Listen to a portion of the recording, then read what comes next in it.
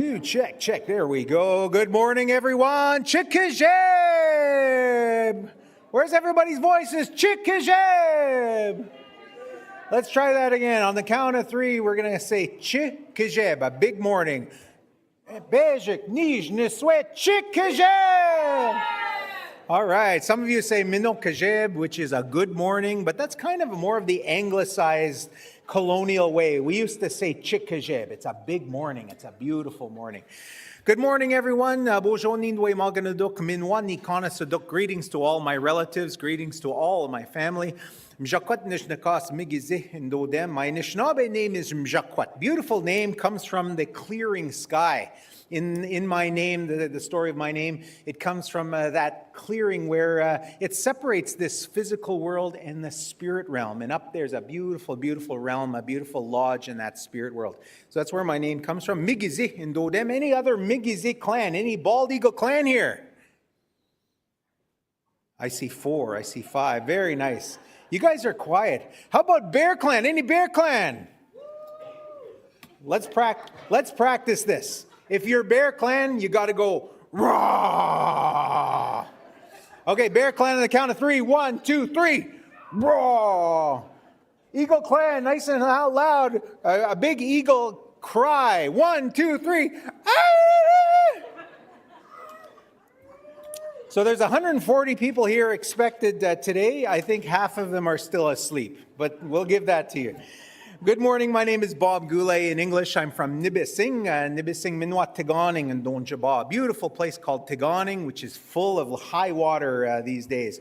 But hopefully everyone's safe wherever you are with the rising water. Just shows you the power of that beautiful Nibe, that beautiful water that runs across the earth. So I do want to turn it over to our drum group. I had a little discussion with them as we sang the warm-up song.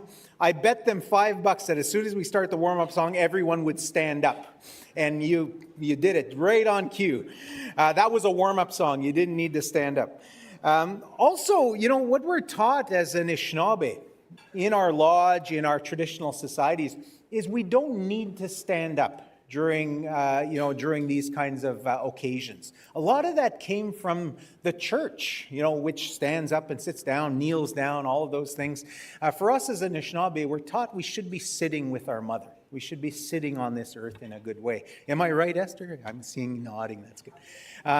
So I do encourage you just to sit and listen, be with your thoughts, be with your spirit. I'm going to turn it over to the guys here,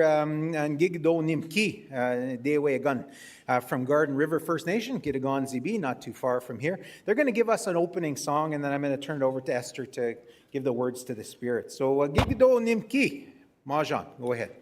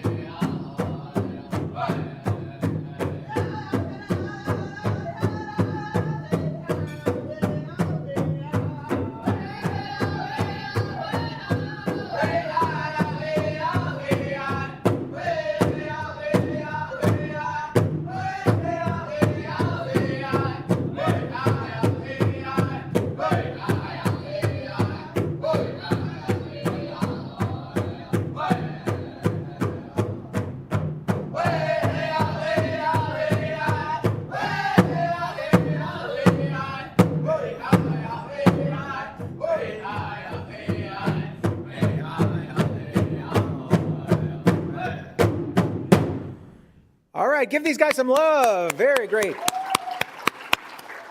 I love the name Gdizhaami, that thunderbird one, that thunder being that speaks. And we're reminded that that's that time of year we're entering, where that beautiful Nimki Benesi begins that awakening and starts moving across the territory, always from west to east, bringing us those rains, bringing us that good life. So Miigwech Gdizhaami. I want to call upon Elder Esther Oshie from Wawaskinaga to do us opening invocation we call Name in our language, Minwa Miigwech Endam. So please welcome Elder Esther. Naha.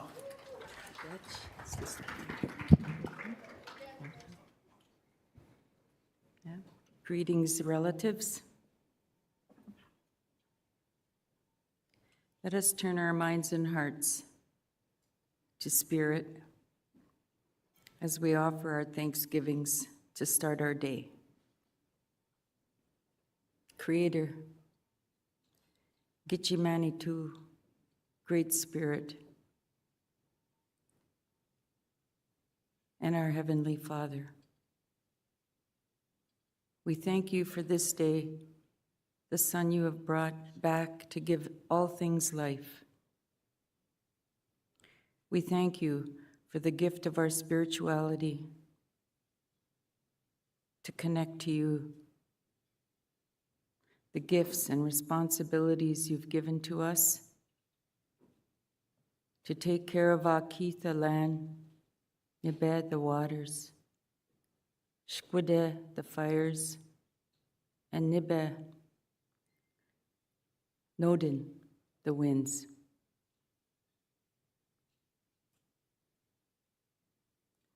In this spring, and the winter melts, the waters surge forward, the lifeblood of our mother. In this is a teaching for all of us to be mindful and aware that our life depends on her.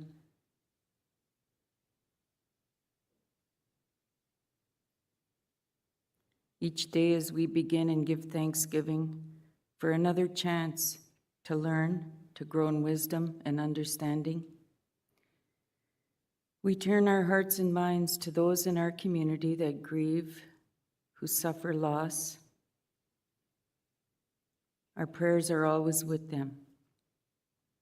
At the same time, we thank you for our safe travels,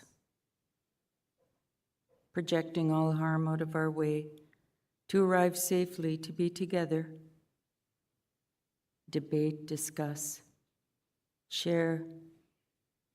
We listen to the voices of our young who inspire us. Everything we do is for them. We thank you for the teachings that have been passed down through the generations and our elders. May we carry respect and kindness and forgiveness in our hearts each day. And we ask your blessing at all times, your blessing upon our affairs. While we try to find our path, the work you've given us to do,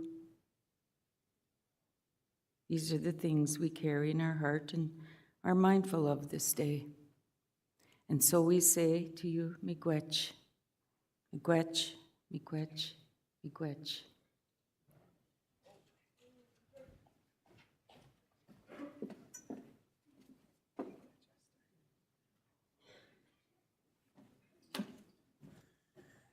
Miigwech Esther, it's so important to remind us that we are grounded in the creation around us, and it's so important to remember that we are just one part of creation, one part of how we understand the universe, the different realms of the universe, and all of those gifts that give us that good life.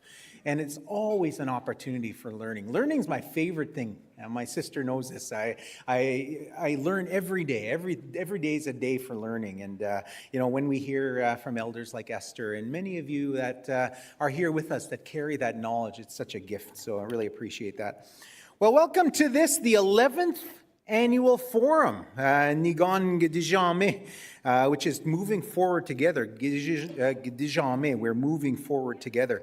The theme of this session this week is caring for the land and caring for each other. And it's, again, back to that reminder that we are the stewards of these lands and the waters. And that's not an authority thing. When that was given to us by Gdizhaami Forum, when that was given to us in our creation story, we were told that we are just one small part of creation. That's where that gift of humility comes in, that we're just one small part. That our obligation as stewards is to be caring, to care for those waters that cleanse us, that bring us that life. That care, making sure we're caring for the fish. In Nibising, starting this week, is our annual moratorium, gill net moratorium. So we stop all commercial fishing. For those that are following the rules, they stop all that commercial fishing because we're caring for the fish, the gigonk, caring for that in that good way. When we care for the land, we care for those resources, we're caring for each other.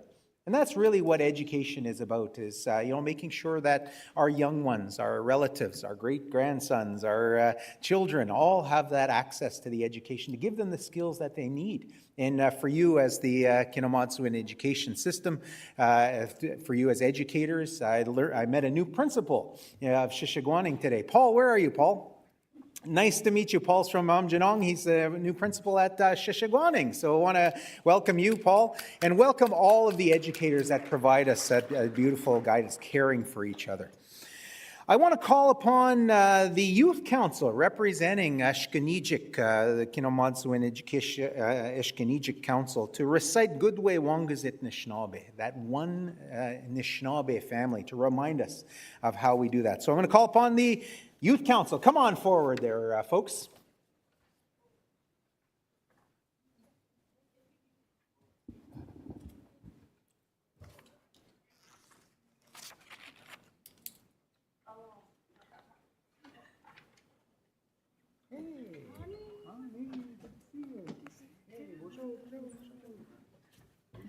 There's your microphone. It's this one right here. Oh, okay.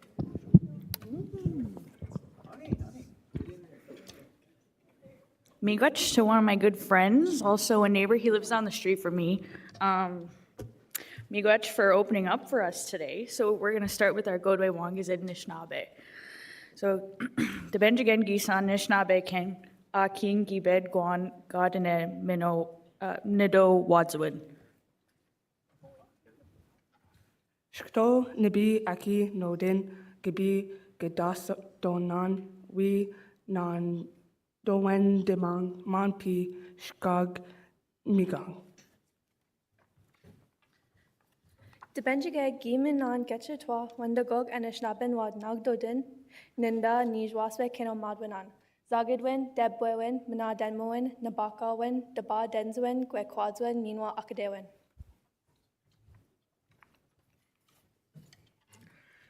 The Venjiget Kimin Gona Debin we Nogdoin doin.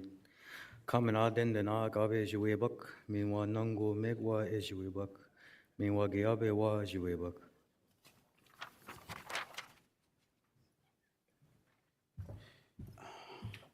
Wabjagan, Gakina Ningako, Amjananing, J Mikanawino Mawad, Ji Minasawad, Jongsawad, Anishinabe Moan, Anishinabe Wadzawin, meanwhile Anishinabe Kikadaswin.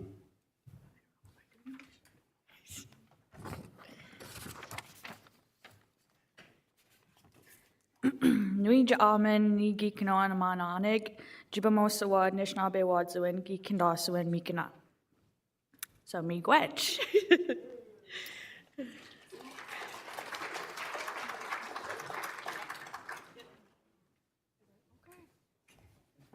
I'll call up my friend again.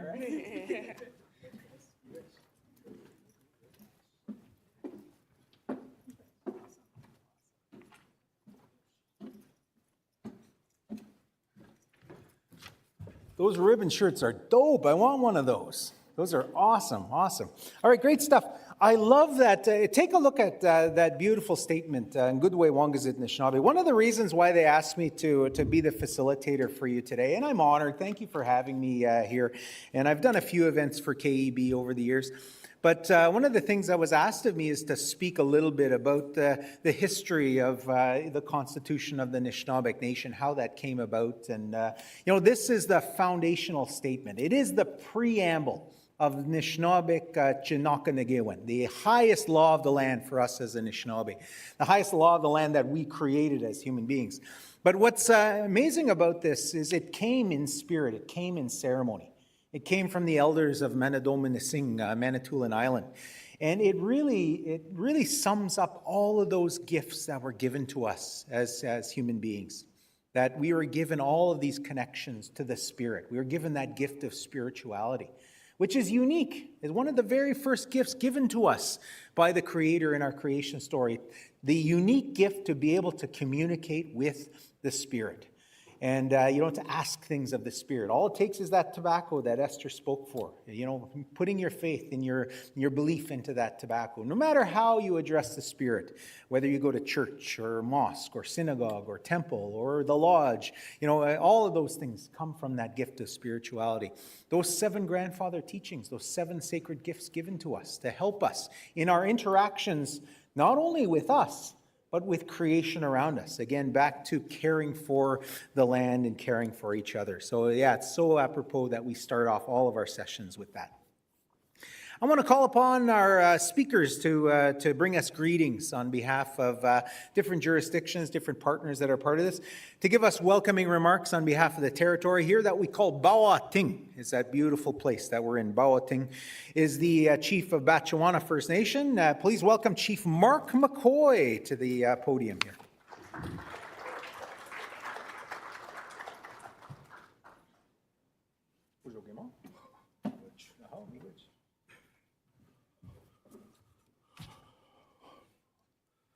Miigwech Kinoomaadziwin Aanii Bojo. Ogama Ganuni Nina Disney Cosmocodorum, Batchewana Dunjaba, Anishinaabe Aanii and Dow. My name is Mark McCoy, and I'm the elected chief of Batchewana First Nation. It's an honor and a privilege to be here with you this morning. In starting, those youth left, but I wanted to acknowledge that drum and that beautiful song. I want to acknowledge Esther and the beautiful petition, the prayer, and the language. It's beautiful to hear the language. And then the sacred fire out there this morning. I was talking to Mike, our firekeeper, this morning, and he said there was 20-plus people out there, and they had to stay outside of the teepee there. So it's great to start your day in a good way with ceremony. So Miigwech for that. On behalf of our nation, I want to extend a warm welcome to the Kinoomaadziwin Education Body, representatives from the ministry that I got an opportunity to meet, elders, and especially our youth. I do see some youth here who have joined us for this important gathering. We are grateful that that your forum is taking place here in our territory along the shores of Lake Superior, Gdizhaami. For generations, our people have lived in relationship with these lands and waters, learning from them and caring for them. It is fitting that this year's theme, as Bob mentioned, was caring for the land, caring for each other, which reflects the values of the Anishinaabe people since time immemorial. Education has always been central to who we are as Anishinaabe. Our teachings remind us that learning does not only take place in classrooms, but through relationships with the land, with our communities, and with one another. When we create spaces where our students feel supported in their identity, their language, and culture, we are helping them grow not only as learners, but as strong Anishinaabe leaders for the future. So over the next couple of days, I encourage everyone here to continue building relationships, sharing knowledge, and learning from one another. Together, we can continue the work of supporting our students, strengthen our communities, and honoring the responsibilities we carry to the land and to each other. So with that, I say Miigwech, welcome to our beautiful traditional territory of Bawating, place of the rapids, and enjoy your forum. Miigwech.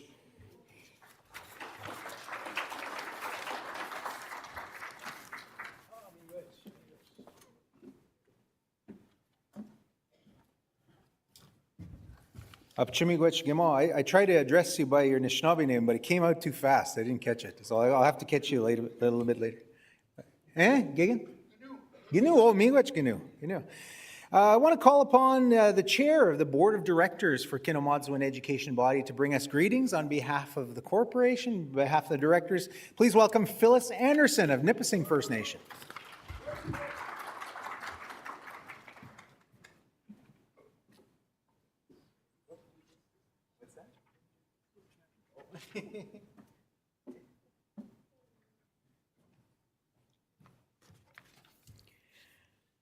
Aanii, kina, wiya. This is for you, Bob. Phyllis Anderson, Dijnakaz, Bising, Tiganing, Dunjaba, Ogamakwe Ninda of the Kinoomaadziwin Education Board of Directors. On behalf of the board, I would like to welcome everyone to this 11th Niigaan Gdizhaami Forum. It is wonderful to see many people joining us to celebrate the work that has been taking place this year to support Anishinabek learners.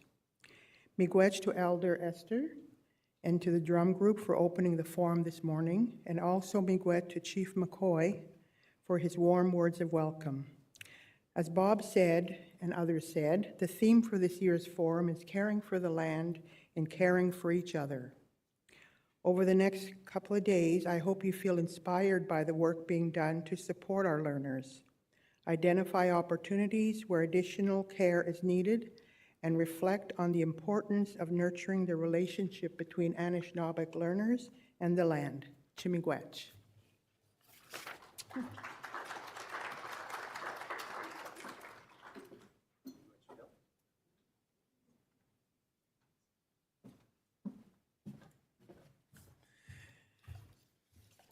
I'm going to introduce you to the Assistant Deputy Minister for the Indigenous Education and Wellbeing Division at the Ministry of Education. And I have an affinity for public servants because I served in Ontario Public Service, a few positions there, and I know how dedicated and how important that role is. So please welcome Claudine Munro.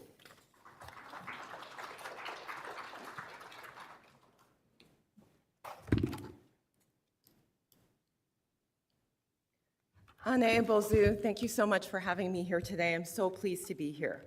So I want to begin by offering my sincere thanks to Firekeeper Mike Hodgson for leading us in the sunrise ceremony this morning and welcoming us into the day with his teachings.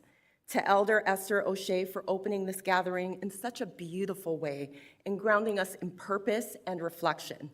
To Chief Mark McCoy of Bachuwana First Nation for your words of wisdom and leadership. To the Gijido Nimki drum group, whose powerful and beautiful opening set the spirit of this gathering and prepared us for the work ahead.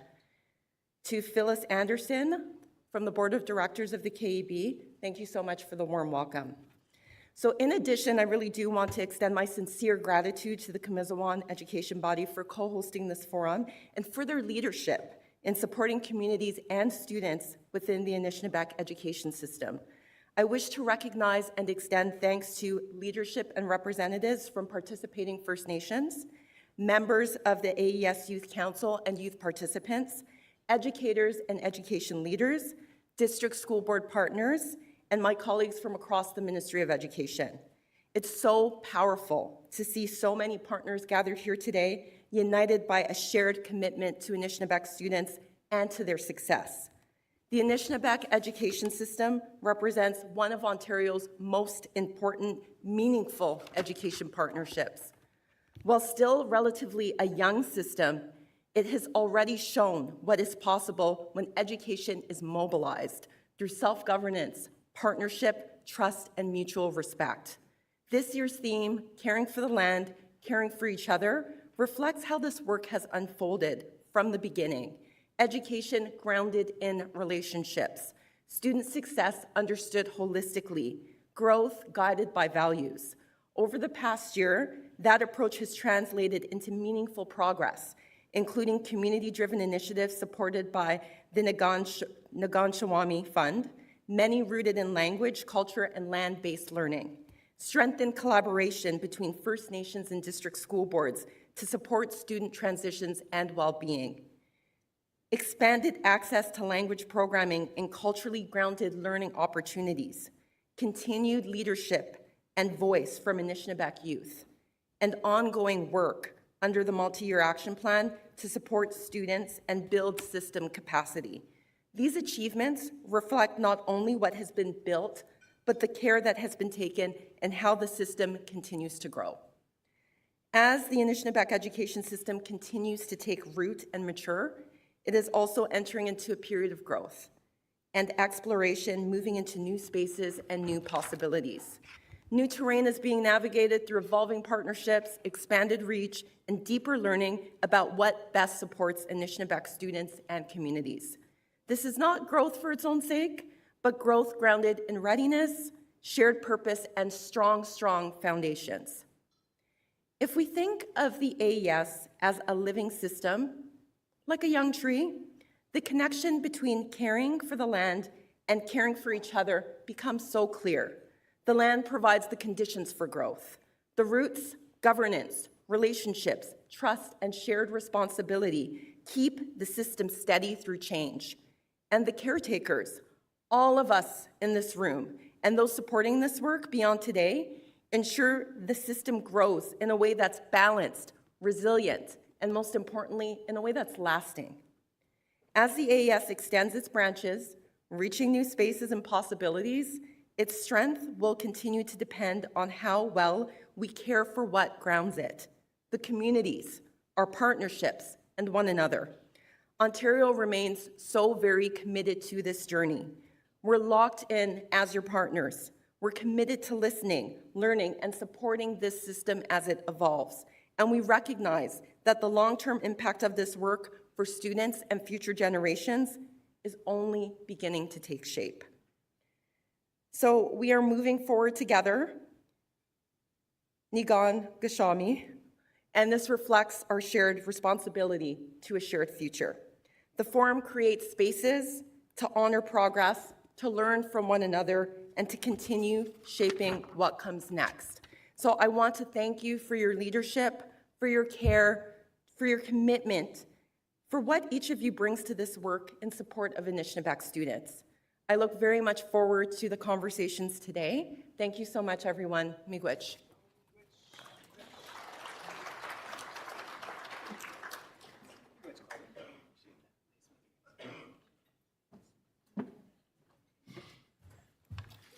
Wonderful. So we are just about on time. Again, I want to thank also Elder Mike Hodgson from Niigaan Gdizhaami for doing that to sunrise this morning, but also began with the lighting of the sacred fire. So that's so symbolic. That fire is that warmth, that connection, that beautiful grandfather that allows us to make those offerings as we need and represents that warmth and that caring of this gathering. So appreciate Mike. Give Mike a big round of applause. Miigwech, Mike. There is a sunrise ceremony tomorrow as well. Apparently it starts at 6:15. I missed it by 15 minutes this morning, so I came in here and I was all by myself. But it was out at the teepee, which is in the courtyard next to the Great Lakes meeting rooms. So if you want to visit the Sacred Fire, you're welcome to do that at any time today. There's tobacco there. You didn't have to bring your own tobacco. They have tobacco for you. If you want to do a smudge, just ask the firekeeper there. But if you want to get seats at the sunrise ceremony tomorrow morning, 6:15, nice and sharp. Be there early because, as somebody mentioned, there was about 23 people this morning, and there's only so much space in the wigwam there. So yeah, appreciate that from Mike. There are 5 vendors set up just outside the room here, so please visit your local vendor. They help support this gathering, so yeah, make sure you check that out. And later on, we'll be moving to different breakout rooms, so just be aware and be mindful and listen up to the instructions as they come, and I'll help you through a lot of that. Travel forms. There are blank travel forms available at the registration desk. Give all the registration folks a big round of applause for doing all this work. Miigwech. If you need some help completing that, they'll help you with that, but you can just pick up your blank travel forms there. Restrooms. I get to play my flight attendants now. Restaurants are just out to the left-hand side. down the hallway, turn right, and they're right there, kind of outside of the main reception. So that's where the restrooms are. In the event of an emergency, go out these doors or out that hallway and out that way. Listen to instructions, but you're going to be fine. Do not panic. Yeah, that's all I can ask. Keep an eye on your valuables as well. So you know, the hotel does its best to make sure that things are safe here. But yeah, keep an eye on your valuables just in case. What else? Hot breakfast is served from 8 to 9. We all got that this morning, so thank you very much. And appreciate Quattro and Popeye and your colleagues for this great breakfast. Miigwech, a wonderful breakfast every morning. The best bacon in Indian country is right here at Quattro. I can't find any better bacon anywhere else, and it's all you can eat bacon. So if you're just on keto and you just want to do bacon, you're a carnivore diet or just an Anishinaabe diet, you're all set. All four food groups are just there: bacon, bacon, bacon, and bacon. Yeah, if there are any questions, come up after the panels. There's going to be a wireless mic to go around. All right, we're going to move into the discussion about the 2024-2025 year in review. And somebody owes me $20 for putting an acronym in the agenda that I have no idea what it was. MYAP apparently is Multi-Year Action Plan. I'm going to give that $20 to Paige to give to me. So yeah, here's a really good way to get away from acronyms. And I'm going to send this up to my public servants, relatives that work for the Ontario Public Service, because they're famous for their acronyms. There are acronyms that you need to take a course on acronyms if you're going to work for the public service. But anytime somebody catches an acronym somebody doesn't know, you know, there should be like a kitty, a little jar there with some money in there, and you know, you owe money if there's, and you could give it to charity, or you can raffle it off at the end of the year. But yeah, good way to get away from acronyms, because again, we as Anishinaabe and many other people, we want to hear what we're talking about. So let's try to avoid acronyms that we might not know. Multi-year action plan. To talk a bit about that, to give us updates on behalf of the board, is Nick Bertrand, the Director of the Indigenous Education Office, and I do believe somebody on behalf of KEB as well. I'm not sure who that might be.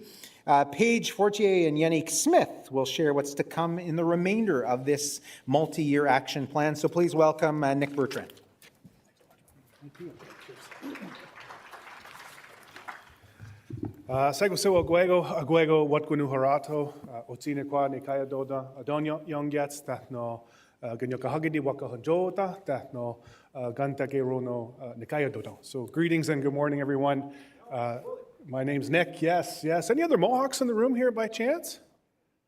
Oh, we do like to travel in numbers, so I guess I'm alone here today. But I think so. Hey, there we go, right there. Well, good morning, everyone. It's great to be here today. Yeah, my name's Nick, member of the Mohawks of the Bay of Quinte, and I'm really pleased to be here on Anishinabek territory, and thank you so much to all the dignitaries and elders who brought us into this space today in a good way to start us off. I too want to share some acknowledgements for the fire that's out there this morning. I was part of the standing room only to begin the day, and I think that's a beautiful, beautiful thing, to think that so many folks wanted to start their day in a good way and with good intentionality, and I was happy to be out there to hear some of those opening songs and to be a part of it. Want to acknowledge the sunrise too that was there this morning. Want to acknowledge the drum and the youth who are here this morning to open our day up in a good way. To our elder here this morning who brought, we call it the Ahondigari Wadekwa in our Mohawk language, which means the words that come before everything else, which is like the Thanksgiving address. Is how we refer to it, or the opening address, as it were. So thank you for those good words. To Chief this morning, welcoming us to the territory here as well. I found it really interesting. One of the things I'm going to talk about quickly is about how important relationships are in the work. We had a chance to catch up, and he was talking about some of the other dignitaries that he tends to greet. And, you know, part of his work is finding common ground. And where do you find that common ground? It's through conversation, dialogue, and just finding the things that you have in common and building from there. And I thought that was a really nice way to start the day. I want to thank the Youth Council for starting us up with the preamble as well. I'm looking forward to hearing from you folks as we go through the rest of the forum. Bob, PFNs. Another acronym? Hey, nailed it. Yes, want to greet and thank all the participating First Nations who are here and the DSBs as well, the district school boards who are here in attendance today. Want to greet everyone in a good way here today. And as well, the KEB directors as well. Thanks so much for welcoming us here. In our language, we say, "Wat gwanu harato," which means I bring you greetings, thanks, and respect. It's our way of welcoming. And I'm welcoming everyone to this conversation today. I'm going to share with Paige and Unique, who we'll invite up here in a few moments, to talk a little bit more about the year in review as well as the path ahead. And I can't believe, Bob, when you said this is the 11th forum, I'm reminded that last year was the 10th and how we were celebrating that year in a good way. And I think, it's an opportunity where this is a celebratory format that we're in. And I love being at this gathering because I think it's a way for us to celebrate the good. It's a way for us to collaborate on the now and the path ahead and to seek out new innovations and learning together. And we're going to get a chance to do a lot of that through the breakout sessions that we'll have here today, the plenary sessions as well. 11 years together in this way is remarkable, and so much has been accomplished as the AES continues to evolve and grow. I was fortunate when I started, when the KEB and the AES was sort of getting its legs and getting going. I was part of that work on behalf of the ministry, and I got thinking about how, number one, I remember it was a 78-page MIAP, so the multi-year action plan was 78 pages, and I remember thinking, how is all of this going to be able to be achieved? And it is absolutely no mystery how it gets achieved. It gets achieved through hard work, dedication, perseverance, and partnership. And here we are now in the third iteration of the multi-year action plan, and we're already starting to do the thinking for the fourth multi-year action plan, which is remarkable. Since that time of early days, so much has happened in the space. Even if you walk around the room, there's evidence of things that have gone on that are fully in place right now. Everything from the spring and fall gatherings that are held between participating First Nations and the district school boards, the gathering of colleagues that takes place annually in the fall to bring everyone together to set our path up right for the year. I think about the Youth Council and the establishment of the Youth Council and how that is thriving. That was a remarkable point in the journey of the AES, and here you folks are in leading the way. I think about the Niigaan Gdizhaami Fund itself and how it is at full capacity, and there's a continued demand for that. That is remarkable. I also think about the virtual school that the KEB and the AES operates and how they have become a language leader for offering language courses in Ojibwe across the province, and then some, and growing and continuing to thrive and evolve. And I also think about things like the transition document that was created years ago. I think about the special education protocol. The list goes on and on and on of achievements and accomplishments. And I guess what I would say is, and echoing Claudine, your words, as a province, we feel incredibly fortunate to share in this beautiful relationship and this beautiful work that is all about supporting the success. I'm going to say this word. I'm going to try to say this word in Anishinabek correctly. Kinoomaadziwin, in service of Anishinabek youth. It's a very special relationship to be a part of. So what I'm excited to do here this morning is that I'm excited to turn things over to Unique and Paige, who are going to give us a little bit more of a walkthrough from some of the highlights of this year's MIAP, as well as looking ahead to the fourth MIAP. And for those of you who don't know Unique and Paige, these are two individuals who are in contact maybe hourly, I would say in some cases, but they truly are at the center of the work and the partnership between the Anishinabek Education System as well as the province. And they are two individuals who keep the wheels continuously turning in a really good way. So I want to welcome both of them here to share a bit of a presentation this morning and to say, Nyalgoa, thank you so much for the opportunity to be here with you all. Very much look forward to the next 2 days. Ona.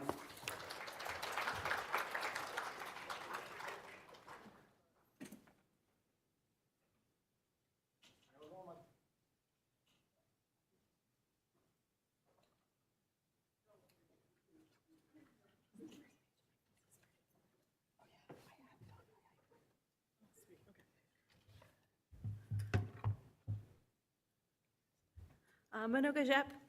As many of you know, my name is Paige Forche, and I'm the Student Success Manager with the Kinoomaadziwin Education Body.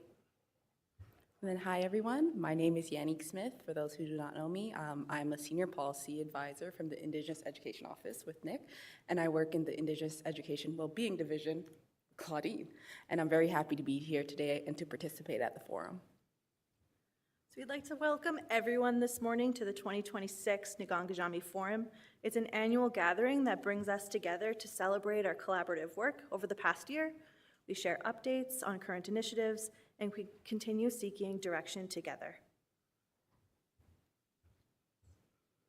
So this year's theme, Caring for the Land and Caring for Each Other, reflects the heart of the Anishinabek Education System, supporting AES learners, educators, and communities to grow strong, confident youth who will be the future leaders of their nations.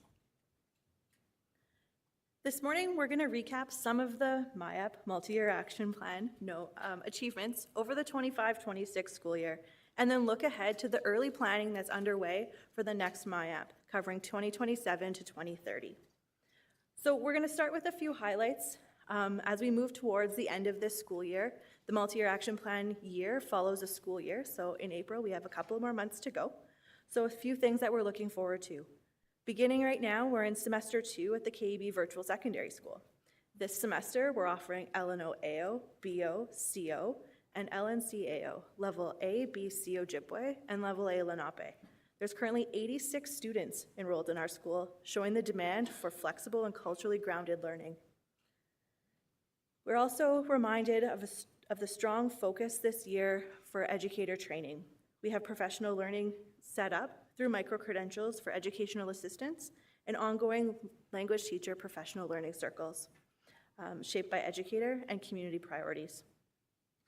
The relationship building initiatives continue through the end of the year.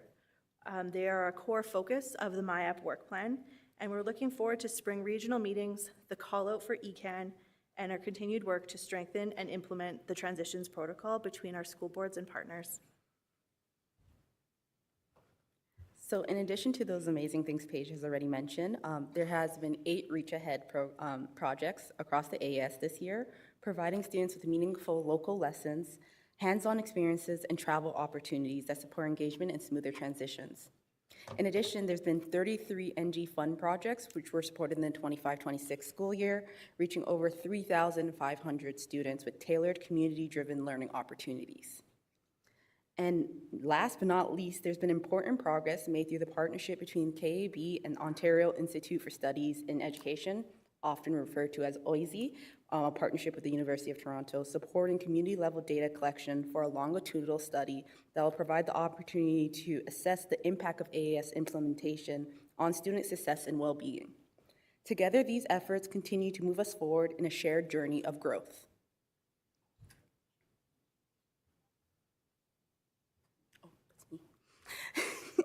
As we prepare to enter the year 3 of the current multi-year action plan, also known as MIAP 3, but I will say the full name in recognition of Bob, we're looking ahead already for the 4th multi-year action plan and the future priorities that will be outlined in those years. So the next MIAP multi-year action plan will be developed through an inclusive and collaborative process that will involve all of you. We'll begin by reflecting on the current state, what the multi-year action plan currently includes, and then identifying where additional focus and refinement is needed. So as you likely can see on the screen right now, the current multi-year action plan is organized by 6 programs, which focus on relationships, the NG Fund, student success and well-being, special education, leadership and professional development, data research, and evaluation. So as we move forward into the 4th multi-year action plans, questions we'll be asking all of you to think together and put our minds to will be, where do the current goals need more time?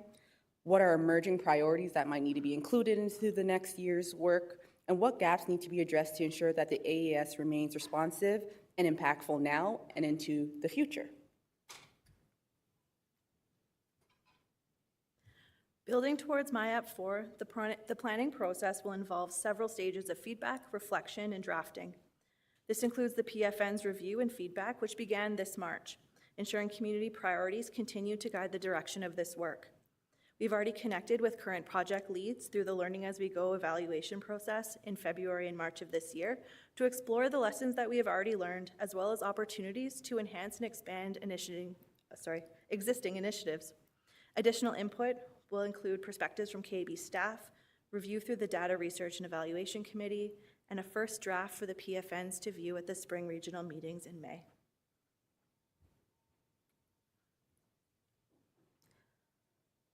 Following the feedback and drafting phase, we'll be moving into a review and refinement stage, working closely with the Ministry of Education, so different divisions within our ministry to help support and make sure that we have the right things available. Once the priorities and activities are finalized, we'll begin to align them with a transfer payment agreement to cover the next multi-year action plan period.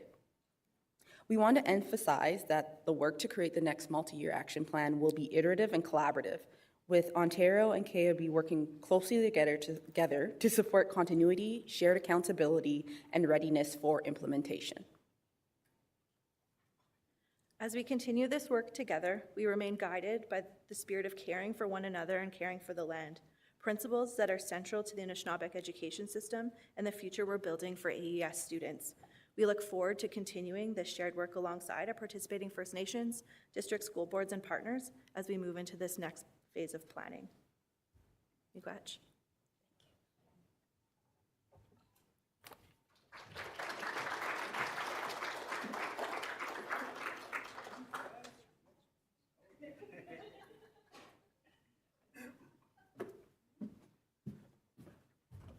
Well done. Thank you so much. We are actually right on time. Joe Bidwan-Kwat, are you here? Oh, Nishin, he's ready to go. He's always ready to go. I want to introduce you to our keynote presenter today. We are very fortunate to welcome this man. He is a cousin on my mom's side. A lot of people don't know this, so I have blood from Wiikwem Kong, from the Bidwan-Kwat family. My grandmother, I'd never met her. She died before I passed, but she was a school teacher. She was a teacher, and she worked in Dokis, a few other places, and yeah, she was from Wiikwem Kong, Bidwan-Kwat.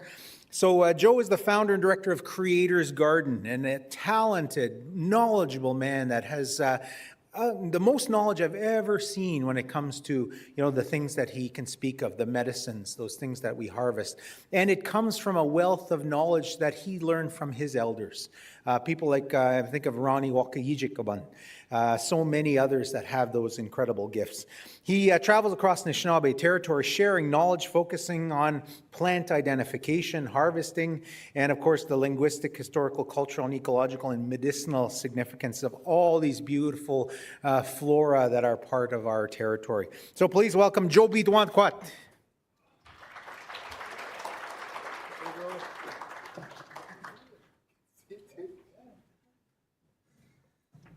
You good? Yeah, just gotta take these boots off. If you need anything, let me know. Okay. I won't be real loud stomping around up here.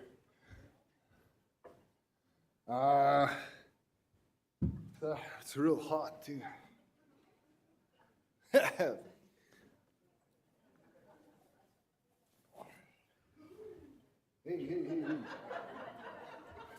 Some of the ladies like that.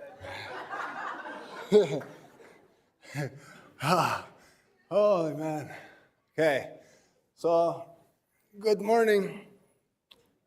Oh man, there's no sticks in my hair. There's usually a whole bunch of sticks. I just picked a whole bunch of stuff for you guys. We're gonna have lots of fun this morning. I'm glad I got you guys for quite a while. Somehow scored that. So we'll put you guys to work soon, but I got a bunch of cool stuff I wanted to share with everybody first. Oh, yeah, okay.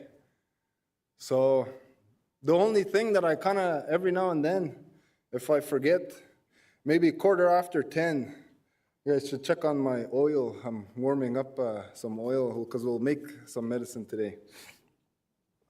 Real quick, real easy stuff. So we'll talk about that after. But I just got to make sure I keep checking on it. So I figured if I tell everyone here, we probably all won't forget, eh?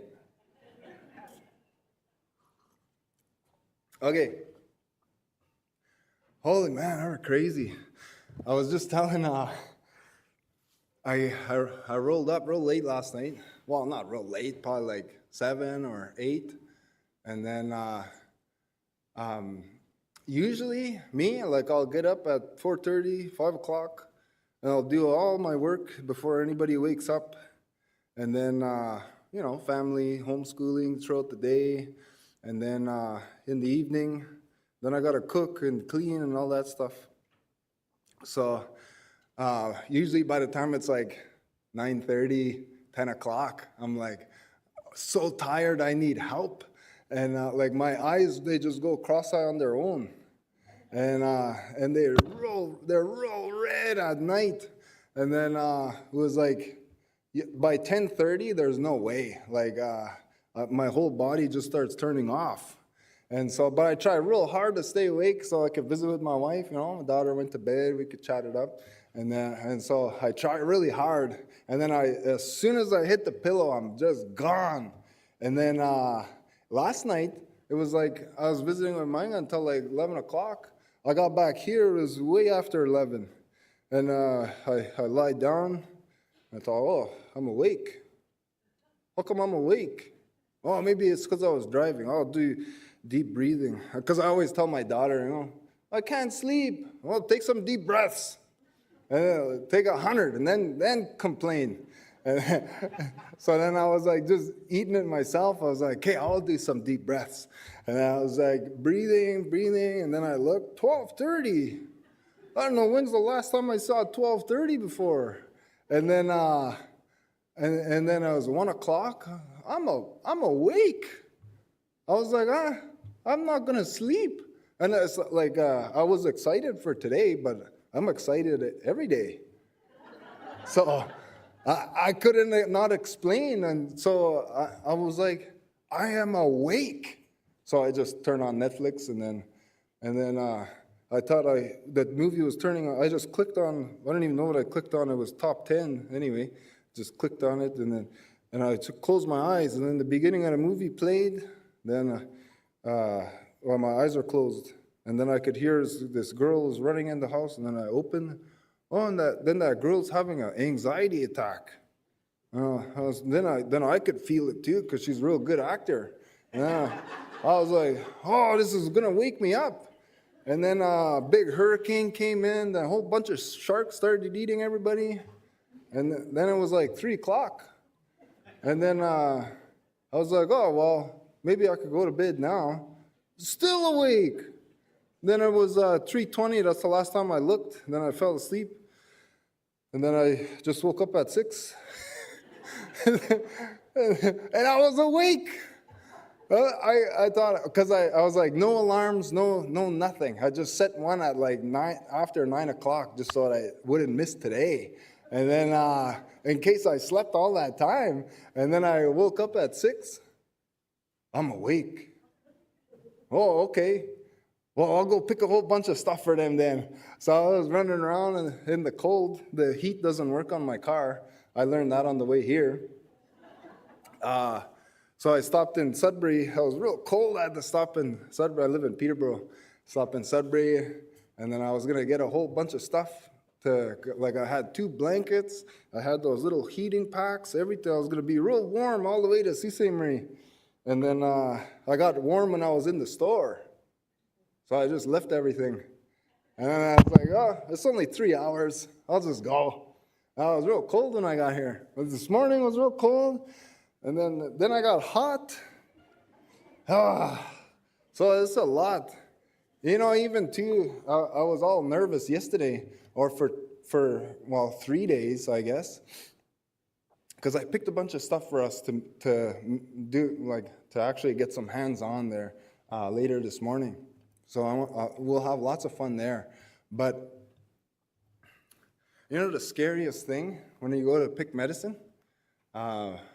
Mosquitoes, they could be pretty bad sometimes, you know, but not like life-threatening. And sometimes the heat really gets to me too. I can't stand the heat too much. Then you're bending over, then over and over, then you have a headache. So that kind of sucks too. But the scariest thing is property owners. Holy man, did I ever get attacked there in Peterborough last week. So when I was going out, I had like 2 people like block the road. I had this real jumpy little dude coming at me, jumping outside my window, just wanted to scrap. It was like 7 o'clock in the morning. So you're gonna be, yeah, so you're gonna be late for work.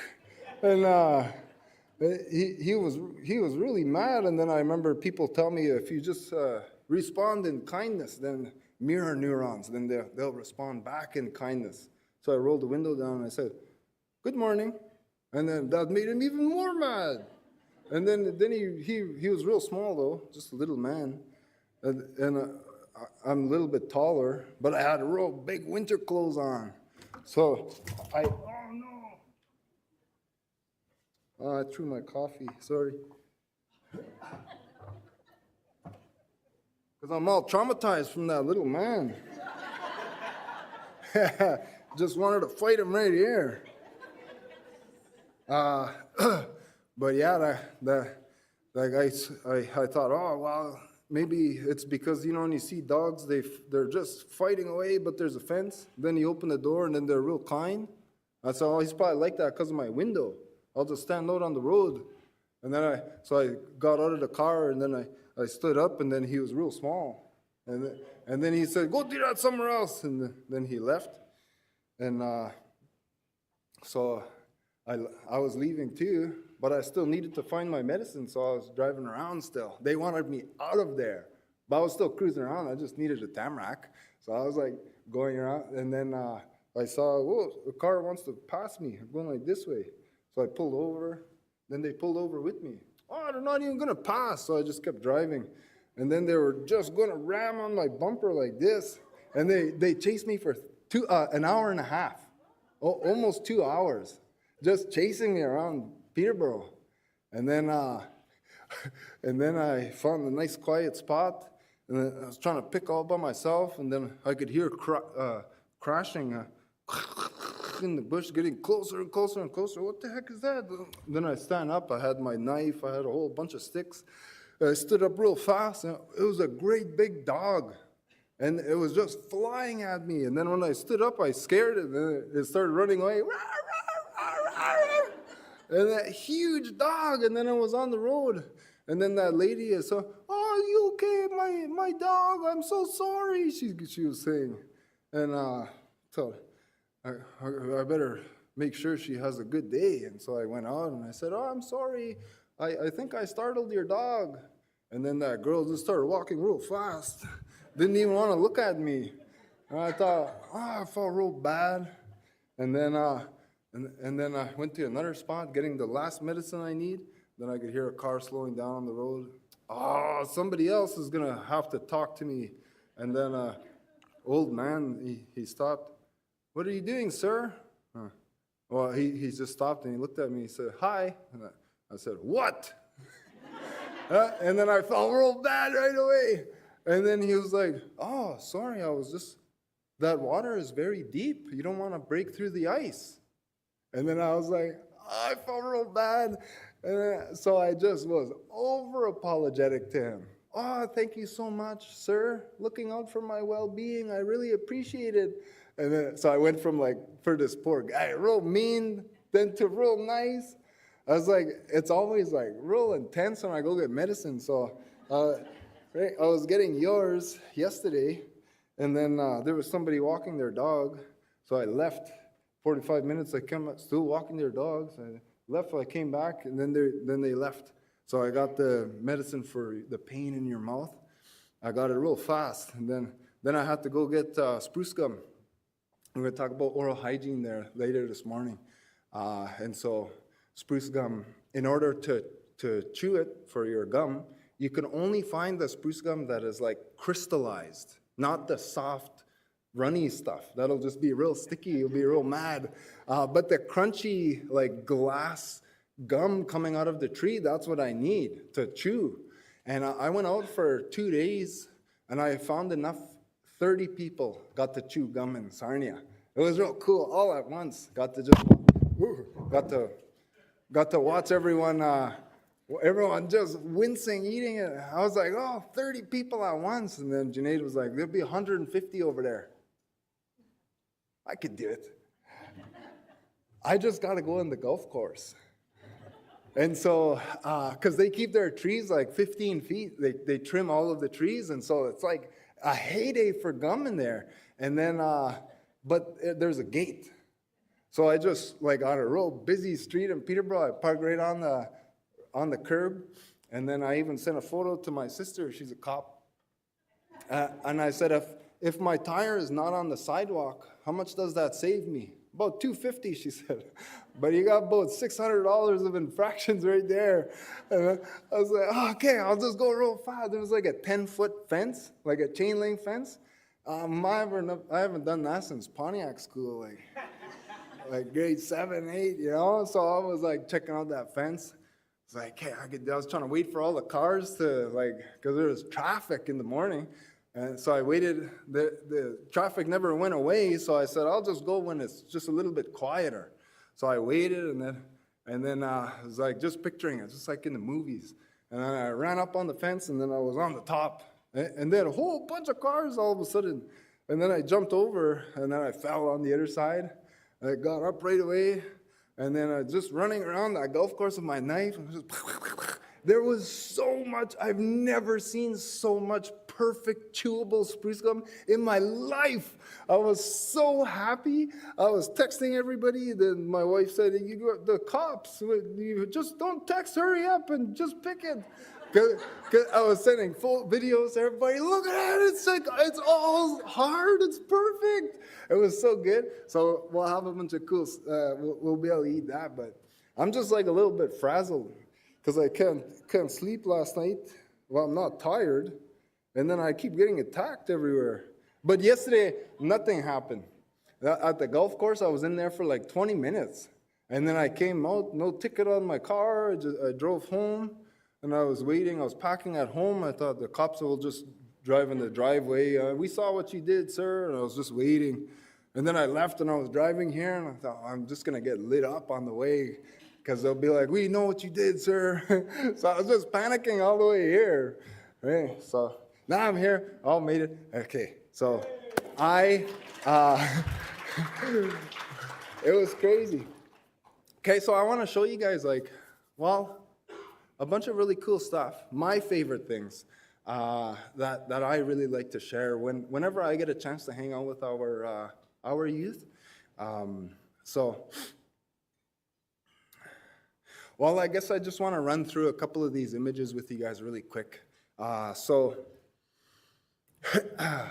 in just teaching about medicine with our kids, I always thought, well, I appreciate that opportunity more than anything. And I'm always really jealous of the teachers that are there every day with that same group, every day, all year long, getting to set them all up for like all of the work that you guys do. Okay, so in our understanding, my favorite thing to teach about our medicine is about how they're all showing you what their gifts are. You just have to listen to them, and they'll tell you exactly who they are, which part of your body that they are designed to heal. And so, well, I guess I could say it this way. The way that we call this planet, you know how we will say Miigwech, maybe to acknowledge the earth itself. But our planet, we have a proper name that I hear in most communities. Sometimes it can be a little bit different, but in most places that I go to, most people that I get to visit, Ngwagolka is how we describe our planet, as it is situated within the rest of our cosmos. And so we call this place Ngwagolka. And the reason why we call it that is because this is a place of rainbows. That's one of the things that makes this place special. And when your spirit travels here, the first thing that it goes through is a rainbow, like a ring. And so that's the first perspective that you're given. All of the colors, all of the physical experiences that you will have here are represented in the rainbow. And so that's what your spirit sees. And when it first gets here. And then in our creation story, and I really like this with listening to everyone's creation stories. But when I listen to our creation story, there's this one really cool moment where the first Anishinaabe person is sitting inside of a shell, and the Creator breathes spirit into that person. And then we're this thing.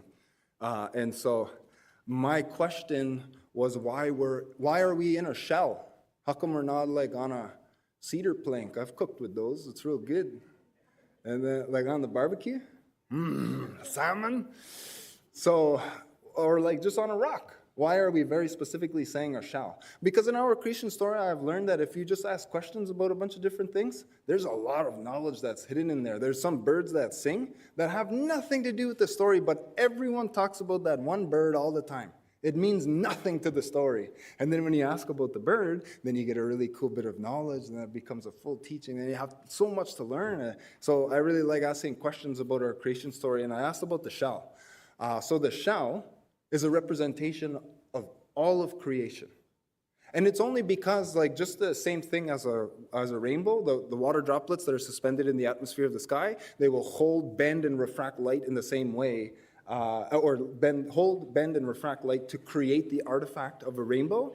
And a shell from like a smudge bowl type of shell that we use, what that creature does is layer protein structures and minerals within them in such a way that the shell itself will hold, bend, and refract light to create the artifact of a rainbow within the shell. So the iridescence of the abalone shell or the mother of pearl, that's what we're understanding is that is a rainbow. That is the shell is a representation of our planet.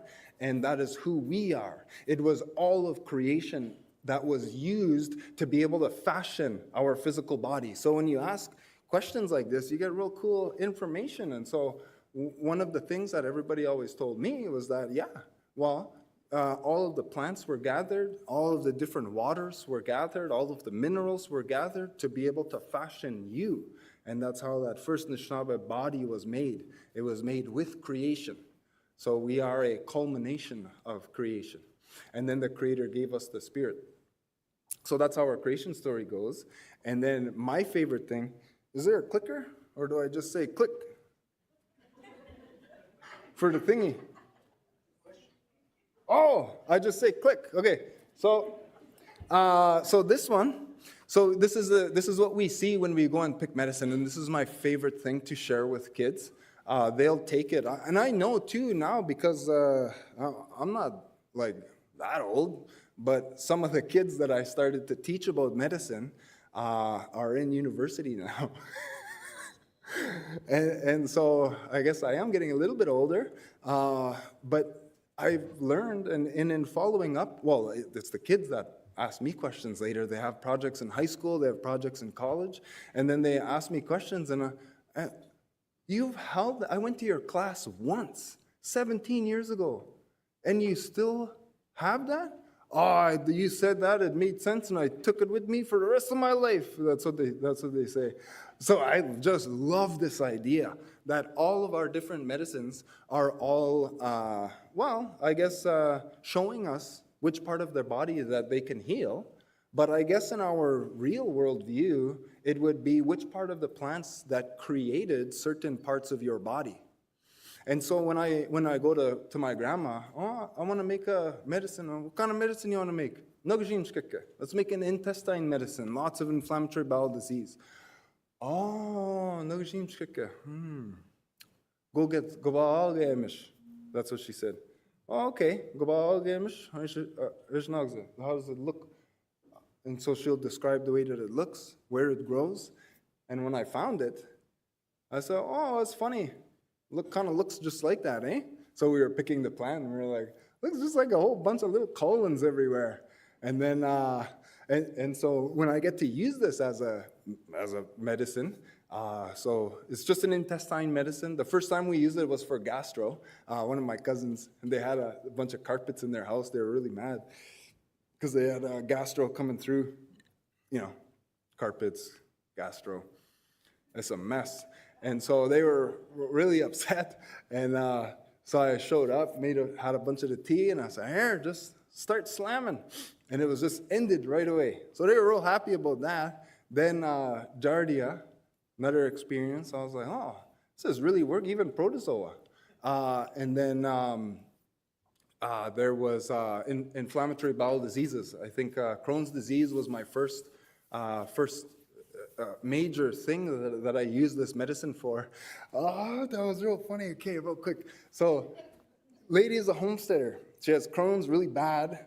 I made her, gave her the tea. She drank it, and then she was in remission in like not even a few days. Never came back. Just had a bunch of intense correction that happened. She's still fine. That was like 15 years ago. She come up to me and she was like, Joe, I have a goat. So when I started to get Crohn's, one of my friends, they said, you know, because I had all my chickens, I had all my goats, I had like donkeys, I had everything. And then somebody told me that my Crohn's disease will go away if I become a vegan. So I became a vegan, and I got rid of all of my animals except my one goat, and because I love him, and my Crohn's got way worse.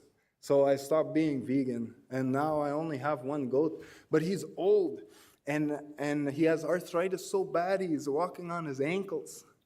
And she said, I feel so bad for him. Is there a medicine I can make? Oh, you just make that, and he could drink it.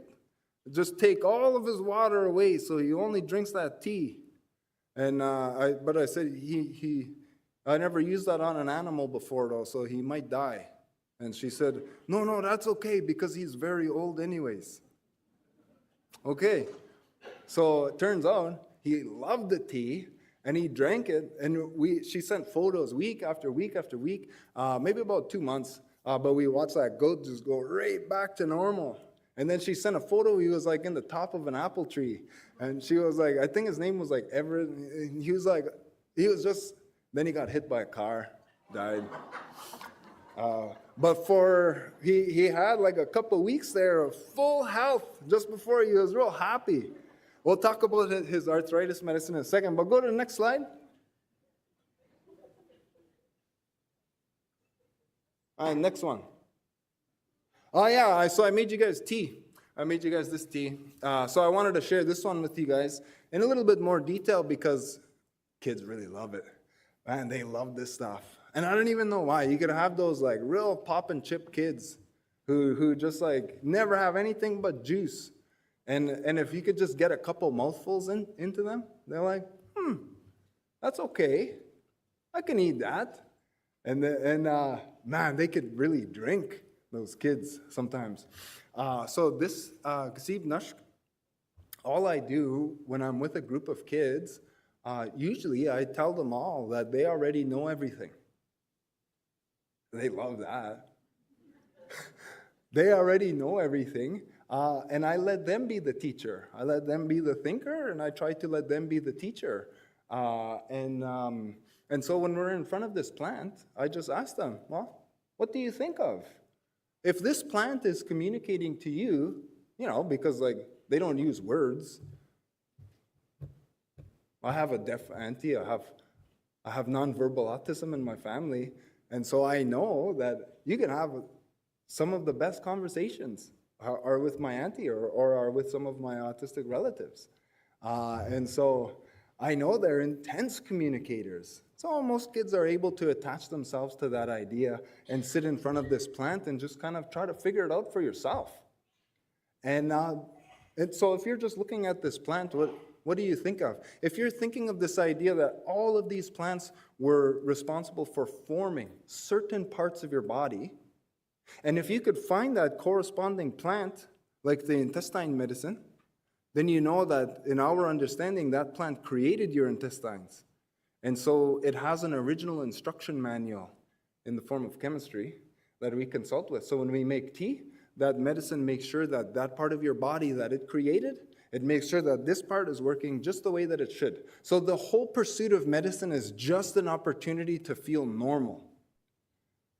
And then I make tea and everyone's like, oh my God, I never felt like that in years. Normal. Oh, we're so, we'll normalize things so easy. So,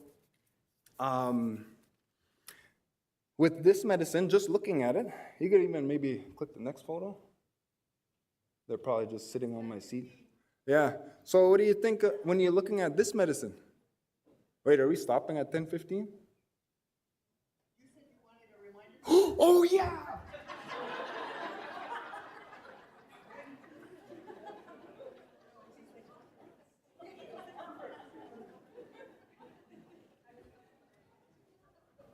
Imagine me trying to do that run in my rubber boots. So what do you think of when you're looking at this plant? Does it make you think of a part of you? Your joints? Yeah, a lot of people call it joint grass because there's sections and there's a little joint. And you know, it's funny, if you take the fresh plant and you break that joint, there's a really slimy, slippery fluid inside of the plant. Just like in your joints, you have a really slimy, slippery synovial fluid, a layer of lubrication in between your joints as well. So you're definitely on the right track. What else do you think of when you're looking at the plant? Oh, no, yeah, that one. What are you thinking? What a lot of the kids will say is right away, oh, that's your spine. Okay. So, yeah, they'll say, oh, it looks like your spine. And so, again, another bone. And then if you go to the next image, the plant actually shares the same structure as every single bone in your body, where it's really, really hard on the outside. It has a spongy part in the middle, and it's hollow in the center. Just like you have the periosteum, spongy bone, and a hollow center for marrow. So it shares the same basic structure as every single bone in your body. And so this is this medicine's way. When I asked my grandma, what's this plant? Kanshkeke. It's a bone medicine. That's all she says. So we use it for arthritis, we use it for growing pains, we use it for all these different things. Man, this is the best thing, like in the school. So this medicine, when you make the tea, so I made a big pot. I want everyone to try it. I'll probably just throw it with the coffee there, and then you could just take a dip. It's Gsib Nashk, and it's our bone medicine. And holy man, it has a really interesting flavor. In traditional Chinese medicine, speaking out of my lane here, but from visits that I've had over the years, in TCM, they have this way of understanding what a plant will support based on the taste. So a bitter taste does something specific, a sweet taste does something specific, a floral taste does something specific as far as the physiological functioning of the plant. And so when you take a flavor that is sweet when it sits in your mouth, and when you swallow it, there's a little sour change that happens. They call that the golden flavor. It's the most sought after flavor in all of TCM. That's why ginseng is famous. That's why golden seal is famous. Also why those two plants are completely extirpated from our territory, because we just started to call it Shonyaji because they would pay top dollar for our stuff, and we got rid of it all. And so it's a really important flavor. What it supports is longevity. So all of the medicines in TCM that have a sweet flavor but a sour change are golden flavors that help you be strong when you're older. And in her words, not mine, she's like, you know, all those kung fu movies back in the day, like the master is always like the super old guy. So she was like, we love being strong when you're old. We're culturally obsessed with it, so we need that flavor. This medicine has that flavor. Obviously, to make sure your bones are nice and strong throughout aging, especially for women, osteoporosis. When you do a bone, after we drink this medicine, when you do a bone density test, 0 is the weakest and 100 is the strongest. 20 below is when you get diagnosed with osteoporosis. So when I bring this into a senior center, like a truckload, they turned it into a contest, and all 13 of them score over 120. The highest being 137, which is the highest in the province, because she drank this medicine for a couple weeks. So this is really amazing for growing pains as well. So you'll see, like when I make this for kids, it's like my favorite, probably very inappropriate to say it this way, but gateway medicine. Because when they try it, they're like, I don't want to drink that, I don't want to drink that, but they put a little bit in their mouth and it's sweet. Oh! And then they swallow it and it's kind of sour. And they'll say, it feels like my mouth just wants to have more. And then they swallow it. And then my mouth just keeps calling for, and then they just drink it like crazy. Like, just, you know, I hate saying it that way, but like, you know, they will only drink juice. I've never seen this kid drink water before. Look at him, he's just drinking all that tea. It's like real fun whenever that happens. There's like something inside of them that just wants it. And they could clean up a pot pretty quick. And then they come back the next day. Usually you hear a lot of chatter the next day because they did not even know they had growing pain. They normalize that pain. They don't even realize they have it until it's gone. You think you have an erratic, irrational kid, but you have a child in pain. And they don't know how to manage it. They don't even know how to communicate it because they don't even know what pain really is, that low, blunt, gnawing type of pain that you have from growing pains. They don't know how to describe it, and they just live with so much of it. When your ligaments, they take so long to grow, but your bones can grow much quicker. When your bones are growing super fast, but your ligaments are growing slowly, your bones develop a flexion, a tension. And so when you start to have this medicine and you provide your ligaments with all of the instruction to be able to lengthen and grow, you relieve that pressure, and they all come back the next day, and they're different. Instantly, very, very different kids. The most common medicine plant in Ontario, it's got to be this one, scouring rush. You could find it anywhere. It's almost always in the school ground even. Or you could see it from the school ground. It's very, very, very common. It's very, very, very safe. And it's delicious as well. Like, it's the best thing for the kids. And they could drink. And they feel pretty good. Give me the next one. And next one. Next one. And next one. Next one. Next one. Just give me like 3. Another one. Another one. One more. Yeah. Oh, actually, give me 3 more. 1, 2, 3. 1, 2. Oh yeah, right here. Okay, so just really quickly, you know, like our heart medicine as well. Picking this one to make a heart medicine. Cardiovascular disease, #1 killer in the country of our people. So when I asked about it, my grandma knew right away. And so we started to go and pick it. And then it has a nice heart shape. And then the roots on the ground, they kind of creep on top of the ground. And when they're exposed to the sun, they develop a blue hue that protects them from the sunshine. And so that blue color, it almost looks like vasculature on somebody's arm. But if you look at the flower, I think the flower is the next photo. It's going to be the next photo. It's got this Mercedes-Benz looking shape from the flower, yeah. Those are all out right now in Peterborough anyway. And so that Mercedes-Benz looking shape, you only see in one part of your body. It's in the vascular valves, like tricuspid valves. It's the only spot of your body where you'll see that shape. And so it's just really fun to go out and look at all of our medicine that we've been calling Demshkeke forever, and then to be able to see, like, it is a reflection of you. You are that. We are the shell. We are the... that was almost like Skittles, like the rainbow. But go to the next one. Hey, there's probably a good bit in there, eh? Like, we are the rainbow. I'll work on that. So this is a little bit of another really interesting one that I wanted to show you. So this one, it's a vitpis demshkeke. The lungs, pan shkeke if you're from the north, I guess, mostly. But this lung medicine, it's fun. When you give it to people, it really makes your lungs start just evacuating. And so you'll take a smoker's cough, like of just like, and it's just like, just bubbly. Take somebody who's like this. And when we have this medicine made from this plant, they just go, and then it's just like, a whole bunch comes out. And it's sour. It's usually like really dark yellow, sometimes a really, really dark brown, almost black color.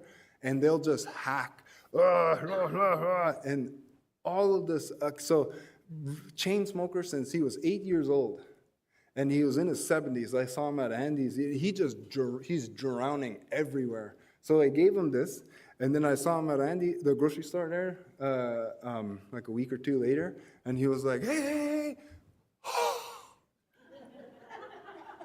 I was like, what the hell?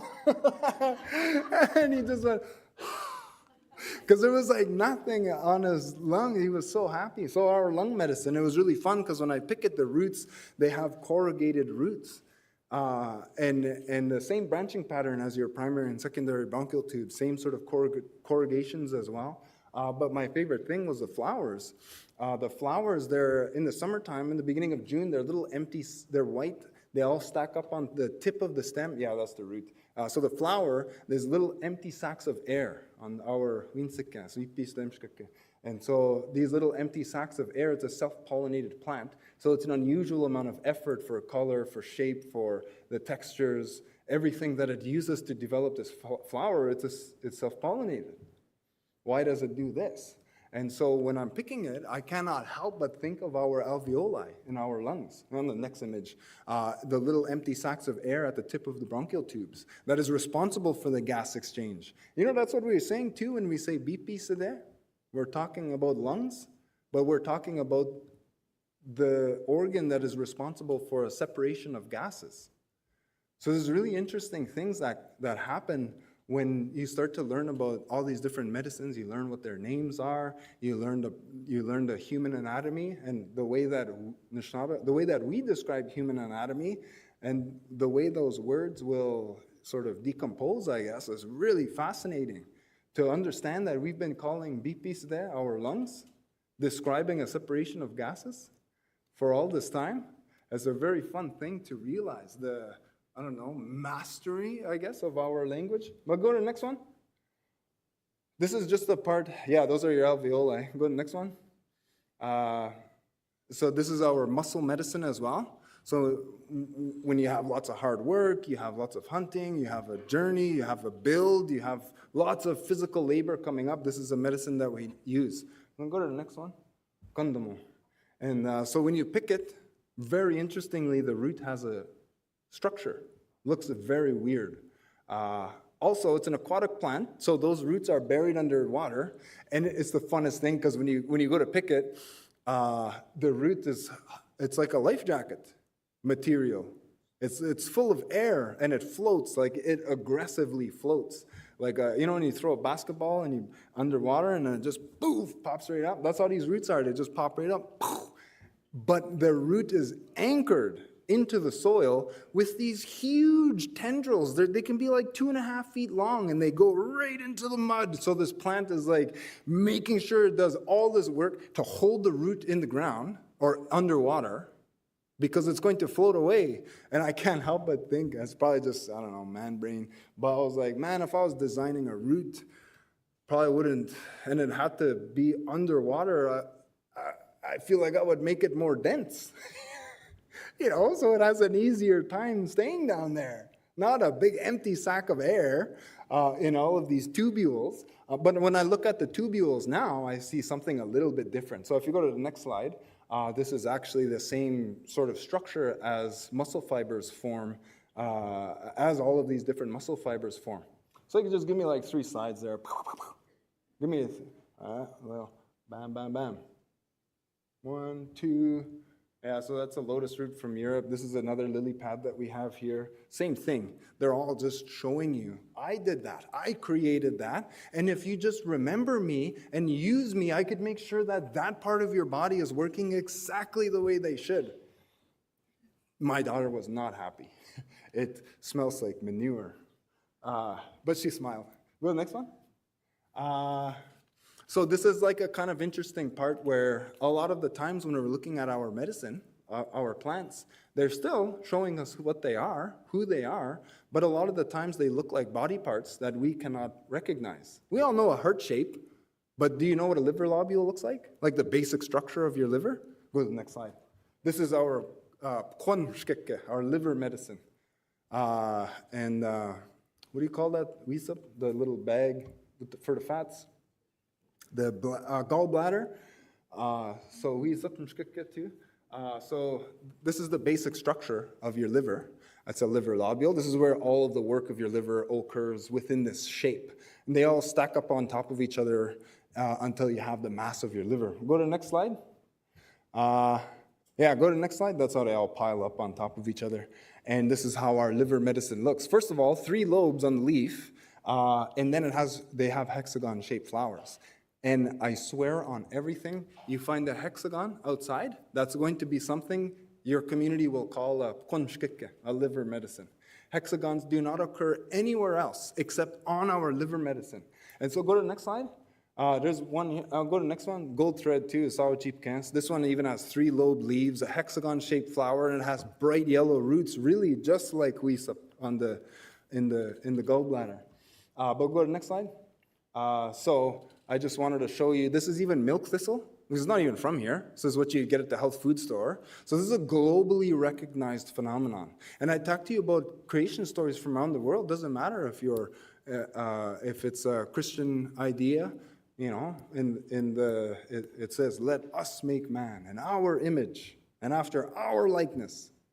And if you read that text, there's only one thing that was created up until that point. No heavenly bodies, no angels, no realms, no Trinity, no nothing. The only thing that was created when the God of the Genesis story said those words was creation itself. So you have very powerful narratives in Abrahamic religions and faiths of humans being a culmination of creation. That it was the creation itself that was used to form our physical body. So this is a globally recognized story amongst all of us. And this is a milk thistle. So I just want you to see the hexagon-shaped stem. Go to the next slide. Check this out. It'll get real fun. So this is a medicine. We all know it. So what is cedar for? Very important for energy absorption and utilization, very important for detoxification, very important for your immune system. And so we use it when we're sick. So those 3 things, there's a very interesting part of your body. When we're going to listen to plants, it's the same thing I tell everybody, is all we need to do, doesn't matter how old you are or where you are in the world, all you need to do is figure out what makes that plant special. What makes that plant unique, different than everybody else around it? So when you're in front of cedar, what makes cedar special and different than everybody? What do you think?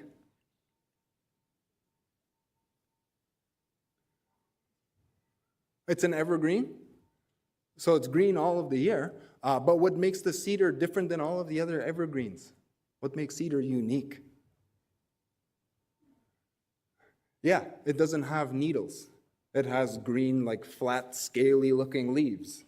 And so if you just can identify what makes a plant special, you can usually identify what it's saying.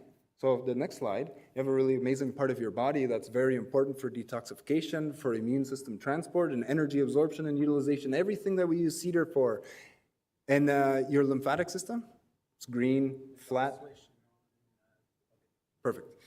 So green, flat, scaly, with very specific valve structures to prevent backflow.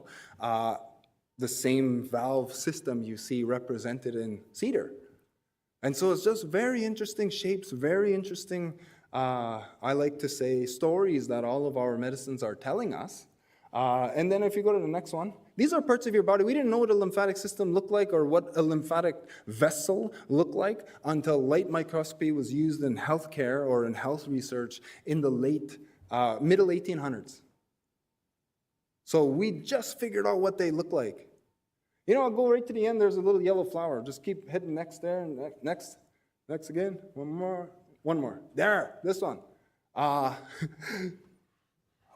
Geez. Never mind, just turn it off. Because I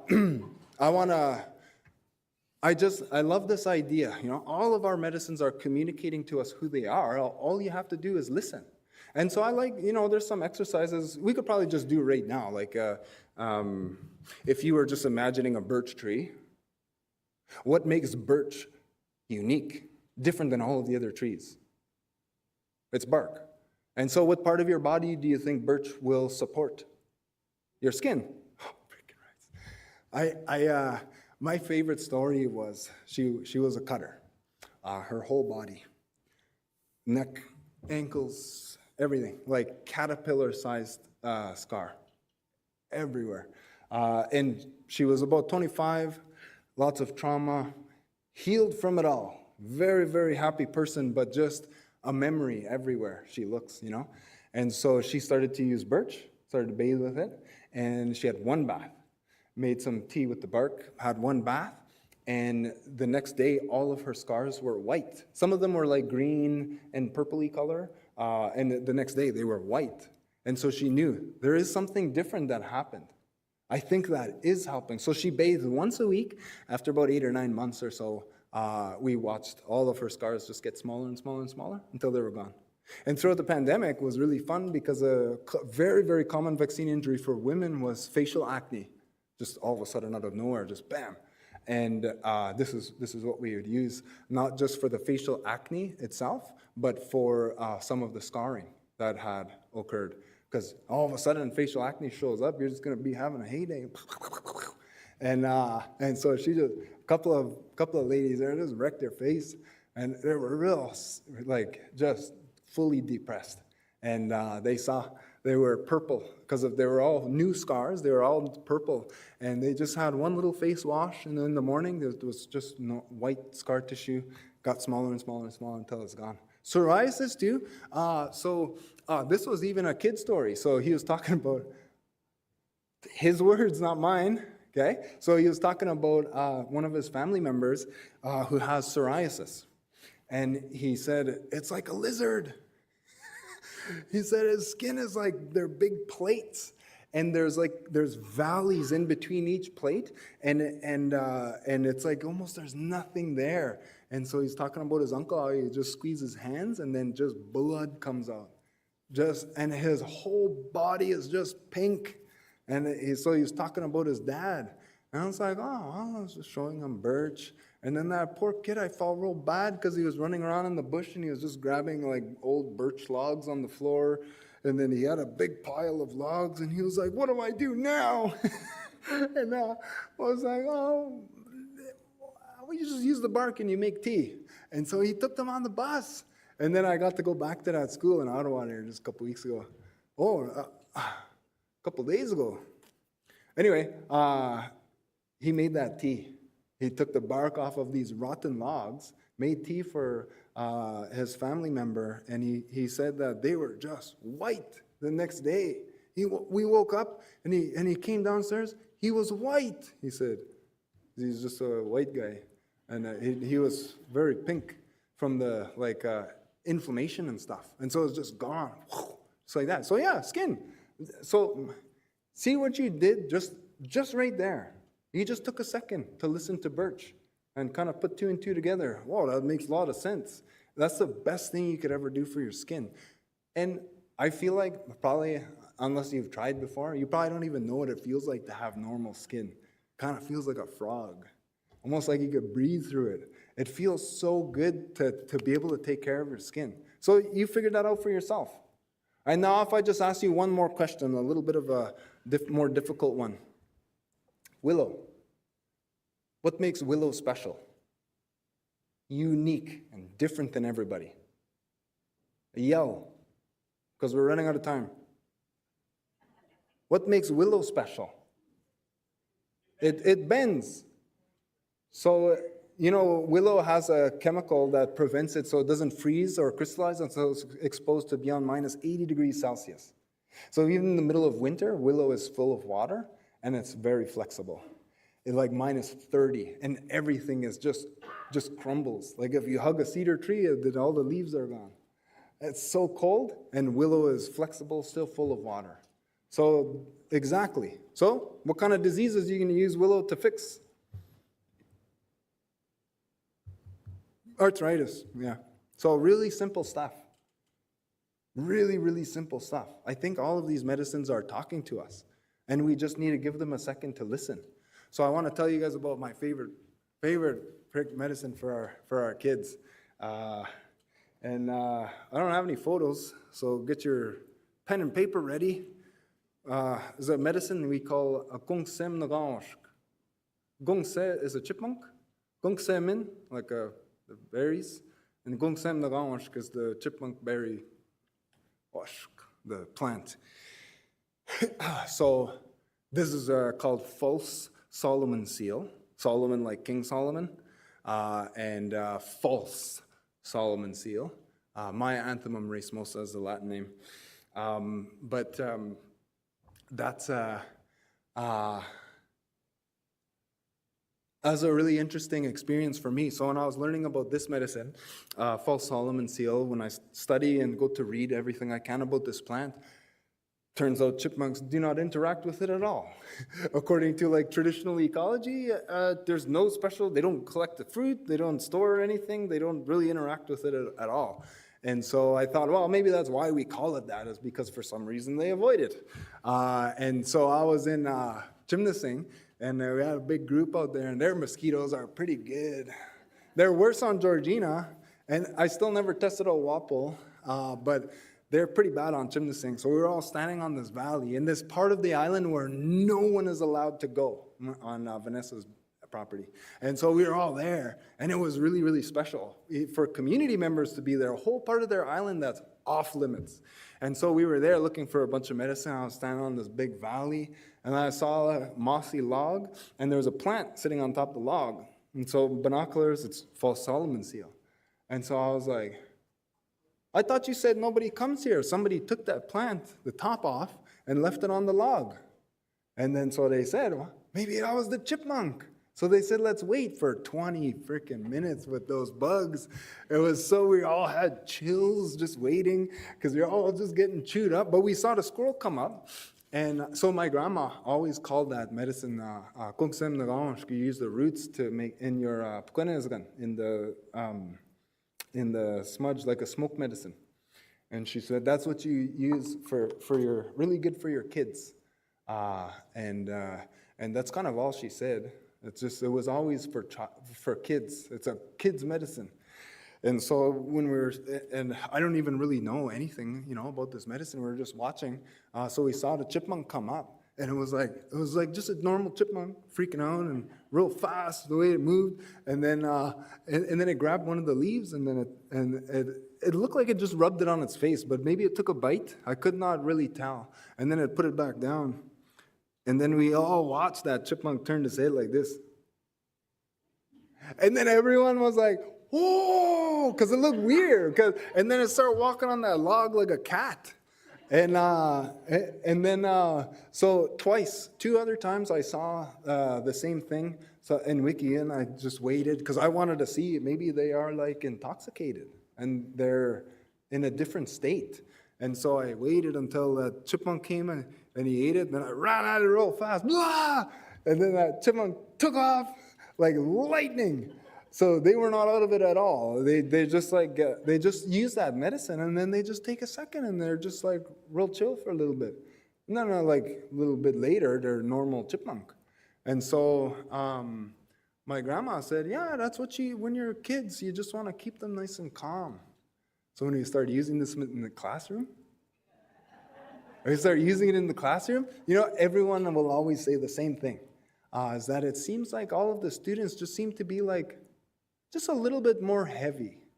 They're still can be nuts, and they're in full control of who they are and who they want to be, which can be very loud and disruptive, but a lot easier to control. So one teacher was like, well, we have this one, she's violent nonverbal autism, and she gets a 40-pound vest every day. And she was like, when we started to use that medicine in the class, it was like everyone had a vest on. They all had a little bit of just a little bit easier to control, a little bit easier to nudge in certain directions. Not magic, but one of those girls, one of the students, her dad's a doctor. She's on Ritalin for ADHD.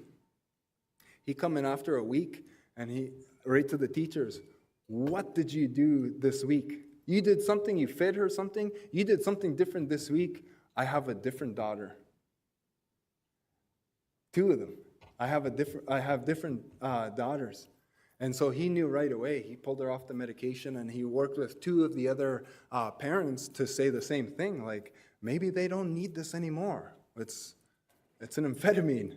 So And so they got in a class of like, I think it was 17, 3 of the students got off of their ADHD medication. And so then I started doing it in school boards. You know, and they just, like school boards, I don't know what it's like, you know, up here, but down south, they usually just have like a little like room in the corner of the school, like a little Indian room, and they have that one medicine wheel carpet. And, you know, they just got our little space. And so this one school board, I was like, you know, I want to be there for the kids, and then you're going to make it all complicated for me. And I was a little bit upset. And then I saw the state of this real tiny little corner, little janitor repurposed room that they must have gave them. And then all the kids there trying to enjoy themselves. And then I was like, okay, this is what we're going to do. We went out and we picked a whole bunch of this. And so they used it themselves in their little corner. But then they started to share it with the rest of the school, because the whatever administration knew that some of those kids got off of their ADHD medication, and those kids, I tell them, share it with the rest of the school. See if you can get the principal, guidance counselor, just ask everybody until somebody up there will be like, okay, let's try. So we got a school to start sharing Indigenous kids. They do a little smudge up for the rest of the school, and then, but it was with this medicine. And then so there was an effect on the school. I think almost a dozen of students in the rest of the school had enough relief to get off of the medication that they were on. And then that school turned into a medicine production site for the rest of the board. And then we had, I forget the last time that I checked, quite a few students anyways, who are accessing this medicine and using it to just have a little bit more control, and in a lot of cases get off of the medication and become a lot more successful, you know, in an unusual setting. So we get these really amazing medicine. But when you're looking at that plan, it's not always that the medicine just looks exactly like what it's good for. Like a couple of those earlier slides, they make that easy for you. Sometimes you have to think. Even for willow, you have to be a little bit creative. It's not looking like anything. It's a behavior that it does that's really unique. And then with the Gongsem Nagashk, it's not even it's not looking like anything. It's showing you its gift through the relationship that it has with another creature. And so I did not say, but every single plant has a special creature, a creature that it has a very special relationship with. And so when you start to engage in Anishinaabe, like Niigaan, our medicine knowledge, there's a lot of different components, different pathways that our kids want to follow, how they want to interact with this huge knowledge base. They'll all enter it from different points. But one of the things that is unanimous amongst all of them is they're surrounded by sickness. And so when you start opening their eyes to this idea that they are a reflection of everything that is outside. And if they can find those corresponding components, those relationships, of course that's very good for them, but they're thinking of all of their loved ones. And they're going to want to build that capacity. And they're going to be just crying out to you that they need this to help this person. And so I think it's a very morbid thing to say, but and my wife begged me not to say it. But I'm like a normal kind of husband though, so I'll say it anyways. I was asked the other day, like, what's something that I'm really grateful for? And of course I'm not grateful for sickness. But when I'm able to enter into a classroom of our youth and know that they are all captured by sickness, I can't help but be thankful for that. To say, okay, now all we have to do is make a plan, and everyone will be okay. And so I wanted to be able to share just a couple of those images, ideas, and stories with you. Number one, so you know the dangers of property owners. But then this is the idea where most of my success with our youth lies, in a responsibility to listen and begin relationships. and they become obsessed with the process. And more often than not, they'll take it and run with it, and they'll bring this information back to you. So one of the things, I just really wanted to be able to encourage everyone here to, whenever you're outside, it doesn't matter where you are, even on the planet, just taking a second and listening to all of those plants, you'll be so surprised at how much you know. And how much of those connections you'll be able to establish. Those connections turn into relationships that turns into healthy children, healthy families, and then can come to the rest of our community. And so I just wanted to say I'm very thankful for the opportunity to sit down with all of you to share some of those simple ideas and maybe some very specific medicines that you may be a little bit more attracted to learn more about. But I think it's my job to say that most of our communities have a lot of this knowledge. And we need to be very much more responsible for waking this up and giving this knowledge a safe place to live. A lot of communities are really struggling with that right now. And so when it comes to accessing this type of knowledge, I want you to look in your community. I want you to look in your family, not just on my Facebook, because you have a lot of that. And so just tease it out and see what comes out and give those to your kids. They'll carry it forever. Miigwech. Hopefully your socks aren't too wet. They are. Steam. Miigwech, Joe's going to be back, so don't worry. You're gonna see lots from Joe and Junaid coming up at 11:05. So we're going to take a 15-minute break. So set your watches for 11:06. We're going to be right on time because we want to respect Joe's time as well. We are going to do a land-based activity. I did check on your midday, Joe. You're all good there. Joe is a terrific speaker, and imagine him with 8 hours sleep instead of just a couple of hours sleep. So happy to have Joe. Enjoy your break. I think the break is happening right here and across in the back there. So we'll be back at 11:06. Miigwech. And welcome to everyone online. We have 4 people online. Miigwech for being here with us.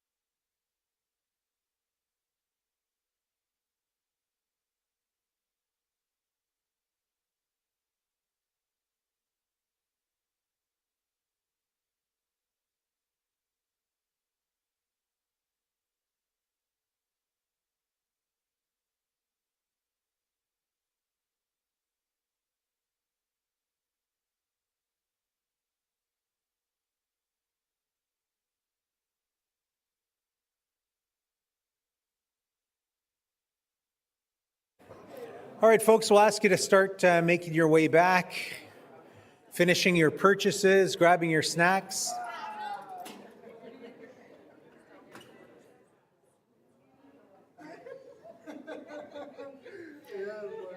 I'm going to reintroduce Joe, who's going to speak to this activity. It's described as a land-based activity, land-based in that a lot of these, all of these medicines and these plants have been harvested for this purpose.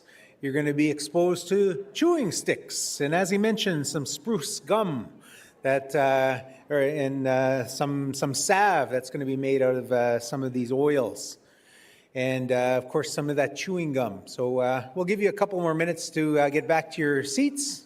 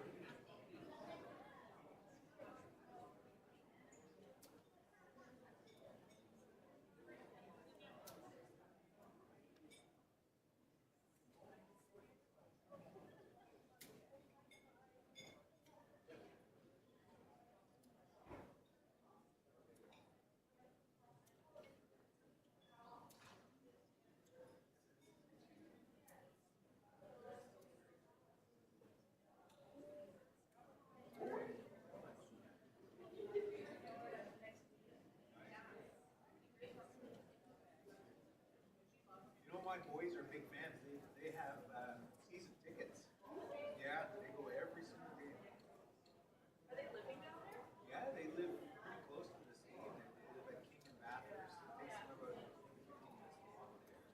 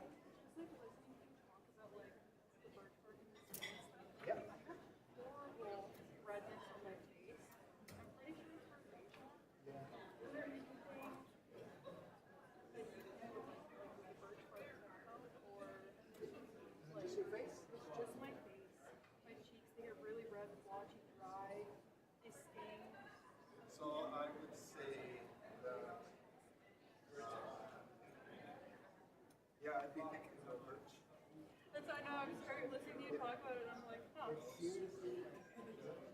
simple as making a bunch of tea, like throwing some birch bark and some hot water, throw that in the cup, put it in the water, or if it's just on your face, you can just make a little pot of tea, and in the part of your house that you would walk by the most, leave the pot there, and then just splash your face. It's really, really good. I swear.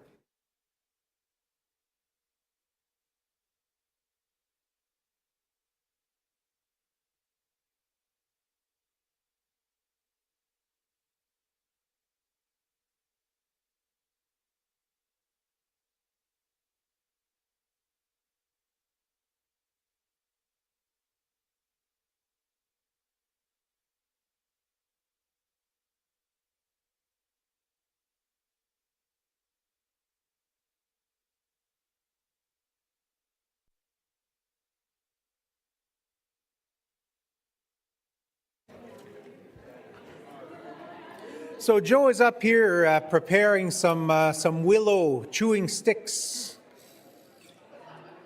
And there's a certain way these are prepared. He's going to instruct you in that. You're going to require a butter knife. He's got a few butter knives. He doesn't have enough for everyone.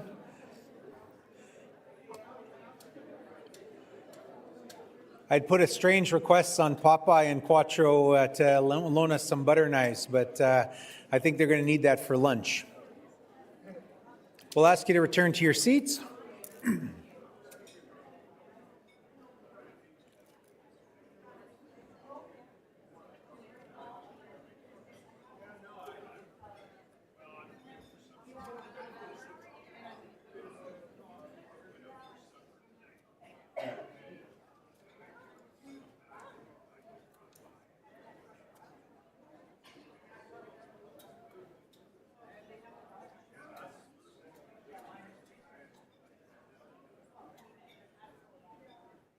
Man-sized sticks.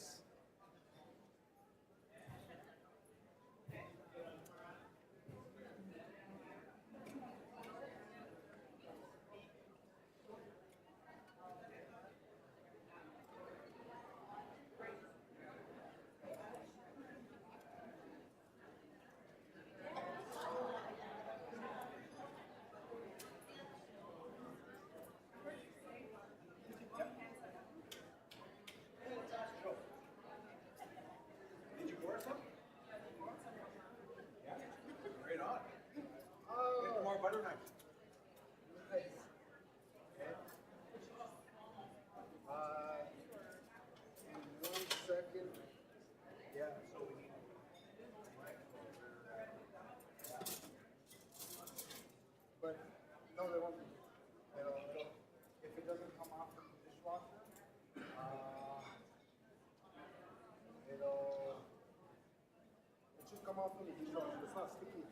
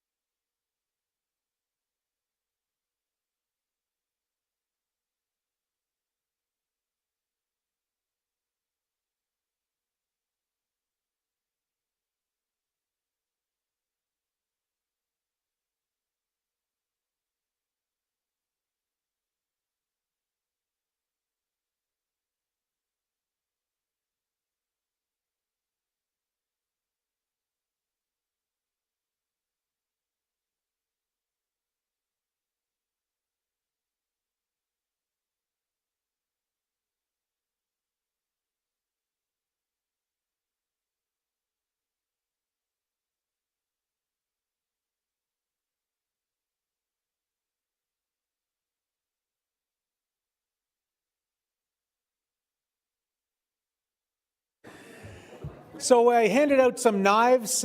Please try to distinguish those knives which are different from the knives that belong to the kitchen here. And when they come back, just protect the knives that belong to the kitchen because we don't want to give those away. Joe seems to always, despite what he does, he loses more knives than he gets more knives. You would think more would come to his collection, but yeah, please keep an eye on that. I give about 2 per table, so you'll get some instructions on this activity, which is to make those chewing sticks. So you'll need those butter knives to help you. If you got a carving knife in your pocket or in your briefcase, you're welcome to use that too. Naha.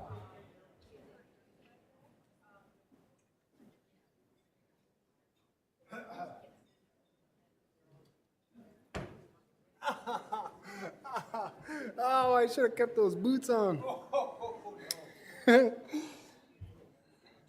here we go. So,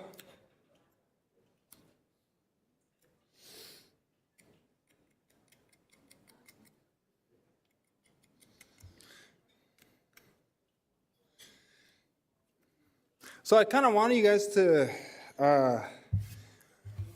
well, I always tell everybody that I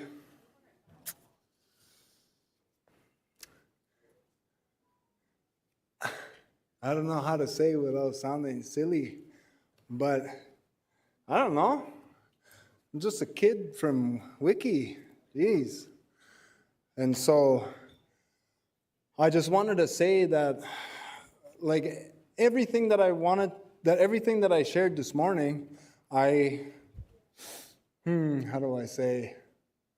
Well, I think you be as creative as you want.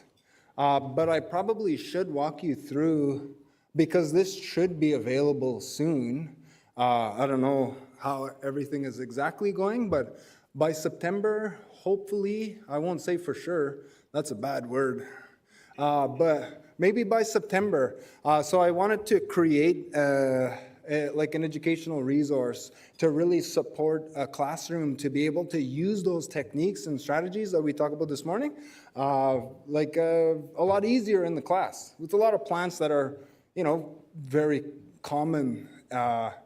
And so I guess one of the things, and we have this in a couple schools right now, it's kind of neat, but we just made like a normal, like a Bristol board, presentation board, prototyping. And we did like a Anishinabek anatomy.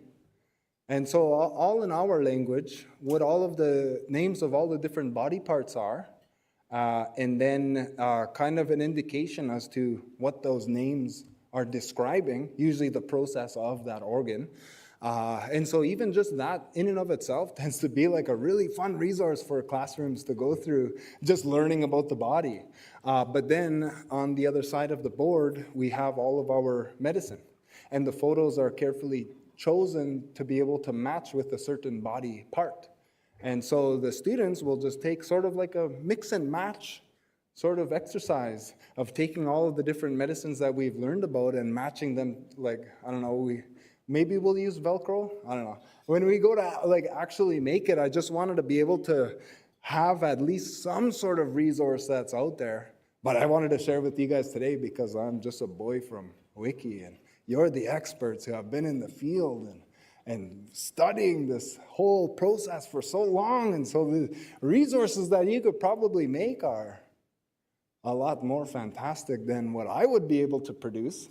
But I will do what I can to be able to support that specific learning pattern in your class.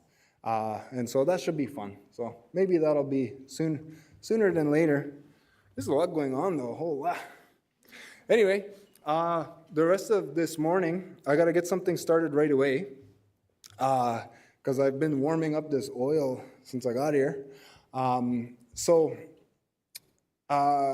This is something I feel like every school, every classroom should have.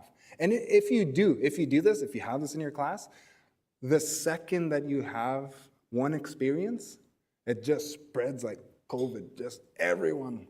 So I wanted to make a little salve. It's just like in a like a first aid kind of thing, just an emergency salve, cuts and burns and scratches and scrapes and scabs and scars and like rash, anything on the skin. You put this medicine on and it really, really helps. Like really helps. Even, you know how kids, they heal real fast and then diabetics don't heal at all? They have so much fun because it feels like, it feels like magic.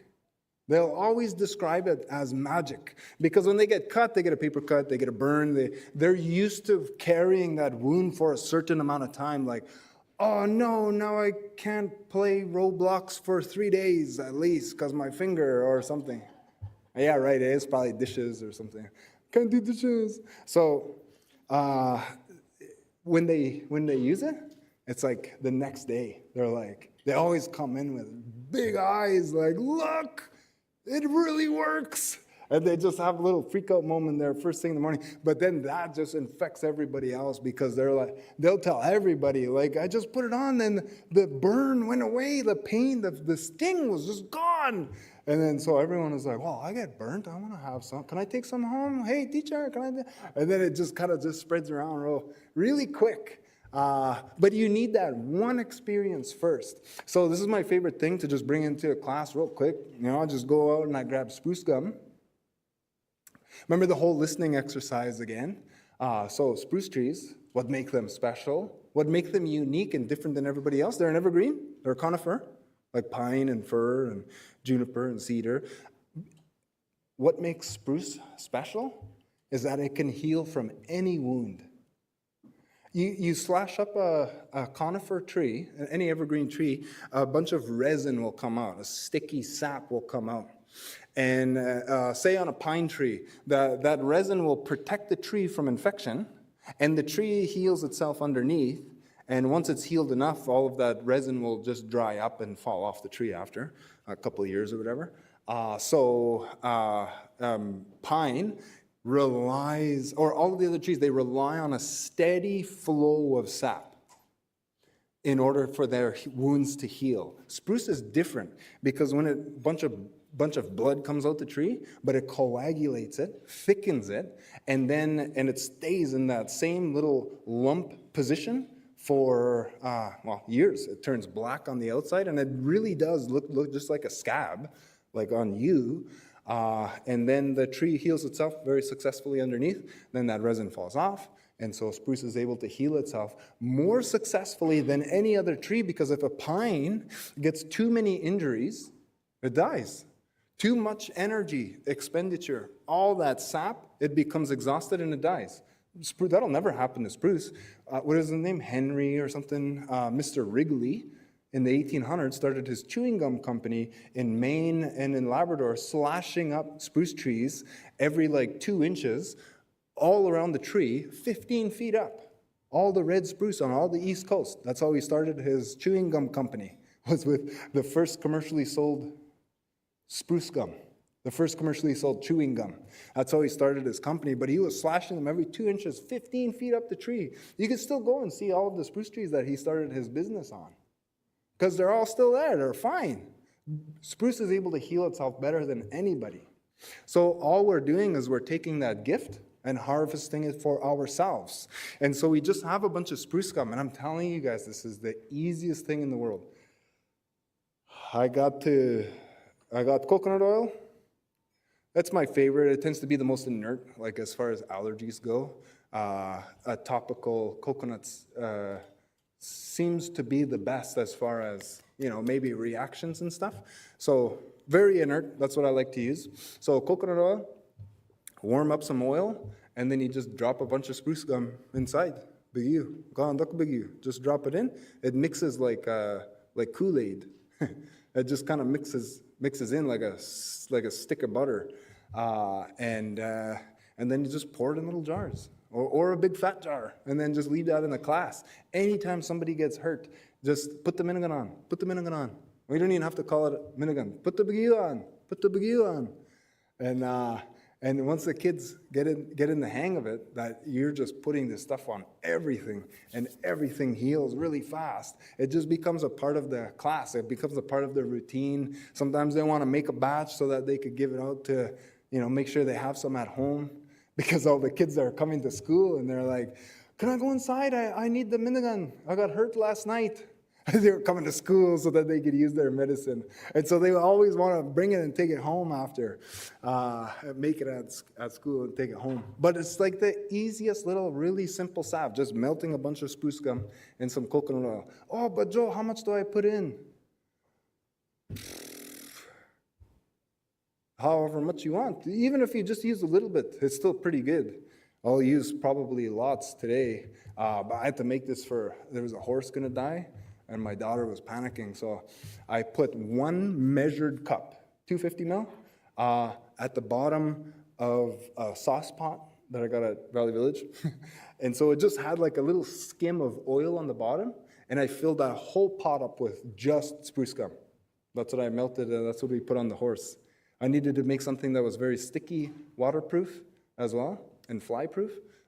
So it was different, but there's the more spruce gum that you add, the stickier that it becomes. But you're gonna, you'll figure it out how much to put in.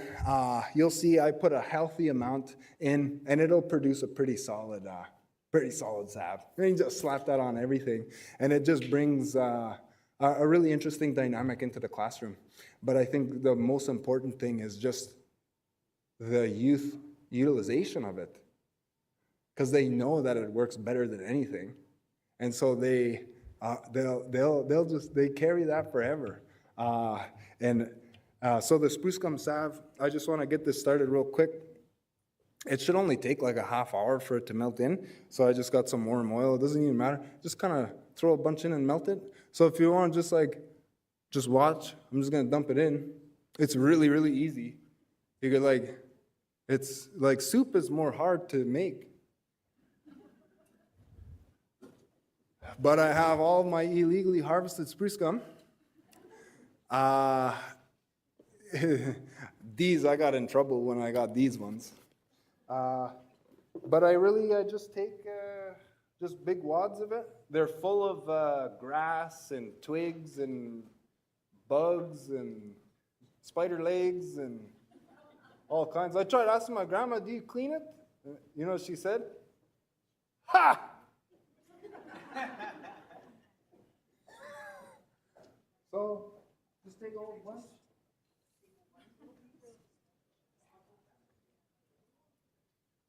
Yeah, so, and they're all black there, comes out the spruce tree. And then, I'll just take a couple big handfuls, drop her in. So I think I have 3.5 liters of coconut oil. And I'm literally just taking big fat handfuls and dropping it in. I guess if you wanted to have numbers, how much spruce gum? Let's say if you fill the slow cooker,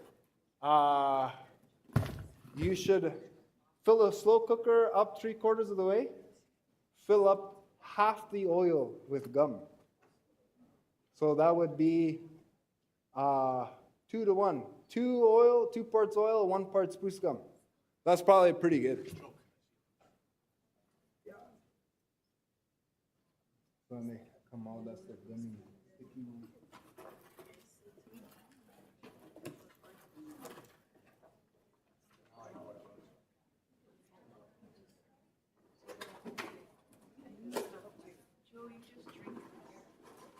No, it'll be like a salve. Is that the coconut oil you're pouring it into? Yeah. So it'll be like topical?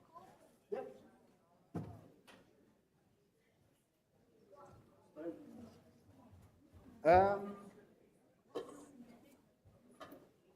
So that's it. Then you just kind of leave that there for a little bit, and it's just a bunch of sticky spruce gum inside of some oil, and it just melts in.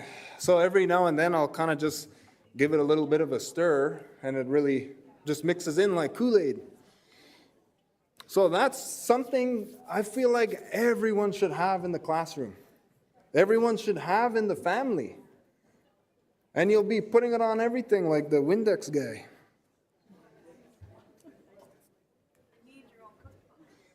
Okay. So now How many of you guys feel like a little bit brave? Brave in the mouth.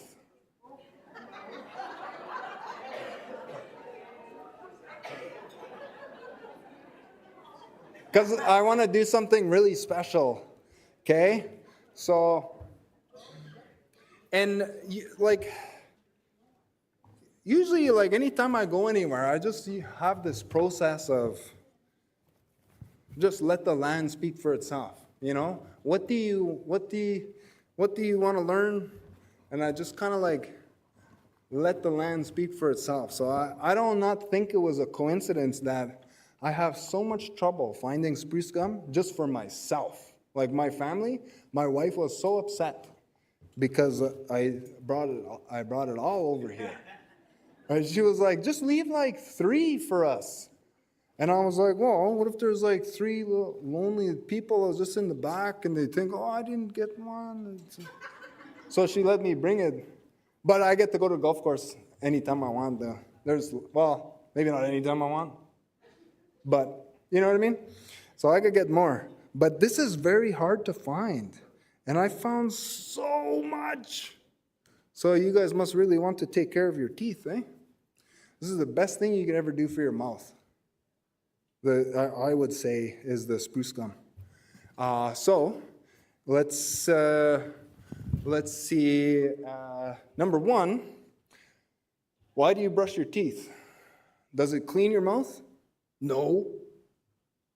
You think brushing your teeth gets rid of bacteria? That's what I thought my whole life, that I'm brushing my teeth, and then when I spit, all the bugs leave my mouth. But that's not what happens. The only reason why you brush your teeth is to move the bacteria around your mouth. If the bacteria stay in one spot too long, they eat sugar, they poop out an acid. That acid wears away at your enamel. If they stay in the same spot, they just bore a hole into your tooth, and you have a cavitation, a cavity that needs a filling. So that's the way that works. The only reason why you brush is to just physically displace the bacteria. You're just moving them to another spot in your mouth. If there's fluoride, that can help a little bit, but not only to one strain or one family of bacteria. There's 3 families of bacteria that can build up in your mouth and cause an infection. Only 3. And fluoride helps with the major one, mostly. So it's not really like you're getting rid of the bacteria, you're just physically displacing it.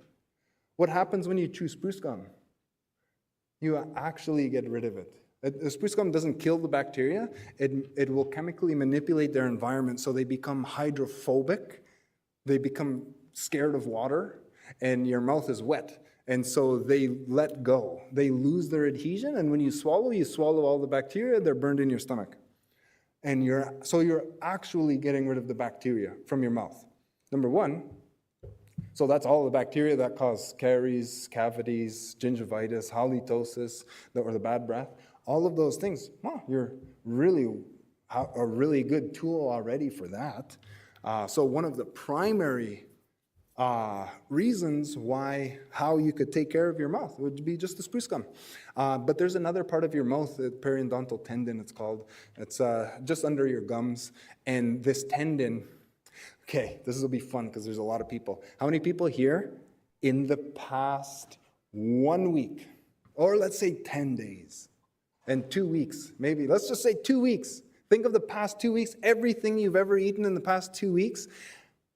Raise your hand if you, in the past 2 weeks, have had to really gnaw on something, where it was like you really had to just clench your jaw to chew on it. Raise your hand if you had something in the past 2 weeks that was really, really hard to eat. There's like 6 of you, okay? If you don't use it, you lose it. This is very true for your mouth. For your teeth. If your teeth aren't moving and you don't stimulate that periodontal tendon, your mouth has almost no blood flow. Blood is the only thing that takes the bacteria away. Blood is the only thing that provides oxygen, that brings nutrients, that provides immune transport. And so if you don't use it, you lose it. No blood flow, no nutrition, no cleaning, no nothing. The only thing that brings that in is stimulating that tendon. And the only thing that stimulates that tendon is when you're massaging your gums with a stick, Or you're chewing on something really hard and that's moving your teeth around, that's stimulating that tendon, that's bringing all of this nutrients and immune system and all this good stuff into your mouth. So that tendon is one of the most important things, and we never use it. This is so funny, because if you try, however many brave mouths there are here, I have some for you, and I want to watch your face too. And then we want to have all the cameras ready, and we'll face the online viewers. Yeah, so when you chew on the spruce gum, it stimulates that tendon. Like, this is a really hard gum. It's like chewing on like a slightly pliable rock. And so you're just really giving her. And so that stimulates the snot out of those tendons, all those tendons. And so that brings a bunch of good stuff. It gets rid of a lot of the bad bacteria in your mouth are just getting burned in your stomach because you're just swallowing them all. So it's very cleaning your mouth. And then my favorite thing is that there is only, when you're chewing on it, because it's so hard, people will always say, so don't say this, I don't want a bunch of messages tomorrow from all of you. I have a headache today. Because you're not going to get a headache from chewing the spruce gum. What you have, or what you will develop, is called DOMS, delayed onset muscle soreness, delayed onset muscle syndrome. It's like if you just exercised after not working out in 15 years, and you go to the gym, you get a trainer, and you have your muscles are so sore. That's what'll happen to your face from chewing this gum.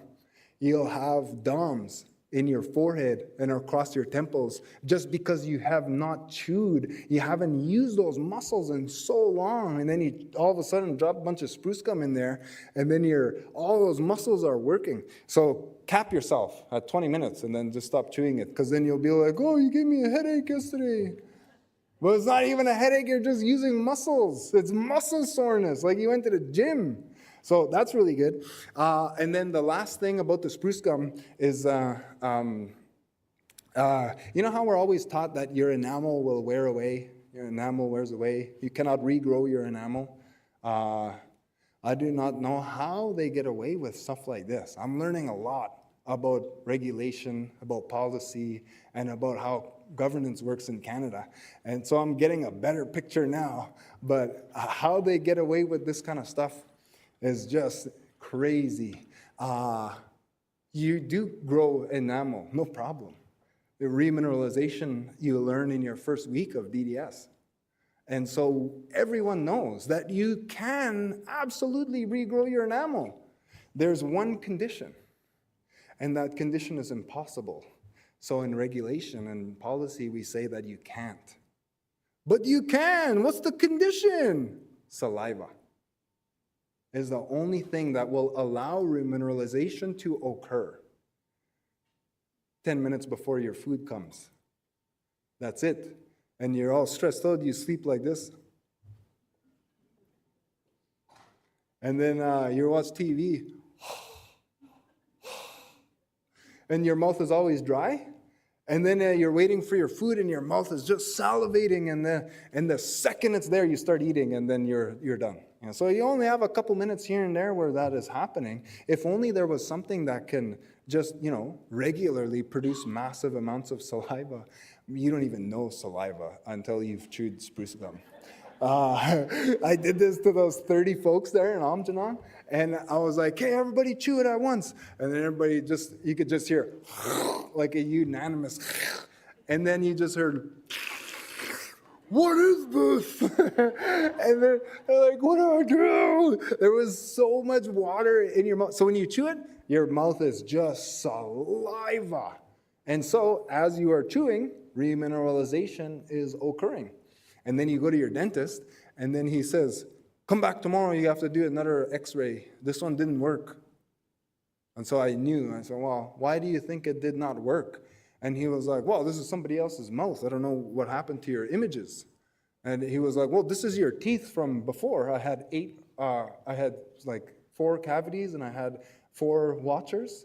I haven't been to the dentist in 15 years.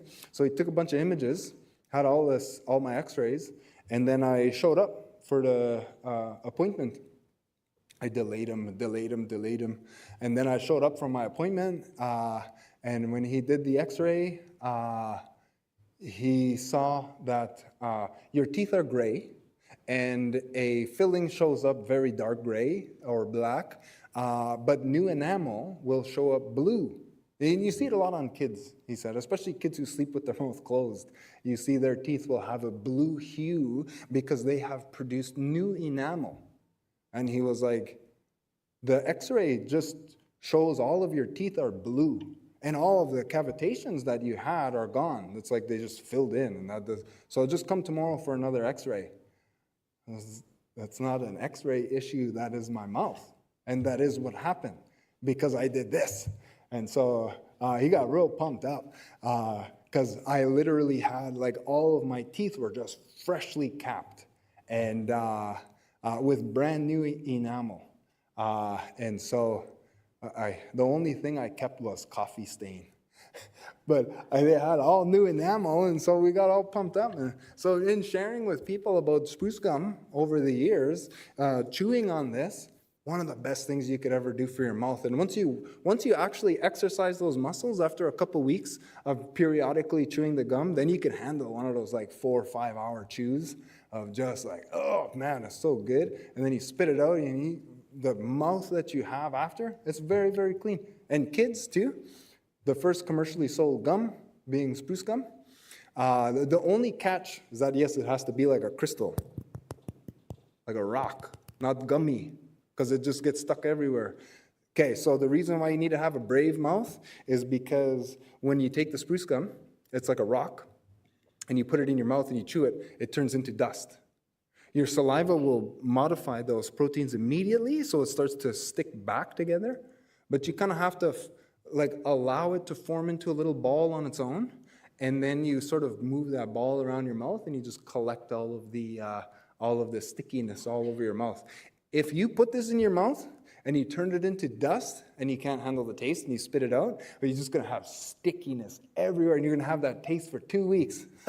But if you just trust the process and trust my harvesting skills, which maybe you shouldn't, but it should bind back together. And when it binds back together, it just turns into a regular piece of gum. And then you do that with kids and they love it. So it's always awkward. My mouth feels dry, so you just chew it. It turns into very, very Christmas dust. But Christmas in the very bitter way. Like family nightmare Christmas. But then there's something good about it. There's a good flavor, but it's usually just a lot. It's a lot of flavor, and you never tasted this before. So your mouth is please get rid of that. But you just gotta trust the process. It's already starting to bind together. Sorry for the show. But, oh man, it's really, really wet. But in just a few seconds, I just swallow everything. You don't have to swallow. Sorry, but I swallow because maybe it helps my tummy. But after a couple seconds, you just move it around your mouth, collect all the dust. And then it's just like a regular piece of gum that you probably can't see from way over there. But it's just gum. I mean, just chew it just like regular gum. But it's just really hard, but there's something really satisfying about it. It just feels so good there. You didn't even know you missed it. You didn't even know you missed just gnawing on something. But there's a part of you that really wants it. It just feels really satisfying. It's like a craving you didn't even know you had. Because you get a good gum in there, everyone says the same thing. Frick, that feels, and it just feels good. And so I don't know how the heck we'll have a little bit of an unusual lunch. So I wanted to be able to provide this to everybody because I kind of actually want you to try, try with the kids that you have. Because stuff like this really sticks with them. Chewing the spruce gum is a little bit of an art. I mean, it's a really dramatic taste, and a lot of kids are going to get real mad at you because they didn't do it right. So they're just mad at themselves. It's okay. You should try it out. They usually love it.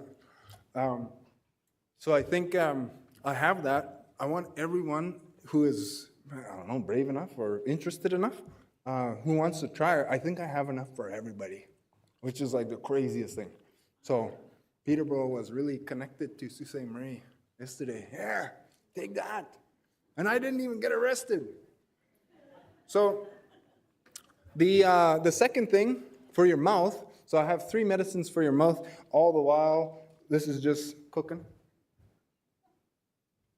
So I'll just get a stick. I'm only just agitating it a little bit so it kind of mixes better or quicker.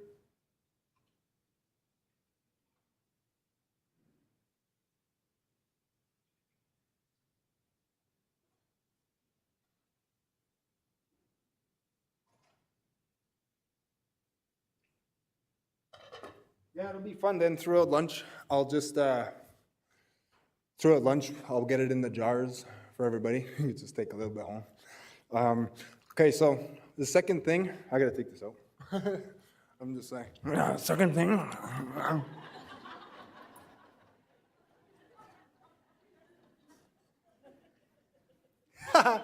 Okay, so the other thing I wanted to share, another super, super simple thing that you could do anywhere is just the chewing sticks. So any tree, any branch that is fibrous when you crack it, when you break it, like it breaks into a bunch of fibers, not like snap. Like cedar, just snap, not this kind. Any tree that's fibrous when you break it. So all the willows, the red rose or dogwood, the birch, yellow birch, alder, like so many trees are fibrous when you break them. So any of those, you just clean off a section in a little stick, and you just chew on the tip. I was supposed to do this during the break. What you chew on the tip, and what you do is you're separating all of those fibers. And what it actually ends up just turning into is just like a little brush. So very fibrous branch, chew on it, all the fibers sort of separate, make a little brush, and then this is like a gum massager, and it feels good. Like the spruce gum feels good, feels like a craving you didn't even know you had. This feels really good as well, but some of you may know. How many of you guys, put your hand up, unless you're too shy, are a cuticle pusher? A cuticle squeezer, where you just sit there and you watch movies and you poke on your nails? Because it kind of dully feels pretty good. How many of you guys poke on the bottom of your gums? Yeah, you're mostly too shy to put your hand up. But I got about a half a dozen acknowledgments anyway. A lot of people like to push on their gums because just touching the end of the gum with your nail kind of feels good. It's like, it's like brushing. Brushing your teeth kind of feels good sometimes. So if you have a chewing stick, it's like this. This is a very, very stiff bristle. You take this and you just start using it like a regular toothbrush. This is not a toothbrush. This is a stick. And I like to call it a gum massager because you take it and from your gums, you just scrape onto the tooth. So from your bottom teeth, you scrape from your gums up onto your tooth, and your top teeth, you scrape from your gums down onto your tooth. And effectively, you're just essentially pushing your gum. You know how like brushing, eventually your gums will recede, and then infection and dentures. But what happens is if you're constantly pushing them down, you're seeding your gums over your teeth all the time. So you're pushing your gums back down. Number one. Number two, I think you're just mechanically pulling by scraping against your gums. You're mechanically pulling in a bunch of new healthy blood into the deeper darker parts of the ends of your gums. You have a really weird immune structure inside of your mouth. It's a really, really dirty place. And so you have a bunch of really interesting phenomena in your mouth, but just that last little push to bring that blood in, stimulating that tendon is really good for everything, but the deepest, darkest parts, the ends of your gums, you just want to give it a little bit of a boost, a little bit of a help, so you scrape it on. And those like cuticle pushers, the people that push on the ends of your gums just because it feels good, you think that feels good? Just massaging them over with like this stiff bristled branch. And especially when you're like, your saliva will kind of break down the wood tissue a little bit and it becomes a little bit more soft, but just scraping onto your teeth, it's so, I almost got lost. Just like, it feels so comforting. Something so nice about it. All of my thoughts, it alters my mood really, really quickly all the time.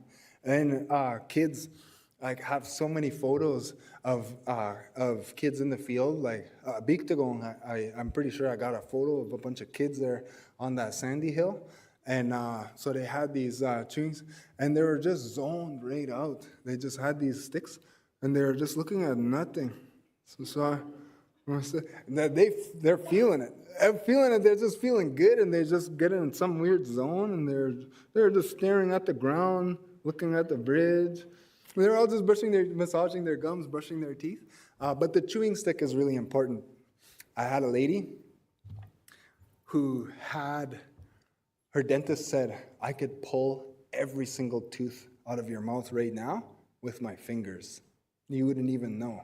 She went to the dentist with dark purple gums, can't eat for 2 weeks, teeth are just dangling, and she was only just drinking and fluids, smoothies and stuff. And then she sent me a text, and I said, "Oh, you should just get them all pulled and go back to your dentist." That sounds brutal. She hadn't brushed her teeth in like 40 years, smoker, drinker, all this stuff. So it was bad, sugar, everything. And so I said, you cannot chew spruce gum because your teeth will just rip out. And I think that the only thing I could say is to just use a chewing stick. She had a yellow birch in her front yard, so she grabbed the stick, and she sent me another message 2 weeks later, got back from the dentist. Every single one of her teeth are fastened, her gums are pink, and she needed like, I don't know, it was like more than one filling on every tooth.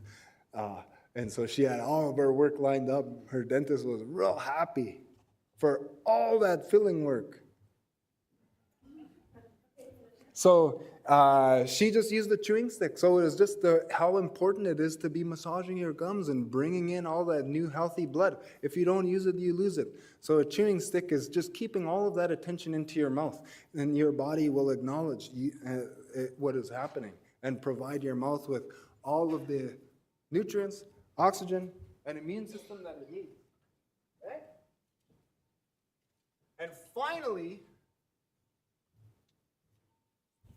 I had a feeling this was not going to do so well because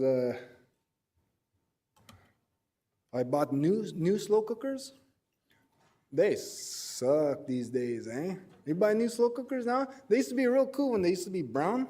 And I had that brown ceramic insert, and they were like, those are good stuff, man. These new ones ever suck. So I'll just wait a little bit. So I'll hang out all of lunch. So I think the way that we could facilitate this then throughout the lunch is I could utilize a small part of this, half of this table, and I provide you with the chewing sticks and the prickly ash. This is something I really wanted us to remember. It's just the photo is here. I'm going to go to that previous slide. I think it has the name on it, the title. Gawkamish, we call it. Northern prickly ash. Frick, I was ever bloody after I picked it. I didn't even know. I thought, oh, hopefully no cops show up. I look like I just committed a crime. And look, I took a photo. I should share it. But anyways, yeah, Gawkamish. This is the furthest northern growing citrus tree in the world. The leaves of it smell just like a lime, like the rinds of a lime. No, not that one. I only have photos of those, yeah. And the seeds, I don't know if maybe you could even recognize them. The Latin name is Xanthoxylum americanus. Xanthoxylum Szechuan is a Szechuan pepper. So these are Anishinaabe peppers. Or, yeah, I guess Anishinaabe Szechuan peppers. No, Anishinaabe peppers. We'll just say that. And then, in Szechuan peppers are the main ingredient in Chinese 5-spice. Then you have cloves, we have that. Then you have licorice, we have that. Then you have ginger, we have that. Then you have pine, we have that. So I could make naan spice with this as the base. And on some duck, holy man. Oh, Bushman, we just did that with. I did that with Niigaan a couple of years ago. Yeah, you should have tried that duck. Holy man. The Shawanda's got a whole bunch of duck and geese, and then I showed up with a bunch of plants, and we just went Ramsey. Not Lake Ramsey, Gordon. It was awesome. But this is for pain in your mouth. So toothaches, teething babies, wisdom teeth removal. So I'm usually mostly thinking more about high school students, and I knew today I would focus a lot on our youth. Like those JK, SK classes, it's my favorite. But also high school, they deserve a lot of help too. And so the skin medicine is really good with the birch to share. That usually changes most of their lives in a very dramatic way. But so does this. You start getting to senior years of high school, you get wisdom teeth removal and usually opiate prescriptions. And so I gave this to a dentist group, and they went 8 months without providing one post-op opiate pain medication. They gave these little seeds. They gave them 6, and you put half of one of those seeds in your mouth, and that for 4 hours, and then you have 3 days of no pain. Put another half in, and after a month follow-up, everything's good, no pain, nothing. You can have a screaming, teething baby, 40-degree fever, and you put this in a little bag, put that in their mouth. It tastes like orange peels, so they get really mad, but that pain goes away, and they ask for it. And sometimes they'll say stick before mom or dad, and it's really, really sad. But they'll say stick before even saying you. Because that teething pain is so controlling, but they just stop crying instantly, fall right asleep. So this medicine for pain in your mouth, it's a pretty common tree. It doesn't really like the north so much, but we've been encouraging schools and school boards to source this tree and plant it, because just that interaction to produce a spice, that's a whole new world. Most kids think that Anishinaabe food is all just dry brown. Sugar is brown, meat's brown, rice brown, everything's just brown, bland, doesn't even taste good. Lucky there was a strawberry in there. That's how our food is seen by a lot of our young people, and we have a dramatically powerful repertoire of medicine plants. But my grandma called that the urban spice rack as well. So you use it when you're cooking. And so that's usually a really big expansion on the way that a child will look at our knowledge's function inside of this world, how they can utilize it every day. This can become an everyday thing. And then interacting with it too, it smells like orange peels, the leaves smell like limes, it's super picky, and so everyone touches it only just once. They won't touch it again. It's very pokey. But something like this at the school, I just always dream of just having that access right there. So I wanted to make sure that I give Gakamish a little bit of a highlight, because I think in the more, I don't want to say more responsible, but maybe in the lighter jurisdictional areas like high schools, we can maybe even bring this right to them. Imagine this in Biigtagon, a citrus tree. That'd be fun. But so I wanted to be able to make sure that you guys have a nice long lunch. So those are the things. This is still kind of heating up. So maybe I'll be here for a little bit longer, but I just want to say throughout lunch, I will just finish warming up this oil and let the spruce gum melt in. So at any point you could come and give it a little stir just to check on it, see how it's doing to you, and I could help you with that. So that spruce gum will be going. I'll get it in a little jar. Everyone will get one.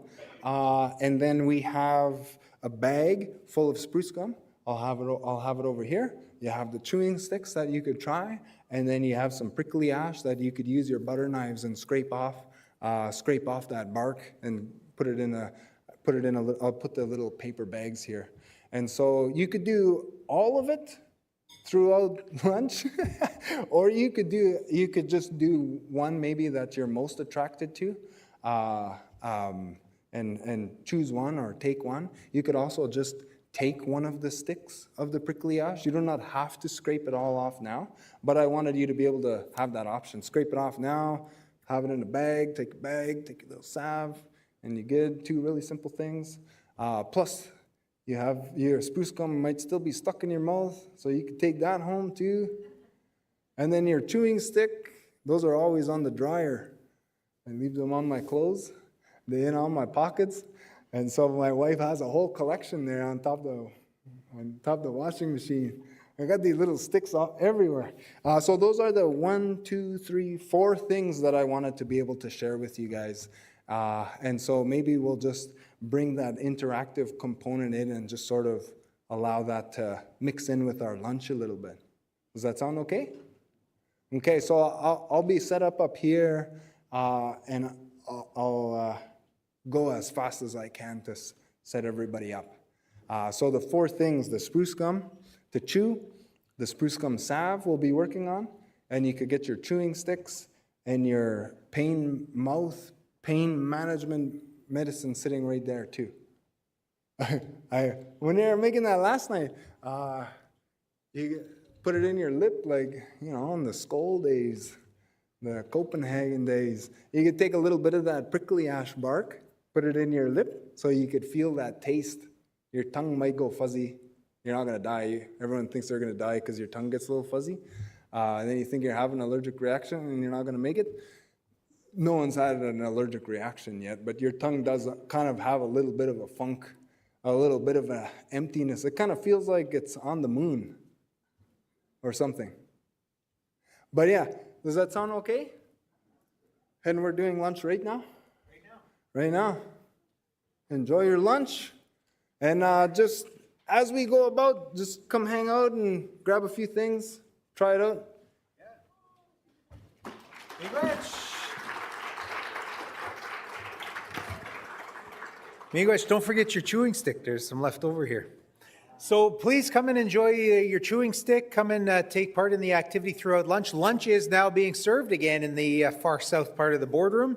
But give a big round of applause to Joel Bidwadquat, Joseph Miigwech of Creators Garden. Visit Creators Garden in your local social media, YouTube. He's got lots of great resources.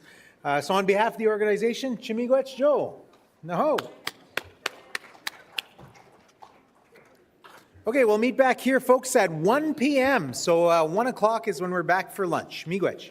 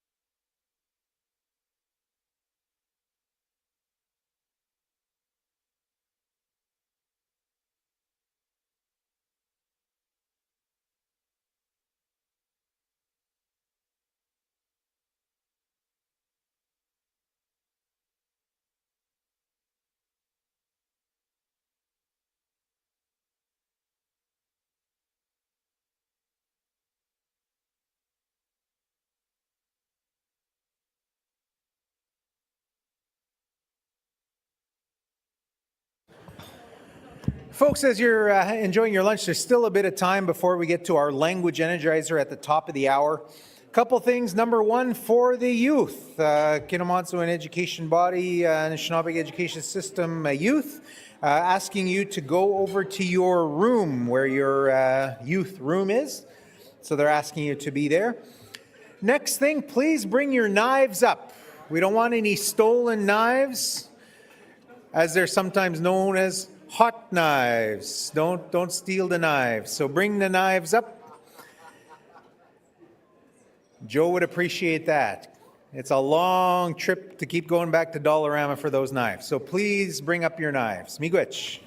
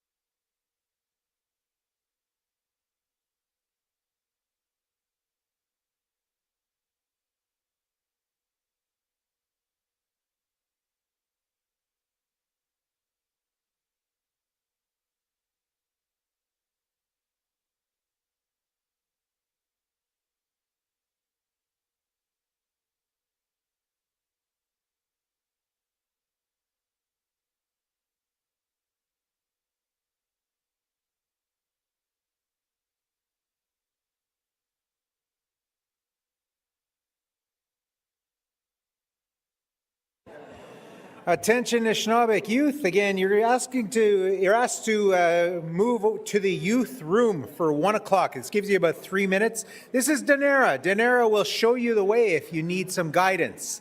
So all youth, if you can start making your way to the youth room, Danera will meet you at the entrance there. And we are going to get started in about 3 minutes. So asking everyone to come back to your seats, grab your last bit of dessert, last bit of coffee, and we are going to call upon Hannah O'Donnell to lead us through a language, Anishinabek Energizer, coming up in 3 minutes. Miigwech.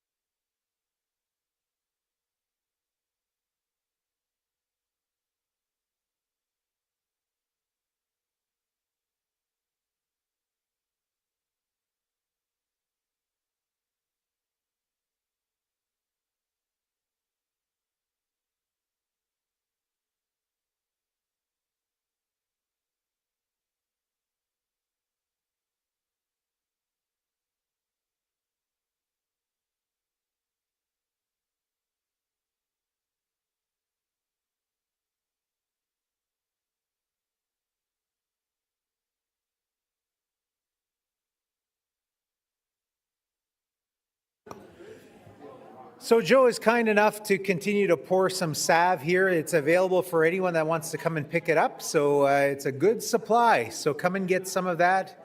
It's good for your skin, good for your health. So that is available. Asking everyone to come back to your tables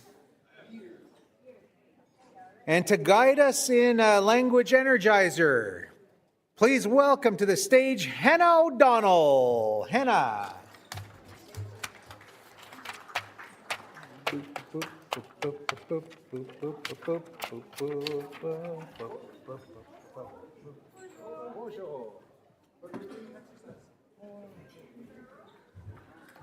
Hey, Bojo Kinoomaadziwin.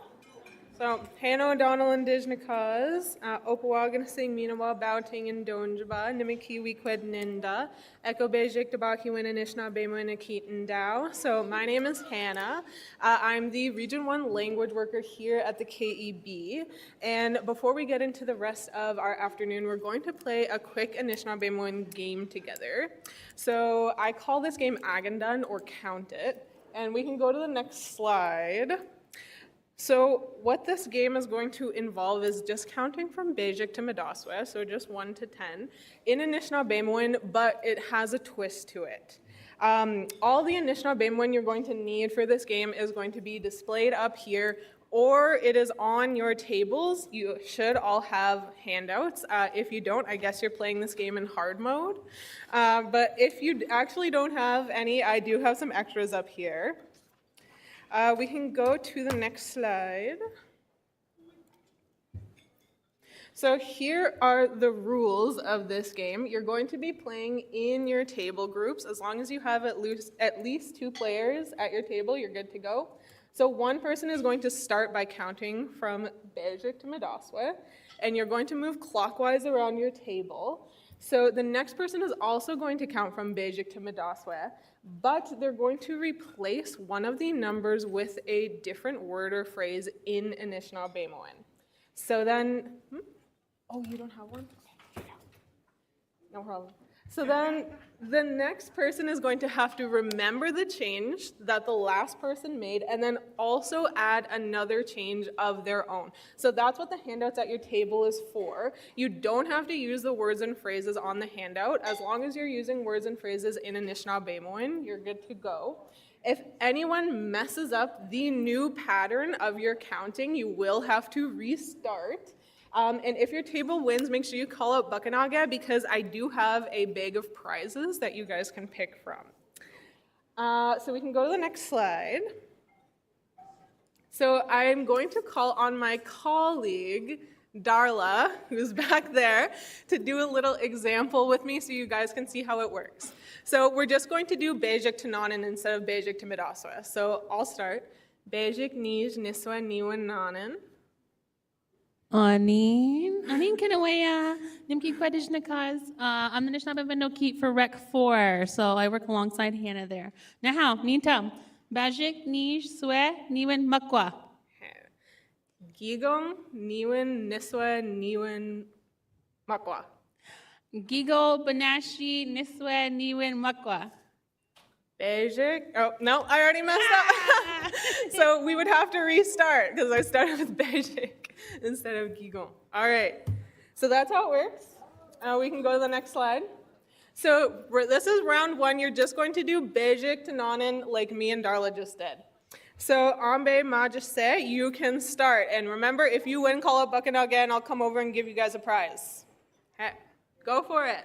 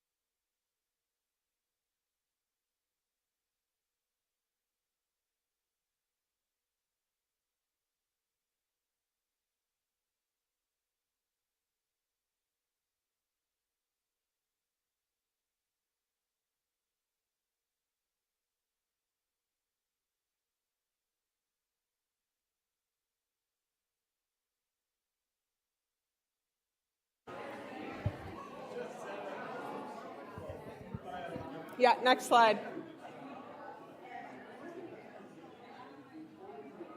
Okay, so we have a winner for round 1, Nishin. So round 2 is harder because now you're gonna go from Beijing all the way to Midaswe. Same rules. Good luck.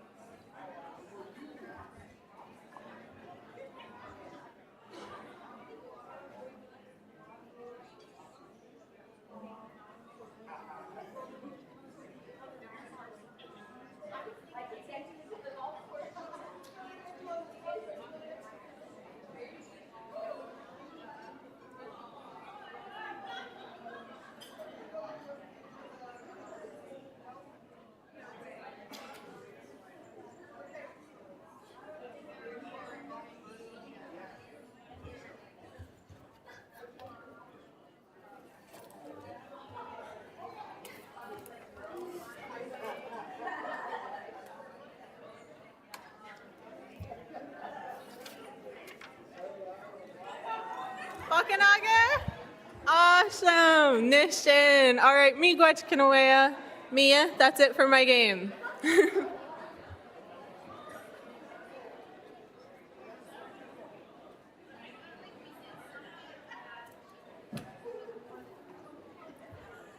Give a nice hearty chimiigwech to Hannah O'Donnell. Miigwech Hannah. Thank you for that. Kidwe no Anishinabek pane. Try to speak your language as much as you can, even if you're just counting to 4 or 5. If you get beyond 9 and 10 and 20s and 30s, yeah, repetition. That's how all of that happens. All right, I'm going to call you back. At the forum last year, you may have heard from Lisa Michano-Corshane of Bitigong, shared the development process for their local curriculum being developed in Bitigong. At the time, the curriculum was being implemented and the print version of the document was being finalized. Today, we're going to hear a little bit more on that journey of implementation of that curriculum and the steps along the way. So to talk about the Bitigong curriculum, please welcome to the podium, Lisa Michano-Corshane.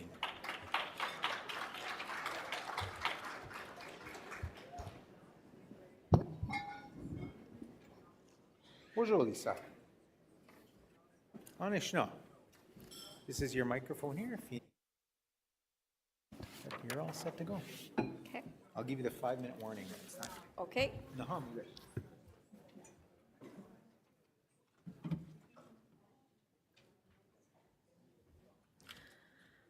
Paubojo, Zigwanekwe Indigenous Mako Dodame, Bitigong Donjin.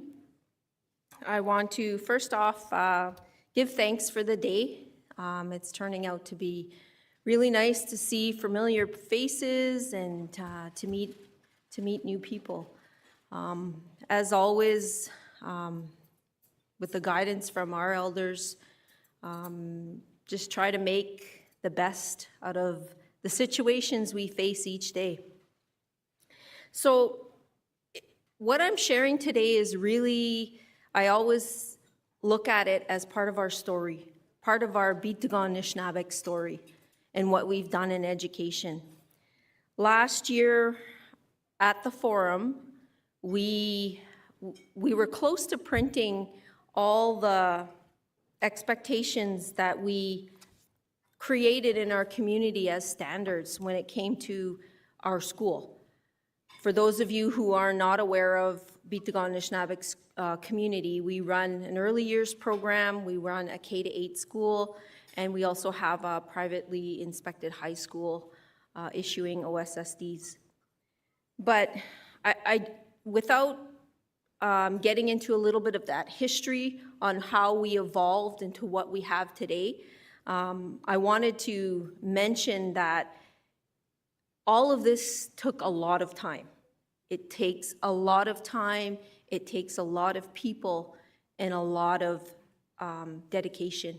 And it truly is, it goes to that saying, it takes a whole community to raise a child.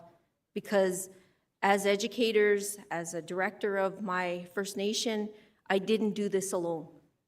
We did it with a lot of help, with a lot of community input. And if I were to go back and reflect on the history on how we got here, it came down to one question with a room full of people. And those people were parents and community members, and they were leaders. And we had asked, what do you want your children to learn in our school? Because we were tired at the time of consistently having to follow a curriculum that wasn't based on our traditions, it wasn't based on our history, and it wasn't based on our language. That's how it started.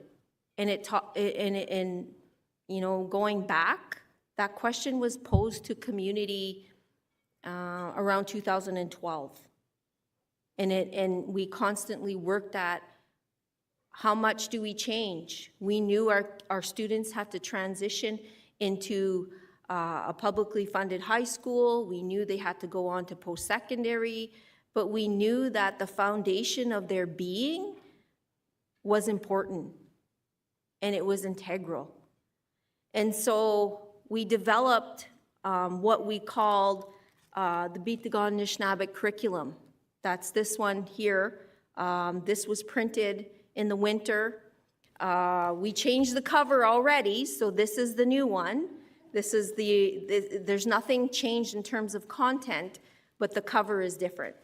And those of you who have not been able to get a copy, we were given specific direction from our elders. You're not selling this, you're giving it. So the only costs that were involved in it was the printing costs. And I'll call out Chris right now with the AES system. He's our regional coordinator for our region. He has copies of it. I don't know how you're going to bribe him to get it, but he has a whole box that I'm sure he doesn't want to ship or take back home. So that's available there. And again, I don't want to kind of repeat what we covered in the last forum, but you know, basically to give a little brief overview of what this is that it's 5 different strands, we call it, and those are the things that we are teaching in our school. And these strands have a lot to do with connection to land, to ceremonies, to harvesting, to our medicines, to our traditional practices and customs as Anishinaabe, as Biitagon Anishinaabe, because some of them are even different. Within this document, there's also our Atsukanen, our sacred stories, they were recorded in 1950 with some of our elders who were 80 years old at the time. And they were translated, and now we're using them in the schools to form a foundation of a lot of the work. So this document also contains how we're looking at assessment and evaluation from our lens as Biitagon Anishinabek. And it doesn't have to be your lens, but it's what we decided that's how we're going to assess, if we're going to even assess. And that's a whole other conversation, and we'll kind of touch on that a bit. But there's some things that in our system, you just don't assess. It just doesn't have a place. We heard that loud and clear when we worked with the elders and tried to come up with this formalized assessment and evaluation and you know, the research we did, not just with our elders, but around with academic scholars. You know, they said, you're obsessed with obsession. We're obsessed with it. We always like, you know, got to be accountable. So you got to write report card. You know, I could go on and on, but we'll get there. So this document actually contains some of our background of our community, our history. It's based on the seasons and what we're delivering during those seasons. And this takes priority over over Ontario Social Studies, Ontario Science, etc., phys ed, all of those secondary subjects. This takes priority to deliver, and the rest comes secondary. We didn't throw out language expectations, and we didn't throw out the math expectations, but we prioritized this. And like I presented last year, our graduation rates for students living on the reserve and receiving an OSSD are between 70 and 80%. And they're students coming. And we're even diving deeper in looking at post-secondary numbers. You know, we're involved with a study that I'm sure you'll hear of in the next couple of days. And because we have data at our fingertips, we're now looking at that whole pathway of education when it comes to our community. What are they doing in K-8? What are they doing in high school? How does this affect our post-secondary numbers? Because we have that data, we could look at it. And from what I see, we're also succeeding the national averages across Canada for First Nation students living on reserve that are going to post-secondary institutions. So we see success, and I'm not here to convince you that this is the way to go.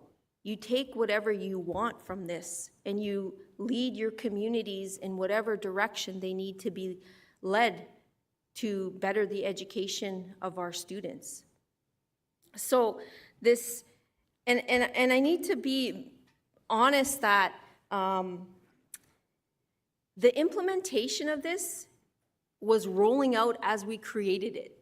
We didn't wait until it was printed and it's nice and made to look pretty and all of this stuff. We were rolling this out as we were creating it. We couldn't wait.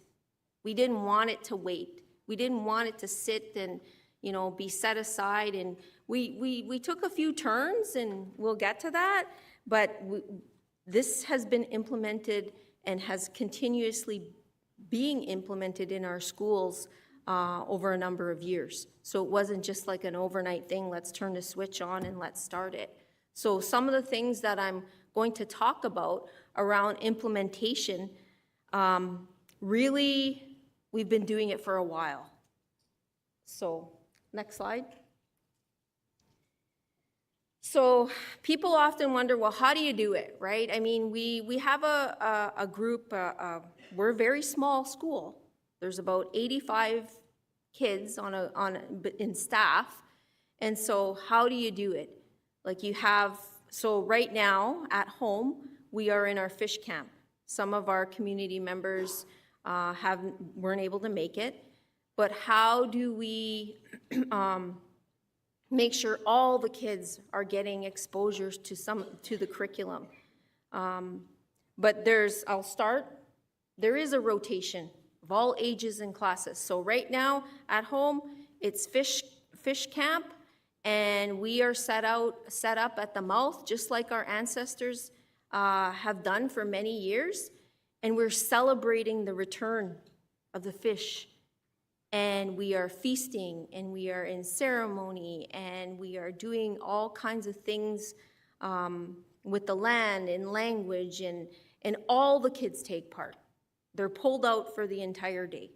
And I always, like, we do the same in our harvesting in the fall, and I always listen a little more attentively during the spring, because, you know, everybody's held up in the winter and they're behind the walls of a classroom, or you know, they're huddled up at home to survive the winter, and everybody is happy. It's spring. The kids are like upset that we're not out there for 2 weeks straight, and they're falling asleep on the 5-minute bus ride home, and they're full of mud, and they're full of sand, and they're full of fish scales. But it's one of the happiest times of our school year, because that sun is back, and all of those signs of spring and summer and sunnier days are back. So we do a rotation of classes. Next slide.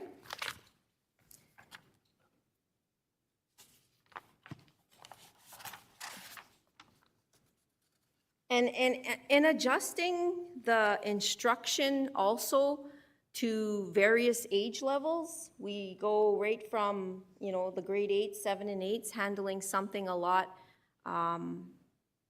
more complex, to the little guys who might need something a little bit simpler. Next page. Next slide, sorry.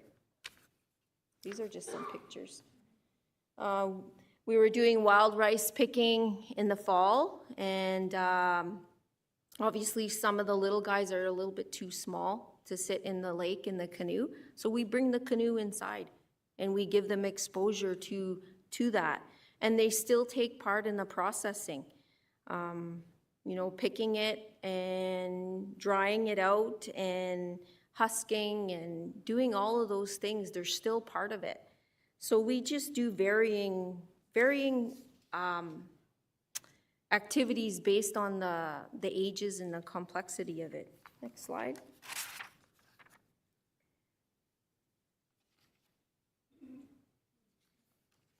You could go on to the next slide too. We also, we opened a new school 2 years ago. Well, about a year and a half, I guess. So it'll be it was a February move-in date. If you ever do that, if you ever don't move in February. We have a dedicated space. It's the size of roughly 2 classrooms put together. And that's our land-based room. And we do a lot of our traditional teachings and activities in that room, and that's what it's used for. It doesn't, you know, we prioritize keeping that available. We have butcher tables, we have sewing desks, we have the proper storage for our meat, and we have our micro hatchery system, because the students are learning to hatch species of fish and release them back into the wild or the lakes in our territory. So we have a dedicated space. It's a beautiful space, and the kids always love going in and what are we doing today? Next slide. We have a lot of connections to classroom work. This is an example of just some activities that the teachers did, especially when we harvested our wild rice. This one was a step-by-step sequence of pictures. So there's different activities that students, when you connect to classroom, when you do those activities, that they embed. This was a sorting activity for the little guys on my right. What we'll eat, what we'll not eat. You notice the Pepsi and the McDonald's there. So, next slide. We're also always thinking about cross-curricular. Where does this embed? It's not to be a single subject. We don't like treating it that way. it blends into other areas of curriculum. This one in particular, they are monitoring our brook trout, and they're looking at the water temperature, the pH level, the oxygen, and making notes because they have to take out the fish eggs that are not surviving.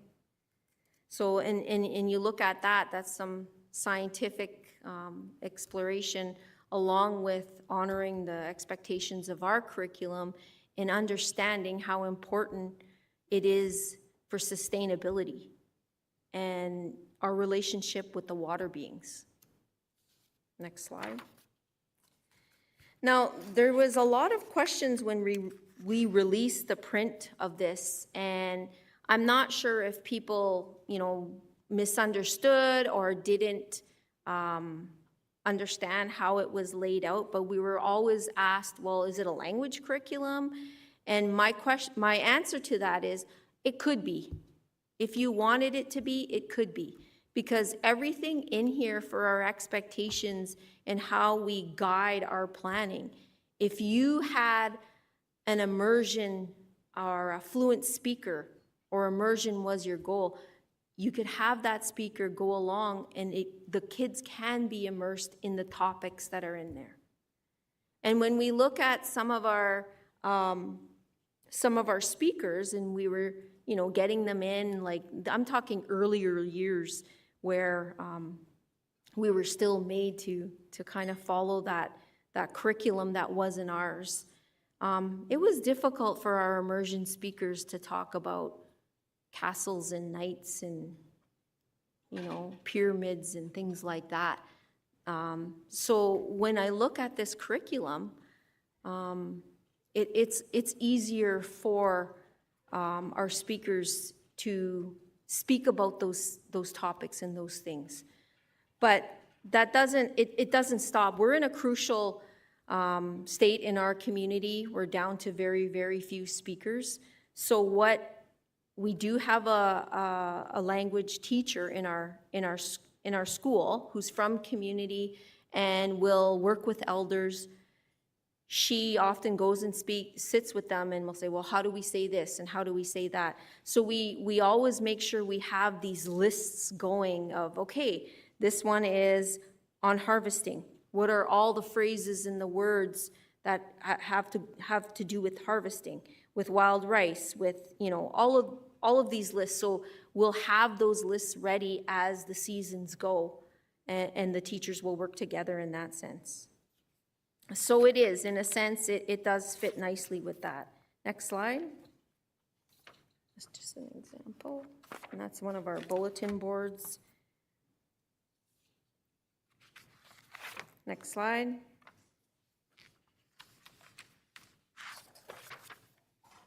And you could go to the next slide.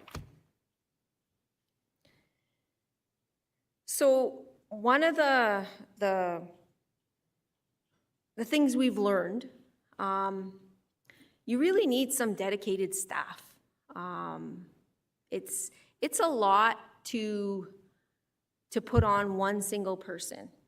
And these are my two staff that kind of is their team. They're partners in real life, those of you who've met them, Lucas and Katrina. And Lucas is our land person. He's the one who's knowledgeable on the land and with some of the plants, the animals in the area, the hunting practices, the fishing practices. There's an extreme amount of prep time that needs to be considered when you're doing these activities. Sometimes it takes him 2 days. Okay, we're going rabbit snaring, or we're doing this, and we gotta make sure we have a good trail. We gotta make sure we have this. We have to have the snares and like all of these things. So that's some of his role. The equipment, the supplies, knowing where to set the snares, knowing where to hunt, knowing where to set camp or to find this or find that. And then we have Kat. She's the teacher who was trained in the Western sense. And she's the one who knows expectations, who knows classroom routines and age appropriateness. So together they've formed a really good team in helping that, in helping bridge those activities to classroom work, to students of different ages. And it was probably the best thing that we ever did. We put a lot on Lucas when he first started, and it was different teachers coming to him at different times, and how do you do this, how do you do that? But now I feel like we kind of put a piece in that was really beneficial to the school as a whole. So now Kat takes that lead of working with teachers and saying, hey, this is coming up, how are you embedding it, or what can we do to embed it in the curriculum or the classroom work or the classroom units, etc. Those are some of the things that they do together. So looking at this, if you're going to do that, that would be one of my highest recommendations, is don't leave it all on one person. Get teams of people together with their strengths to deliver some of the expectations. Next slide. So back to assessment, and this goes back to some of our findings and some of the work we did as a group of teachers when we were first writing this curriculum. We started thinking, okay, like, what does assessment look like? Are we going to follow growing success all the time for these activities? Because I'll tell you, there's a colleague of mine in the room who was very proud of her fish that was mangled and just had all kinds of bones in it, and it was her first time, but yet she was very proud of that. Are we going to go and crush her spirit and give her a level 1 because she didn't fillet that fish properly?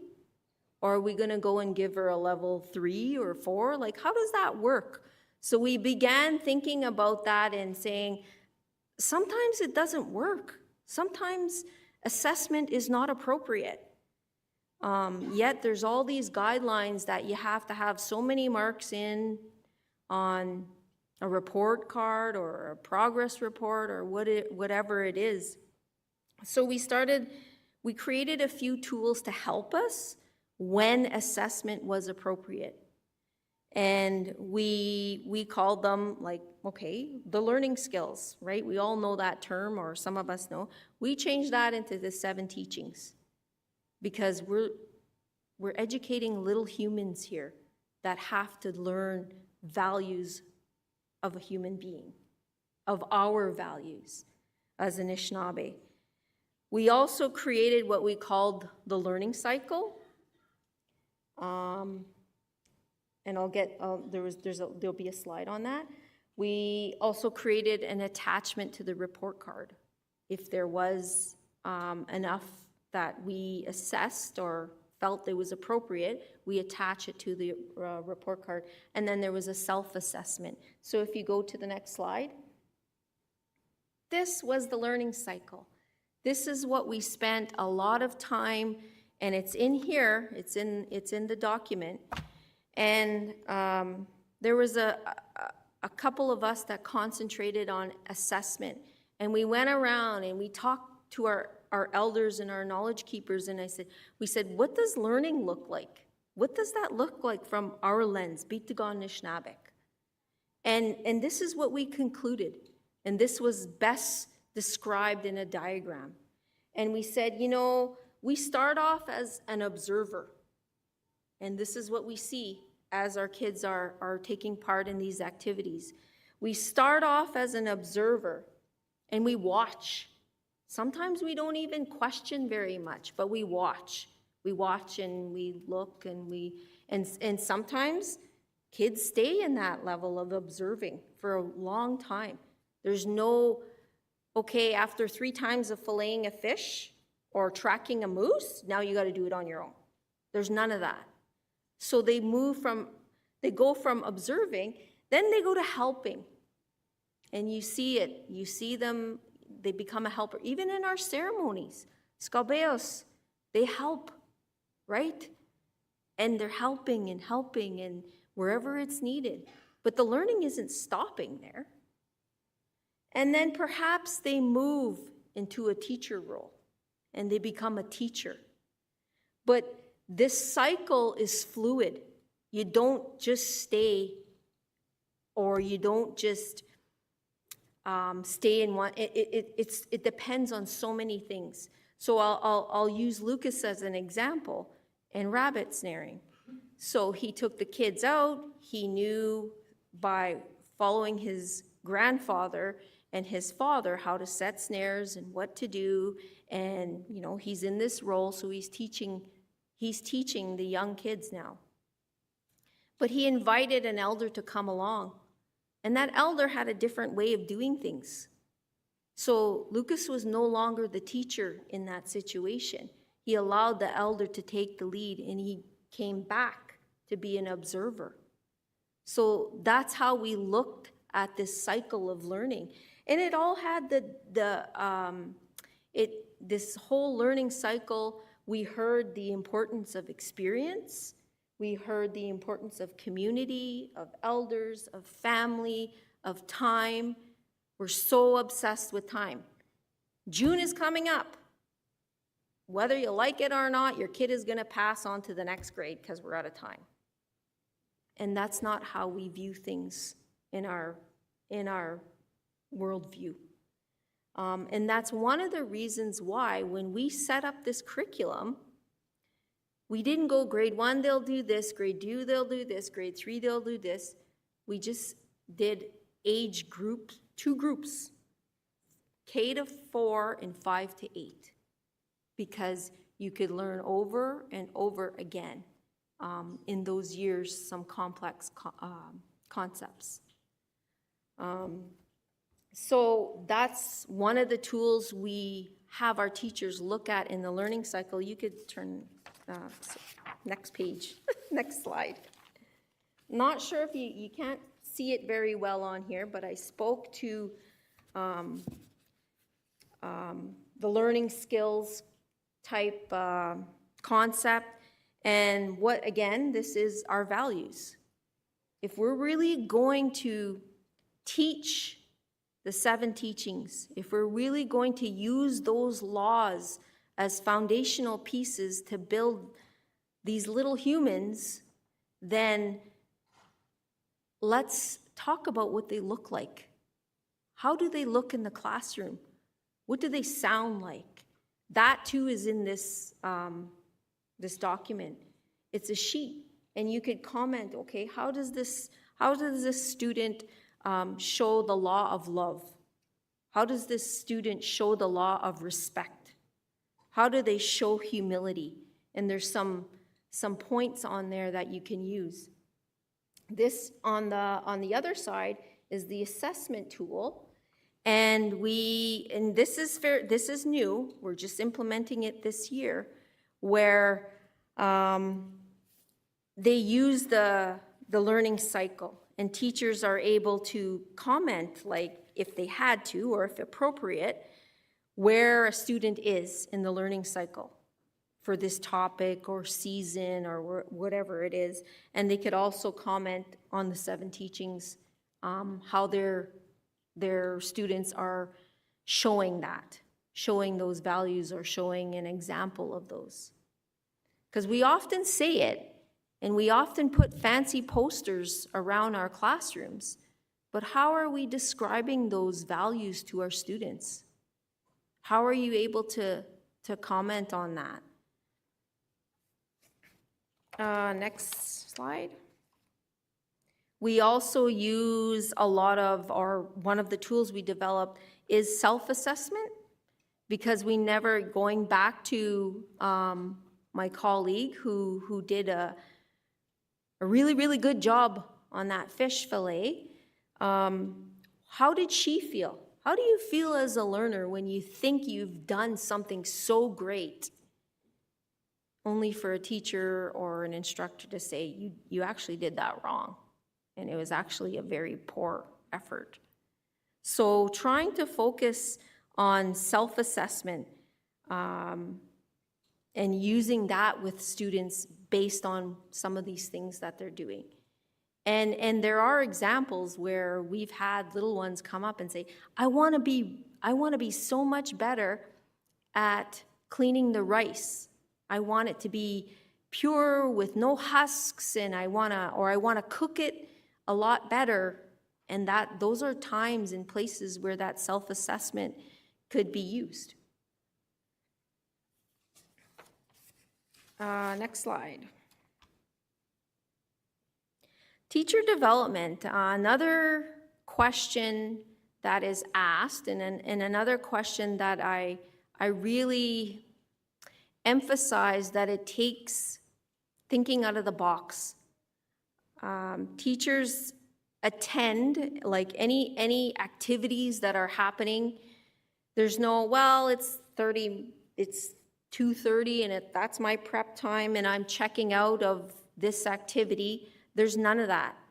That's an expectation in our school that, yeah, they do get prep time, but our curriculum in these windows of opportunity, because they're based a lot on weather, on seasons, on the availability of elders, so that they come with students and they are part of the learning.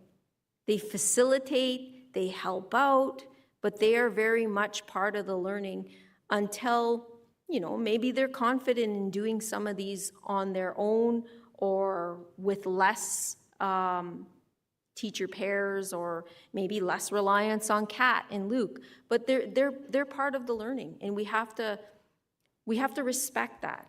And there's non-Indigenous teachers in our school also who will learn where their role is when it comes to some of these topics.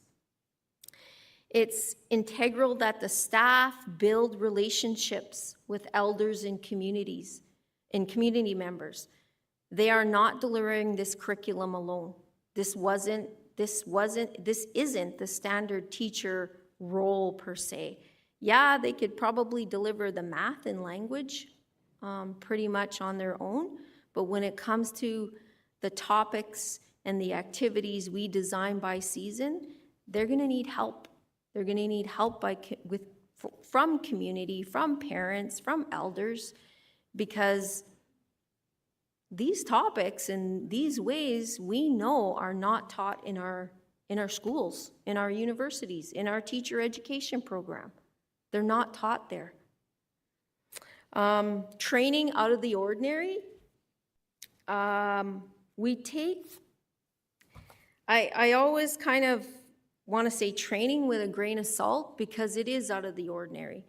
In our curriculum, there's talk of, well, I shouldn't say talk, but there's expectations about rites of passage, about ceremonies, about name giving, about clan systems. Are you always going to run to Google for that information? So it's probably there, but we give staff those out-of-the-box training opportunities that, hey, if there's a ceremony happening, or if there's a knowledge keeper that's delivering a presentation, or you simply want to go and sit and learn about this, then that's training for them. And we have to recognize that. I've actually, I have family that I married into that conduct a number of ceremonies each year, and some of them have attended those to learn more. Even when it comes to our sweat lodge ceremonies, that's in this curriculum. But how are you going to give those teachers training on that knowledge?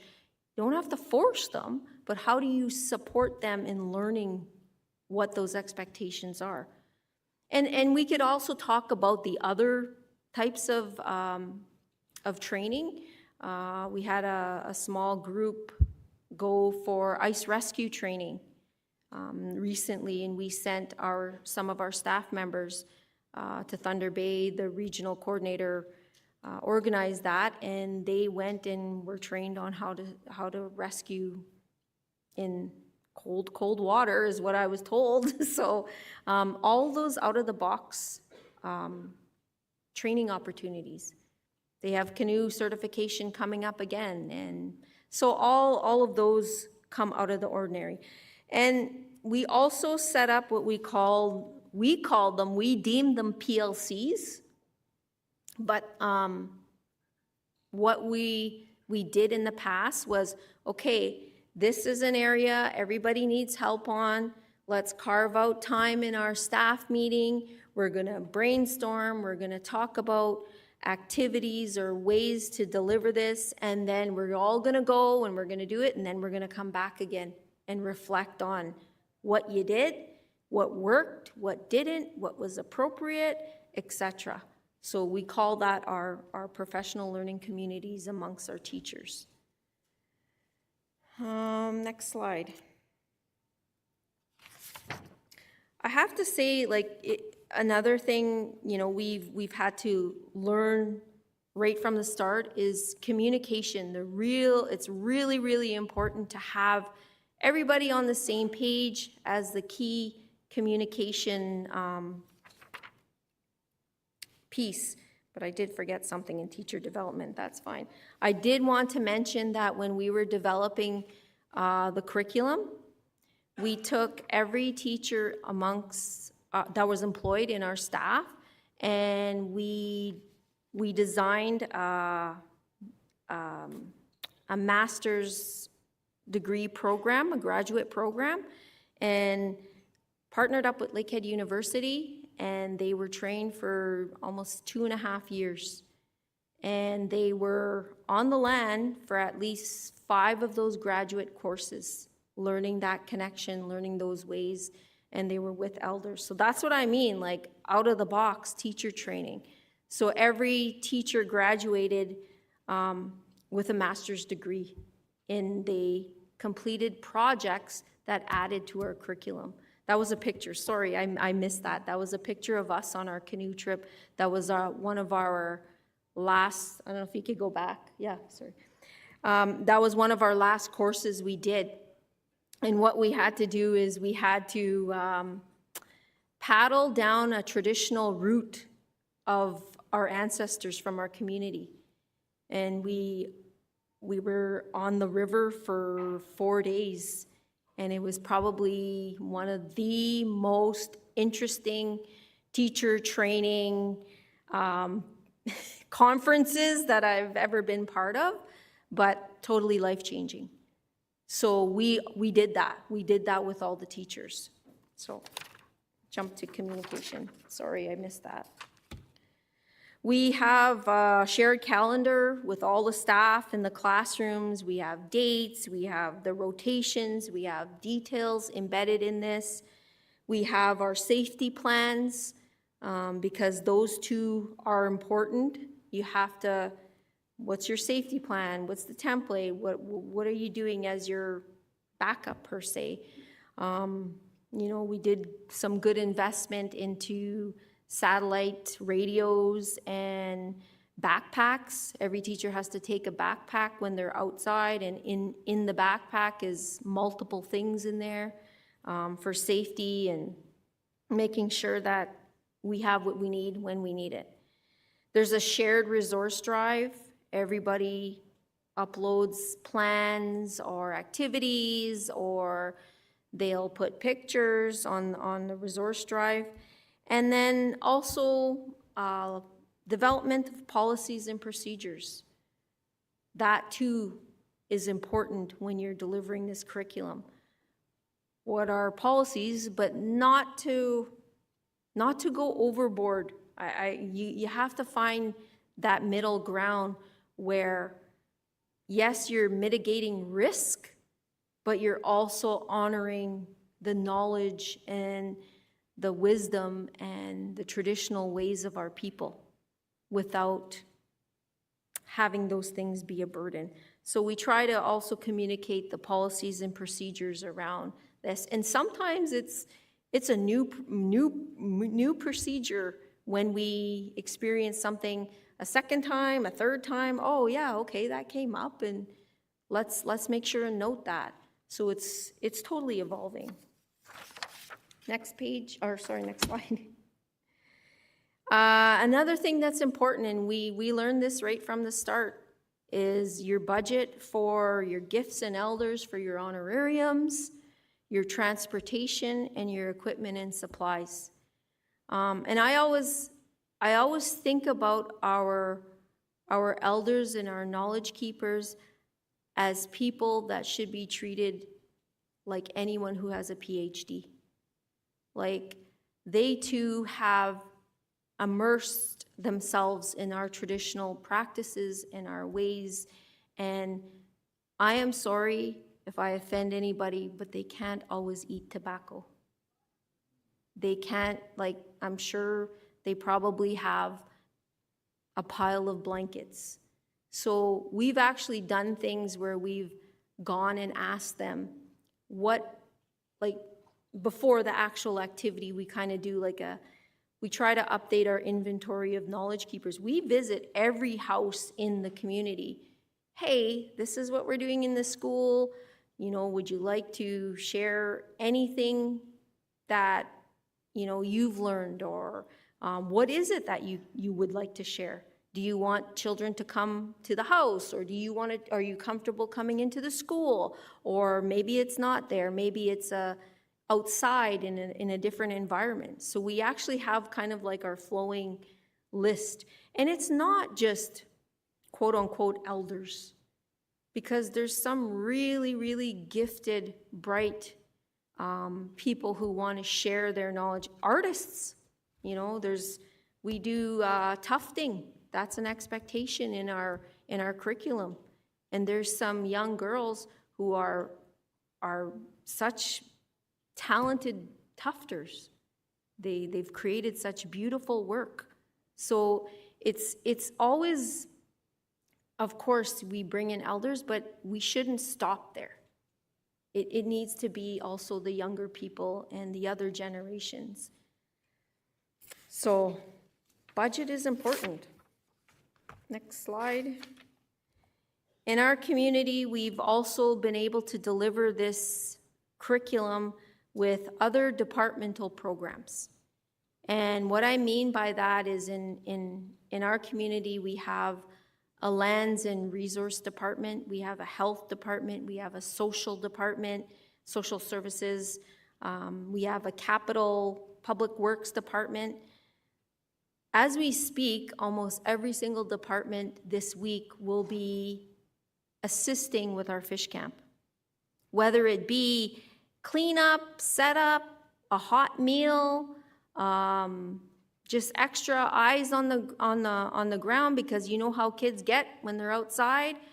There is direction from leadership that we're allowed to work like that instead of working in silos.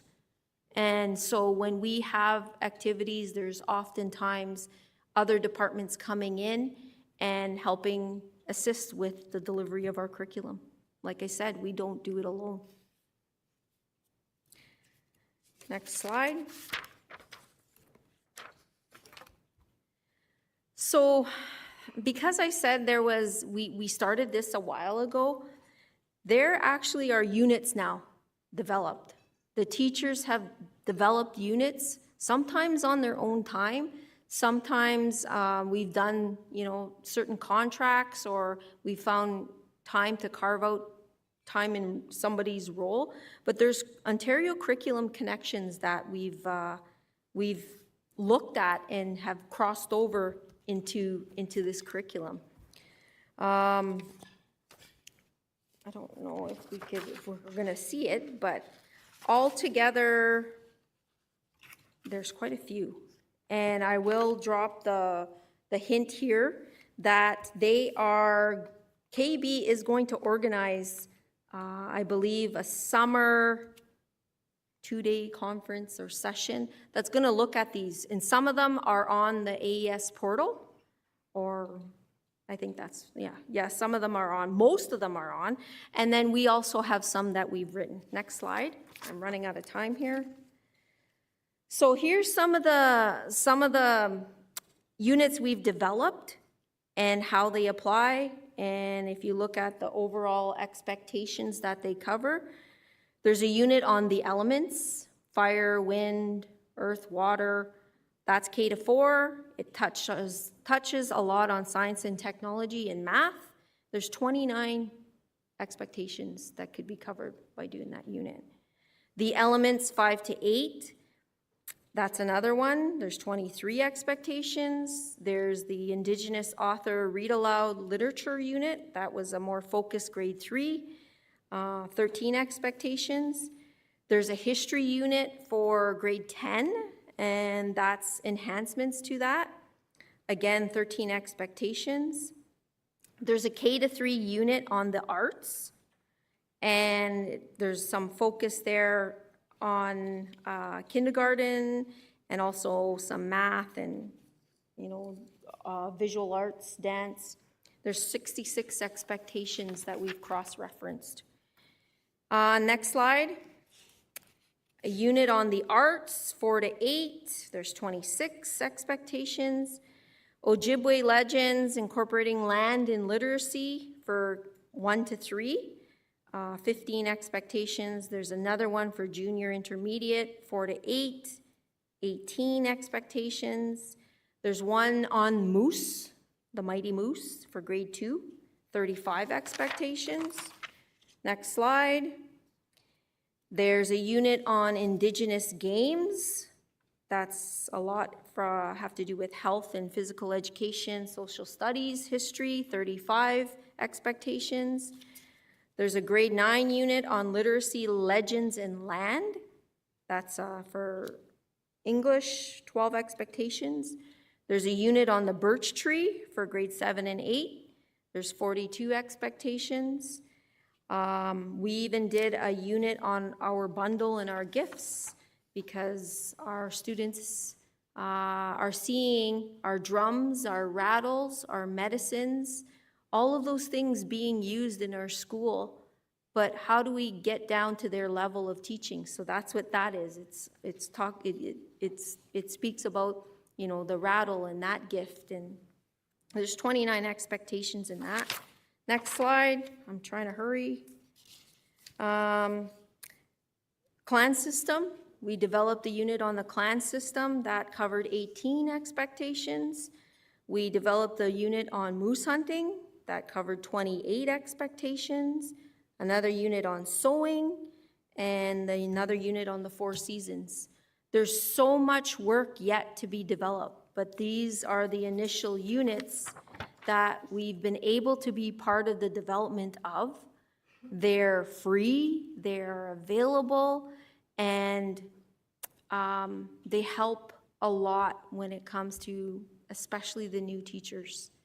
And it's always evolving. I believe there's a session tomorrow where some of the kind of like the work in action is going to be spoken about and how it ties to literacy. I'm not sure if there will be an end to this work because there's always more to do. There's always more to capture and there's always more to improve on. So those units, I think some of them, I guess, or maybe will be printed off, but they're readily available with links, with Blackline Masters, with resource lists, and the whole 9 yards. They're just at your fingertips. And we do have plans to make this a web-based resource, but for now, we just have it in print. So that's essentially what I can share up to this point on the implementation of this. And I guess my message is, if those are interested in doing something like this, yes, you could take it and you could use whatever you want from it, but the impact and the buy-in really comes from if it comes from your community members.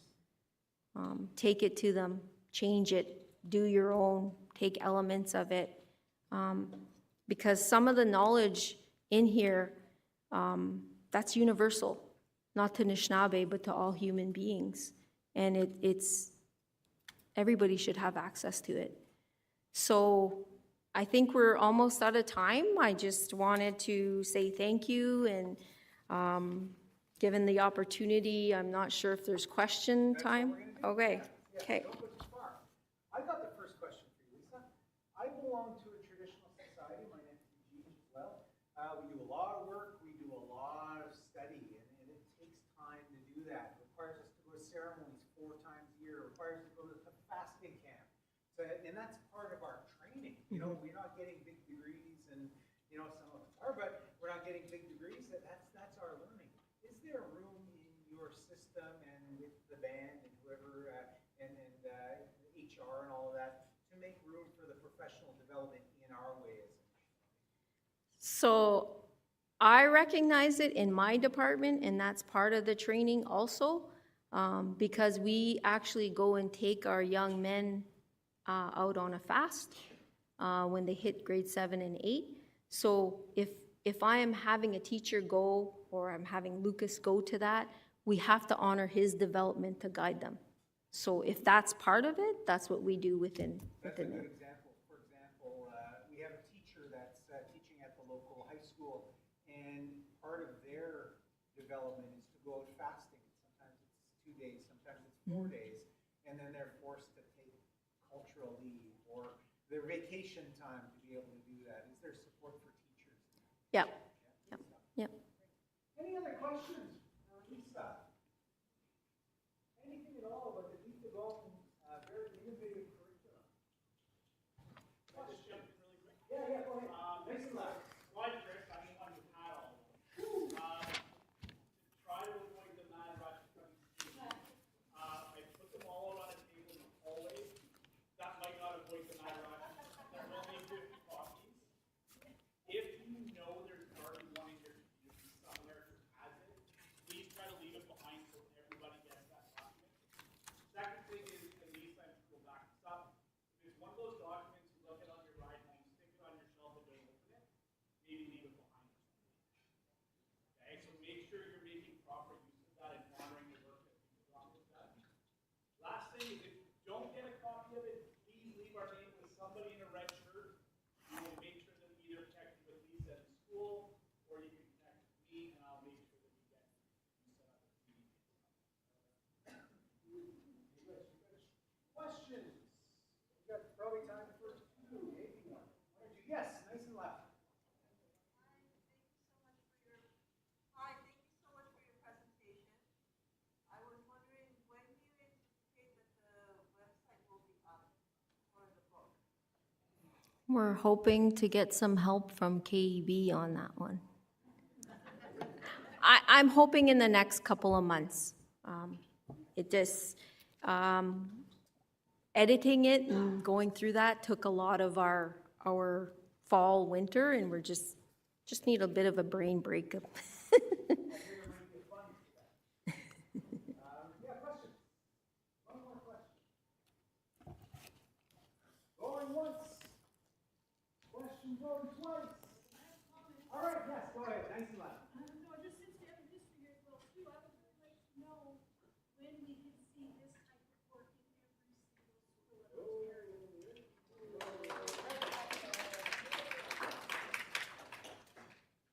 We're not going to put the ministry on the spot, but I think that sentiment is shared amongst everybody that's here. Big round of applause for Lisa. Miigwech.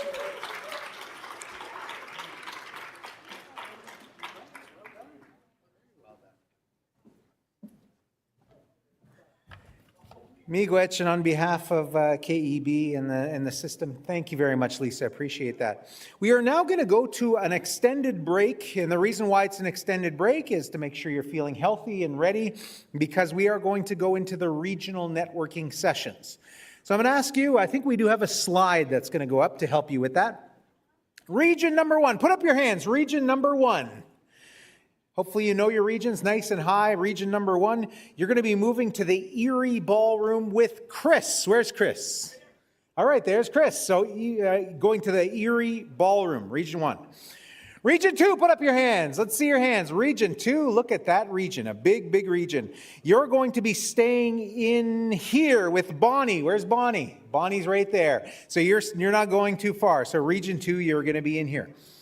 Region number 3. Oh, yeah, we love you. We love you. You're going to be going into the South Ballroom, which is on the other side of that barrier there. So where all the Me Gym is, the Chimney Gym area. Yeah, don't get too full, but that's where it's going to be. Region 3, you're in charge of the snacks. So you're going to be with, I'm not sure. Lisa, you're going to Region 3. Region 4, put up your hands. Region 4. Over there, perfect. Oh, nice big table of Region 4. You're going to be moving to the Huron Ballroom, and you're going to be with Greer. Greer, there's Greer, okay? You're going to be going to the Huron Ballroom. So those are your instructions. So the Huron and Erie Ballroom, of course, are out the doorway. Down to the left, follow the signs there. You should be able to find it. And I think that's it. After the networking session is done, we're going to be coming back here for the main plenary, which begins at 4 p.m.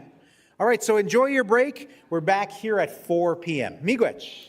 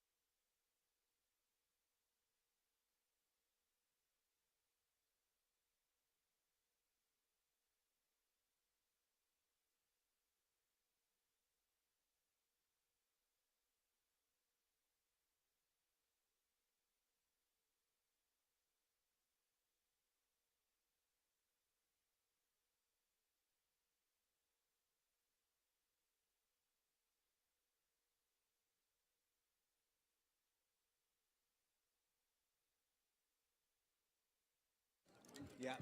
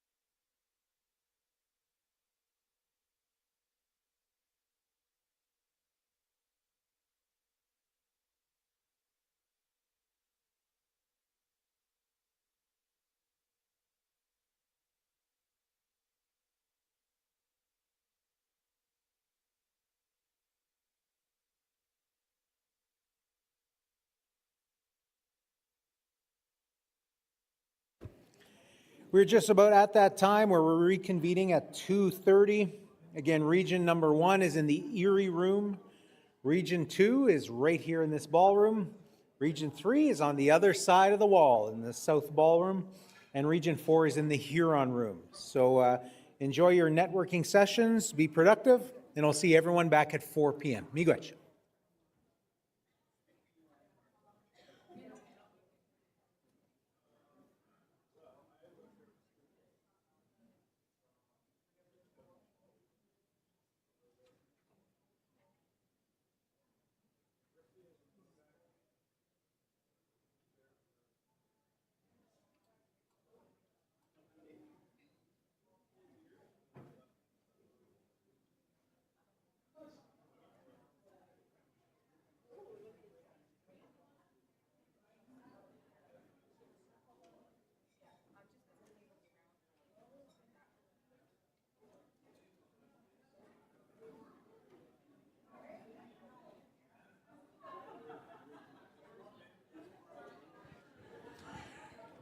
Region 2, we're going to meet right here in the dance floor, and you're going to show us your best Busta move.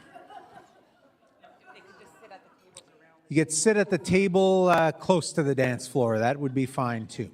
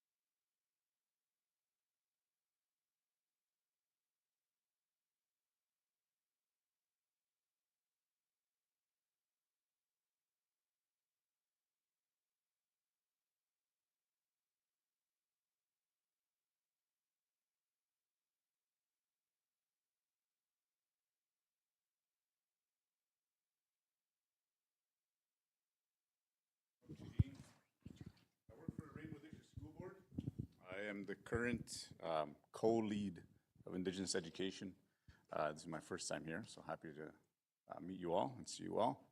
I think of when I was teaching grade 8 a few years back, the term that kids often use was sus. So it's suspicious. They always considered my planning to be sus, which it wasn't. How Miigwech.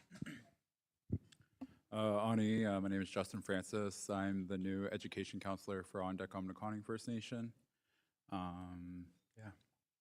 What? I don't have a word. Aanii, my name's Avery. I am the cultural resource and outdoor ed worker for a outdoor ed 5-6 class at Our Lady of Lourdes in Elliott Lake. And my word, that I hear all the time right now is cooked. I'm still trying to figure out what that means, but it's not good. Like that we just got cooked or something. It's a bad term. Yeah, well, it means something bad. I'm Lauren. I am an Indigenous transition coach for the Huron-Superior Catholic District School Board. And I'm going to pass it along further.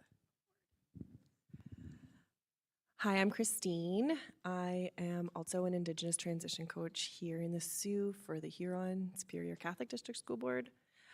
This is a word I actually just looked up the other day. It's called mogging, and it's like a TikTok slang, and it means that like someone in the picture is like makes everyone, they look the best. They like look really, really good. They're mogging. That's what it means. Yes, they look really good. Aanii Kinoomaadziwin Carly Indigenous Boshkanji Anishinabek Noswin Ganabajing Donjaba Zagamak Miigwech. So my name is Carly, and I am the Indigenous transition coach at the Huron-Superior Catholic District School Board. And I don't really know of a word, but I hear the kids saying bro all the time. So, yeah. Aanii Lena DiPasquale. I am a system administrator for Indigenous education with the Huron-Superior Catholic District School Board. I don't have a word either.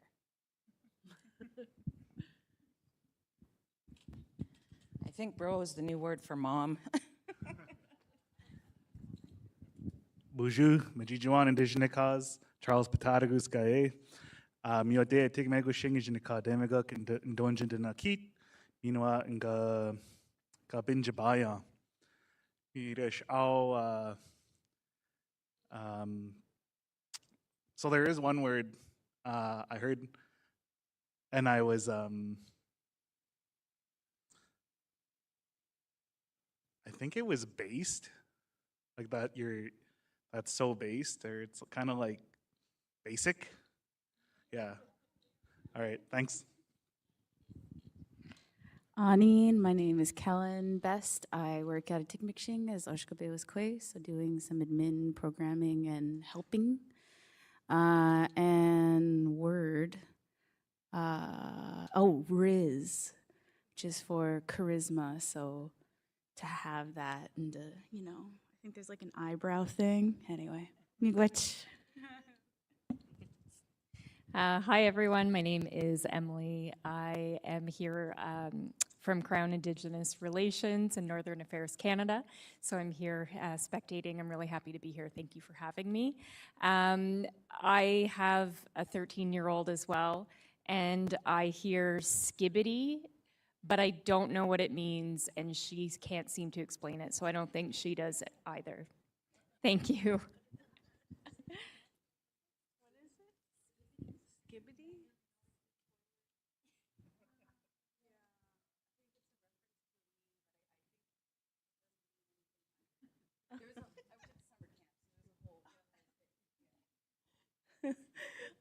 Aanii, everyone. Anita McGregor. I'm from Whitefish River First Nation, and I am the education manager there.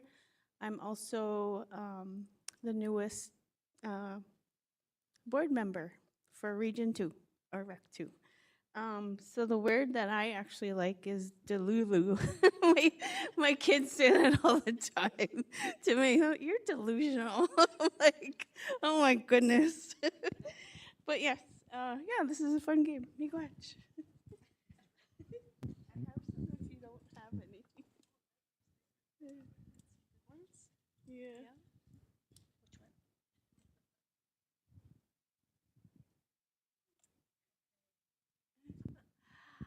If you want.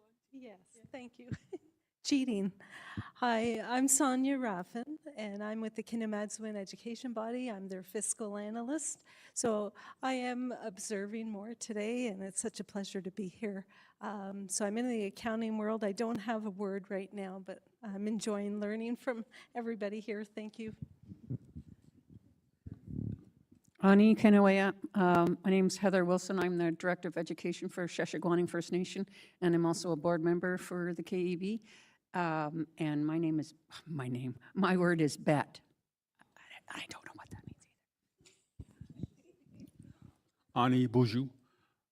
Niigaan Gdizhaami Forum. I work at Sheshaguaning too, and I worked 20 years as a language teacher at an independent First Nation, and my word is, it's actually an emoji, but peak.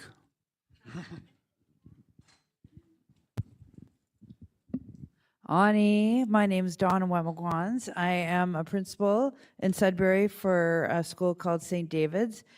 I had all these words from my friend Jeanette, and every one of them got taken. So I'm going to pass on the word component. Aanii. My name is Jeanette Toivonen. I'm the Indigenous Education Consultant for Sudbury Catholic. And I had all these words too, so I'm gonna just say bussin' because that's, I have all boys. So if you know what bussin' means, that's my life. Wajay, I'm Danielle. I'm here for Jibatsin First Nation. I'm the education manager there. And I was actually going to say bussin'. Because my kids say that all the time too, especially when they eat my dinner. They're like, it's bussin', Mom.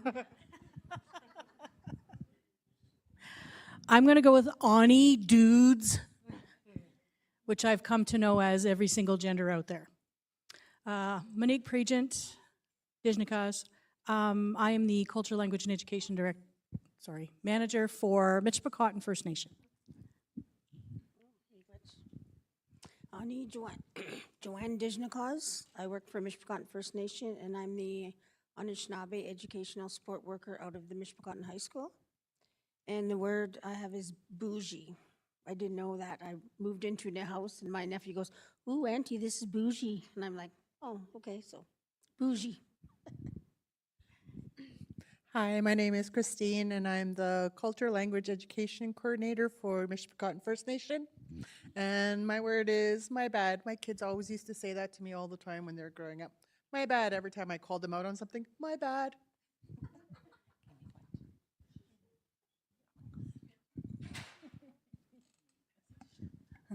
Aanii and Kato Dijnakas, Sheshaguaning Education.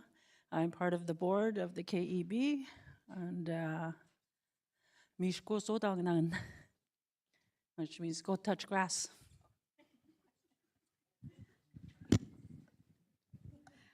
Aanii, Kinawiya. Cheryl Miller Martin, Desnagos, Tikmashing Donjaba. I come from a Tikmashing, and I've been a principal, a teacher, and I'm sitting on the KEB board, as well as I'm a counselor for Tikmashing, Anishinabek.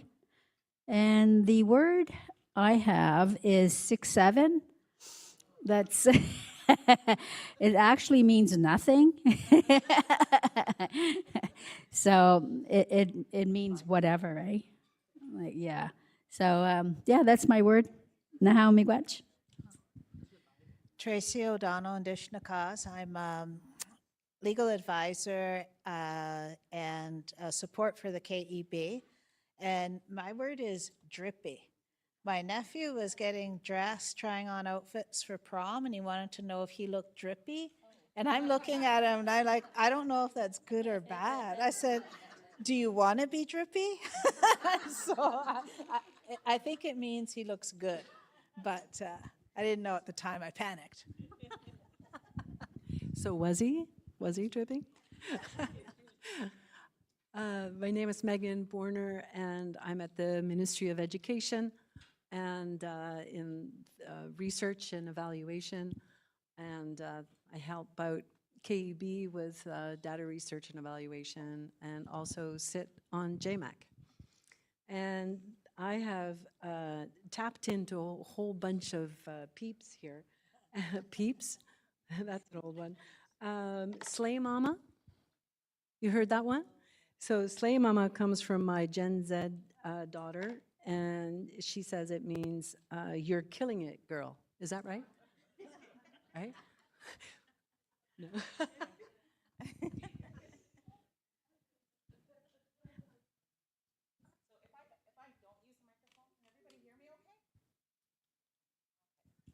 Jeanette.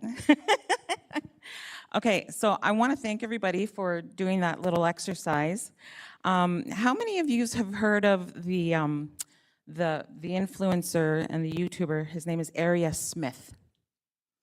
He's the polyglot. He knows over 50 languages, and he's actually visited some First Nation communities, and he's learned Anishinabek, Cree. He went to Miigwech and another community in Saskatchewan. And there's a video of him, if you look online. He did a speech to a group of students. I can't remember if it was a commencement speech, but it was a group of students, all Gen Alpha or Gen Z. And he did it all in their language, all in the words that you spoke today, right now. He did the speech in their language.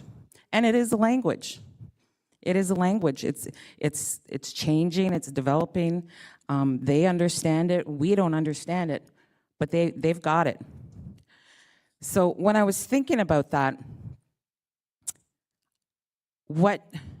looking at watching the reaction of the kids, hearing them talk, to each other, try to talk to us, we don't get it. Where did that language come from? Who taught them that language? How is that language growing among them? And why? Why do you think it's growing among the students? Why do you think that they can understand it and they'll speak it to each other? Does anybody have any thoughts? Go ahead.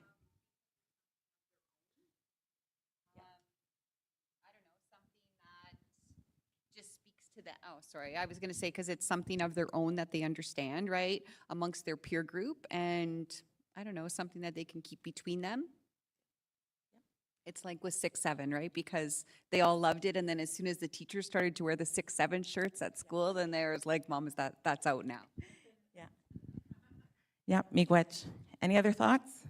This is just my own thoughts, by the way, so there's no right or wrong answer here.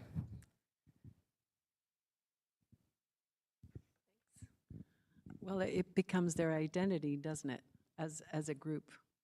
So they have their own culture, they have their own language, they have their own behaviors.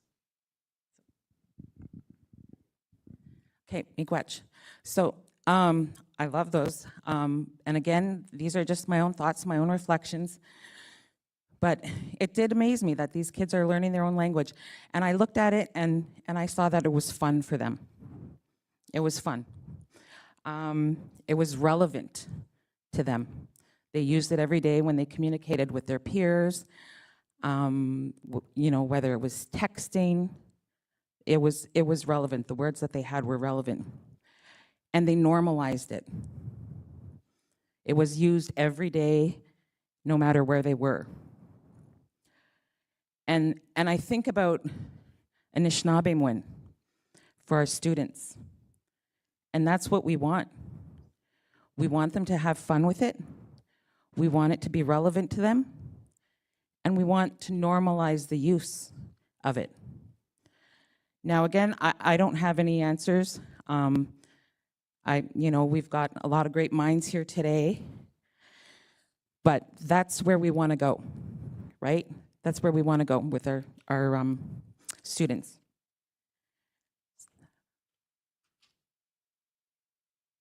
So now that we've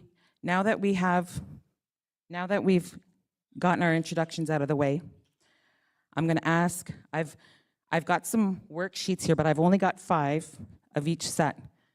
So I need to whittle us down to 5 tables.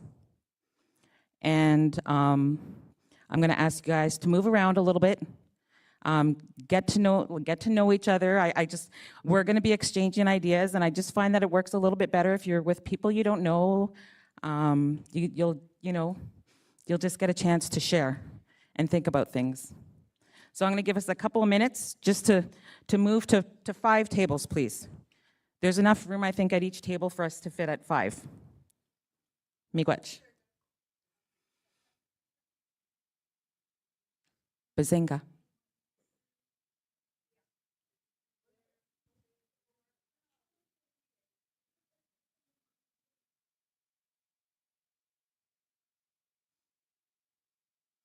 So we've got 1, 2, 3. 3 tables works too.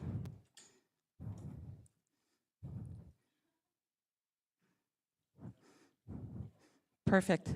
Miigwech. Miigwech. Okay, so I do have these are the communities I work with, and these are the school boards. So I just wanted to point that out. Bazinga. Okay, so we have another fun game. We're going to start with the telephone game. And I will start at this table this time. How many of you know the telephone game? Is it just us old folks that know the telephone game? Okay, so for those of you who don't know the telephone game, we start with one phrase at one end, and then we just whisper it to the person beside us all along the way. And so the phrase is going to travel from here to this table, and we're going to find out what the phrase is at the end. Okay? So I'll start with Anne.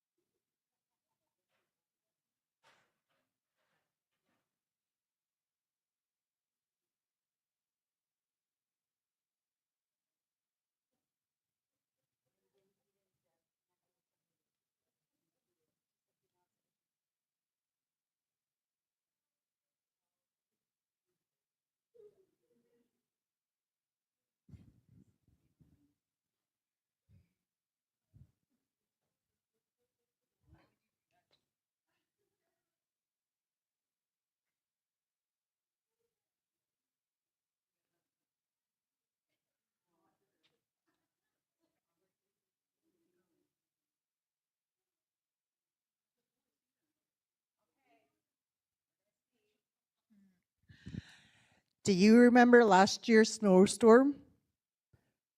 We don't know. We had to make up the rest.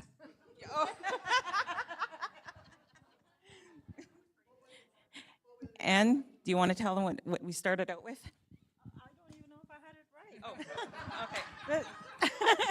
This is what I heard. Do you remember the snowstorm at the forum? Yeah. Remember the snowstorm at last year's forum. So you guys actually did pretty good. Give yourselves a hand. Okay, so initially I was going to do that in Anishinabek. Yeah. And maybe we'll try that at the end. We'll see how you guys do. I've got my phrase picked already, but I do want to get started. Okay, Bazinga. Miigwech. Okay, so this is a quote that I've got, and I'll relate it back to this activity that we just did. So when you plant, it's about empathy. When you plant lettuce, if it does not grow well, you don't blame the lettuce. You look for reasons it is not doing well. It may need fertilizer, or more water, or less sun. You never blame the lettuce. Yet, if we have problems with our friends or family, we blame the other person. But if we know how to take care of them, they will grow well like the lettuce. Blaming has no positive effect at all, nor does trying to persuade using reason and argument. That is my experience. No blame, no reasoning, no argument, just understanding. If you understand and you can show that you understand, you can love and the situation will change. So that's by Thich Nhat Hanh. He was a Vietnamese monk. And the reason why I wanted to talk about empathy is I'm hoping that with the two activities that we did, you guys had a chance to feel maybe what our students might be feeling, like on a day-to-day basis.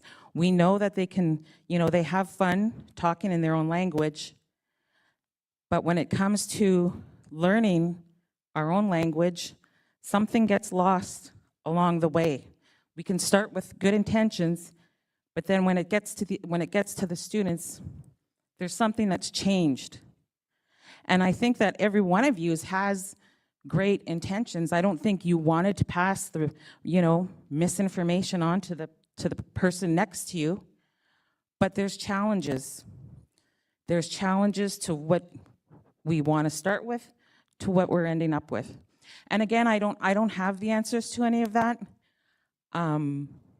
but we are at a very critical juncture with our language, and Anne, she knows, like, we're losing our speakers, our first speakers, and we're not really growing any.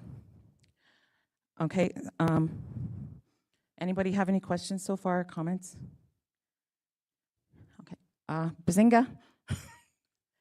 Okay, so I'm looking at it then, looking at the quote on empathy.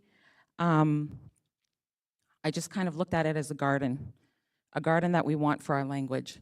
So cultivating Anishinabek.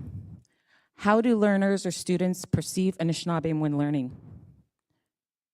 Okay, these are just things I want you to think about. What are the spaces that contribute to a positive experience? What are barriers to creating a positive experience? And what is the ideal environment that grows Anishinabek speakers? So I've got the activity that we're going to do next is I've got these sheets. I'll place one at each table, and I just want your thoughts. Like I said, there's no right or wrong answer. We're all here for the same thing. We all want, our language to grow and our students to succeed. But we're just looking for ideas and feedback. So if someone from each table could come up and grab a sheet, and then I'll give you guys 10 minutes. Where's my markers? I had markers here. Are the markers on that table there? Oh, yes, okay. Thank you. And there's markers over here. They're coming. Yeah, take as many as you want.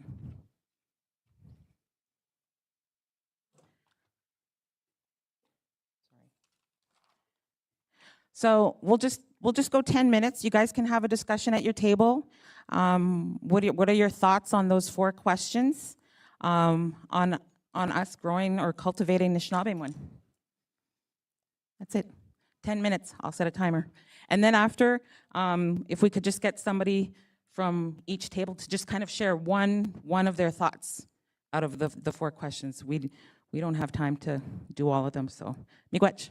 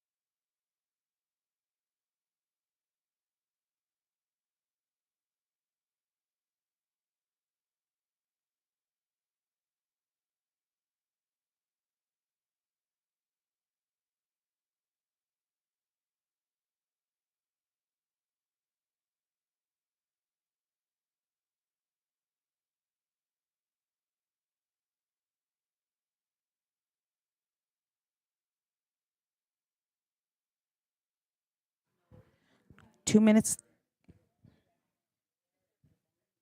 2 minutes left.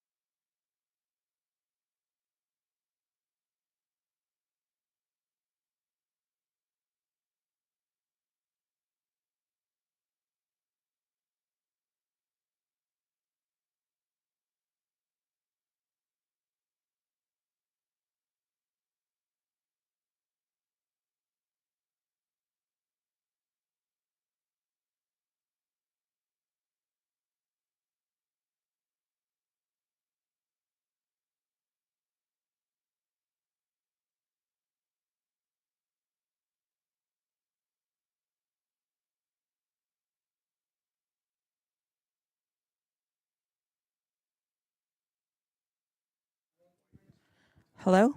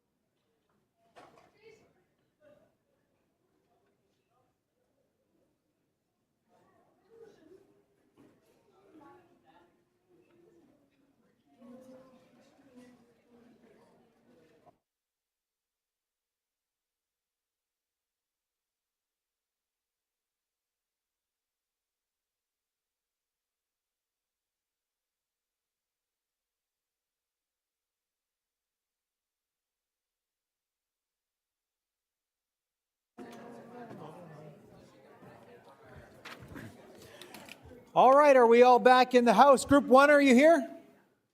Checking attendance, Group 1? Not yet. Ooh, okay. Group 2, are you here? Yep. Group 3? How about Group 4? Group 4 here yet? All right, we'll give them a few more minutes.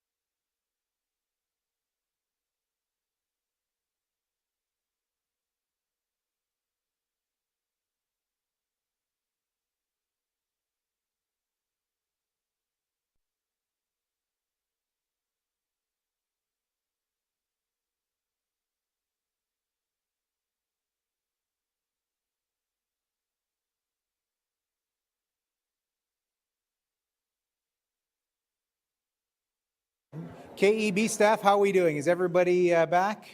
Do we know? Okay, we're good to go. All right, just a few closing remarks before we finish up, everyone. Good information for you. Sunrise ceremony is going to be led tomorrow morning at 6:30, and that's in the piazza. So if you know where the Great Lakes rooms were, Erie Room and Huron Room, just outside there is a piazza with a beautiful teepee in front of it. 6:30 tomorrow. Get there nice and early. Yep. It says 6:30, so is it 6:15? We're going to go with 6:15. Last word on that, 6:15. So set your clocks, and if you want to get a seat, you got to get there early. All right, tonight there's going to be a screening of a film, a documentary called They Are Sacred, Indigenous Perspectives on Neurodivergence by Dr. Grant Bruno, taking place right here, 7:30 tonight. So after you have dinner, come back and check out They Are Sacred. So that's an invitation for everyone to join in the screening. There will be light refreshments. Is there going to be popcorn? We should make popcorn available. No, okay. But there will be light refreshments and time to have fun, time to network and get to know each other. That's all I have. I hope you had a great day. Let's lift your voices if you had a good day today. Let's give it a big round of applause.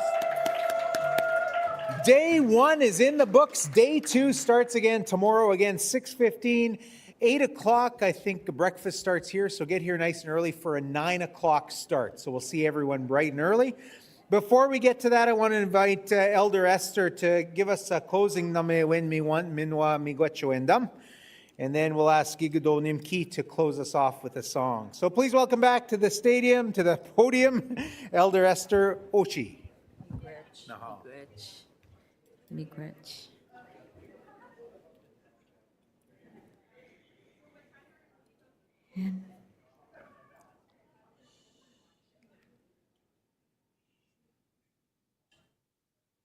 Creator, Gdizhaami tu, and our Heavenly Father. Our ancestors have taught us to stop throughout the day while we carry out our tasks to give thanksgiving, to be mindful of all the blessings that are poured upon us continually, to be able to thrive and to be strong and healthy and carry out our missions that have been given to us. All the things that we learn from one another as a family. In there is the teaching that we are one another's teachers, and that we must strive to stay in the creative, to find the solutions that we search for, to bring about a better quality of life for the family. And today, we have talked about Kinoomaadziwin, our mother, our 4 responsibilities, our care and kindness towards one another, all the endeavors we dream of together. We are so grateful that you've allowed us, given us a way to dream, to make that better future, a promise that calls to us and that we answer to with gratitude. And as the sun prepares to fall into the west, once again we remind ourselves of gratitude. Help us to live our lives in gratitude. Thankful for our elders, thankful for our youth, thankful for one another. Miigwech. Miigwech, Miigwech, Miigwech. Miigwech, Elder Esther. I can't help myself. I got one more announcement that I want to make, and I want to recognize and lift up somebody that is important to me. And we're lucky that we have Anishinabek speakers that are very gifted teachers, gifted orators. We are also surrounded by people that have the gift of language, and my good friend Mike spoke Gaana language today, so it was nice to hear that. But there's one speaker amongst us that is a master of what she does and has dedicated her life to that, and that's my sister Velma Noah, who's quietly sitting at the back. Today, she defended her master's thesis in the language. So congratulations, Velma. You did a wonderful job. Velma, of course, is from Delaware Nation of Moravian Town, and beautiful, wonderful speaker in Lenape, so wonderful to hear. So you don't need to stand up for this final song, as I mentioned, but if you want to gather in and listen to the boys live and in person, you're welcome to do that. To close us off with a closing song, Gdizhaami Forum.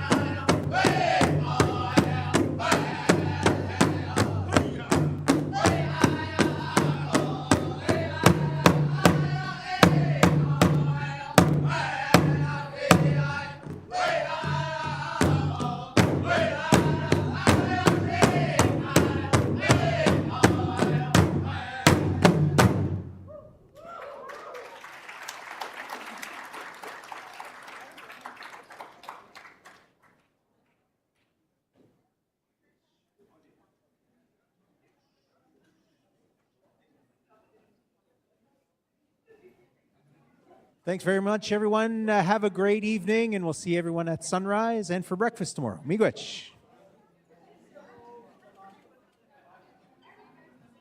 Please make sure you take your medicine with you. If you've taken medicine, it's expected that you use that, so please take good care of that. Miigwech. There's still some extra medicine up here if you want to take some home. Suck it in.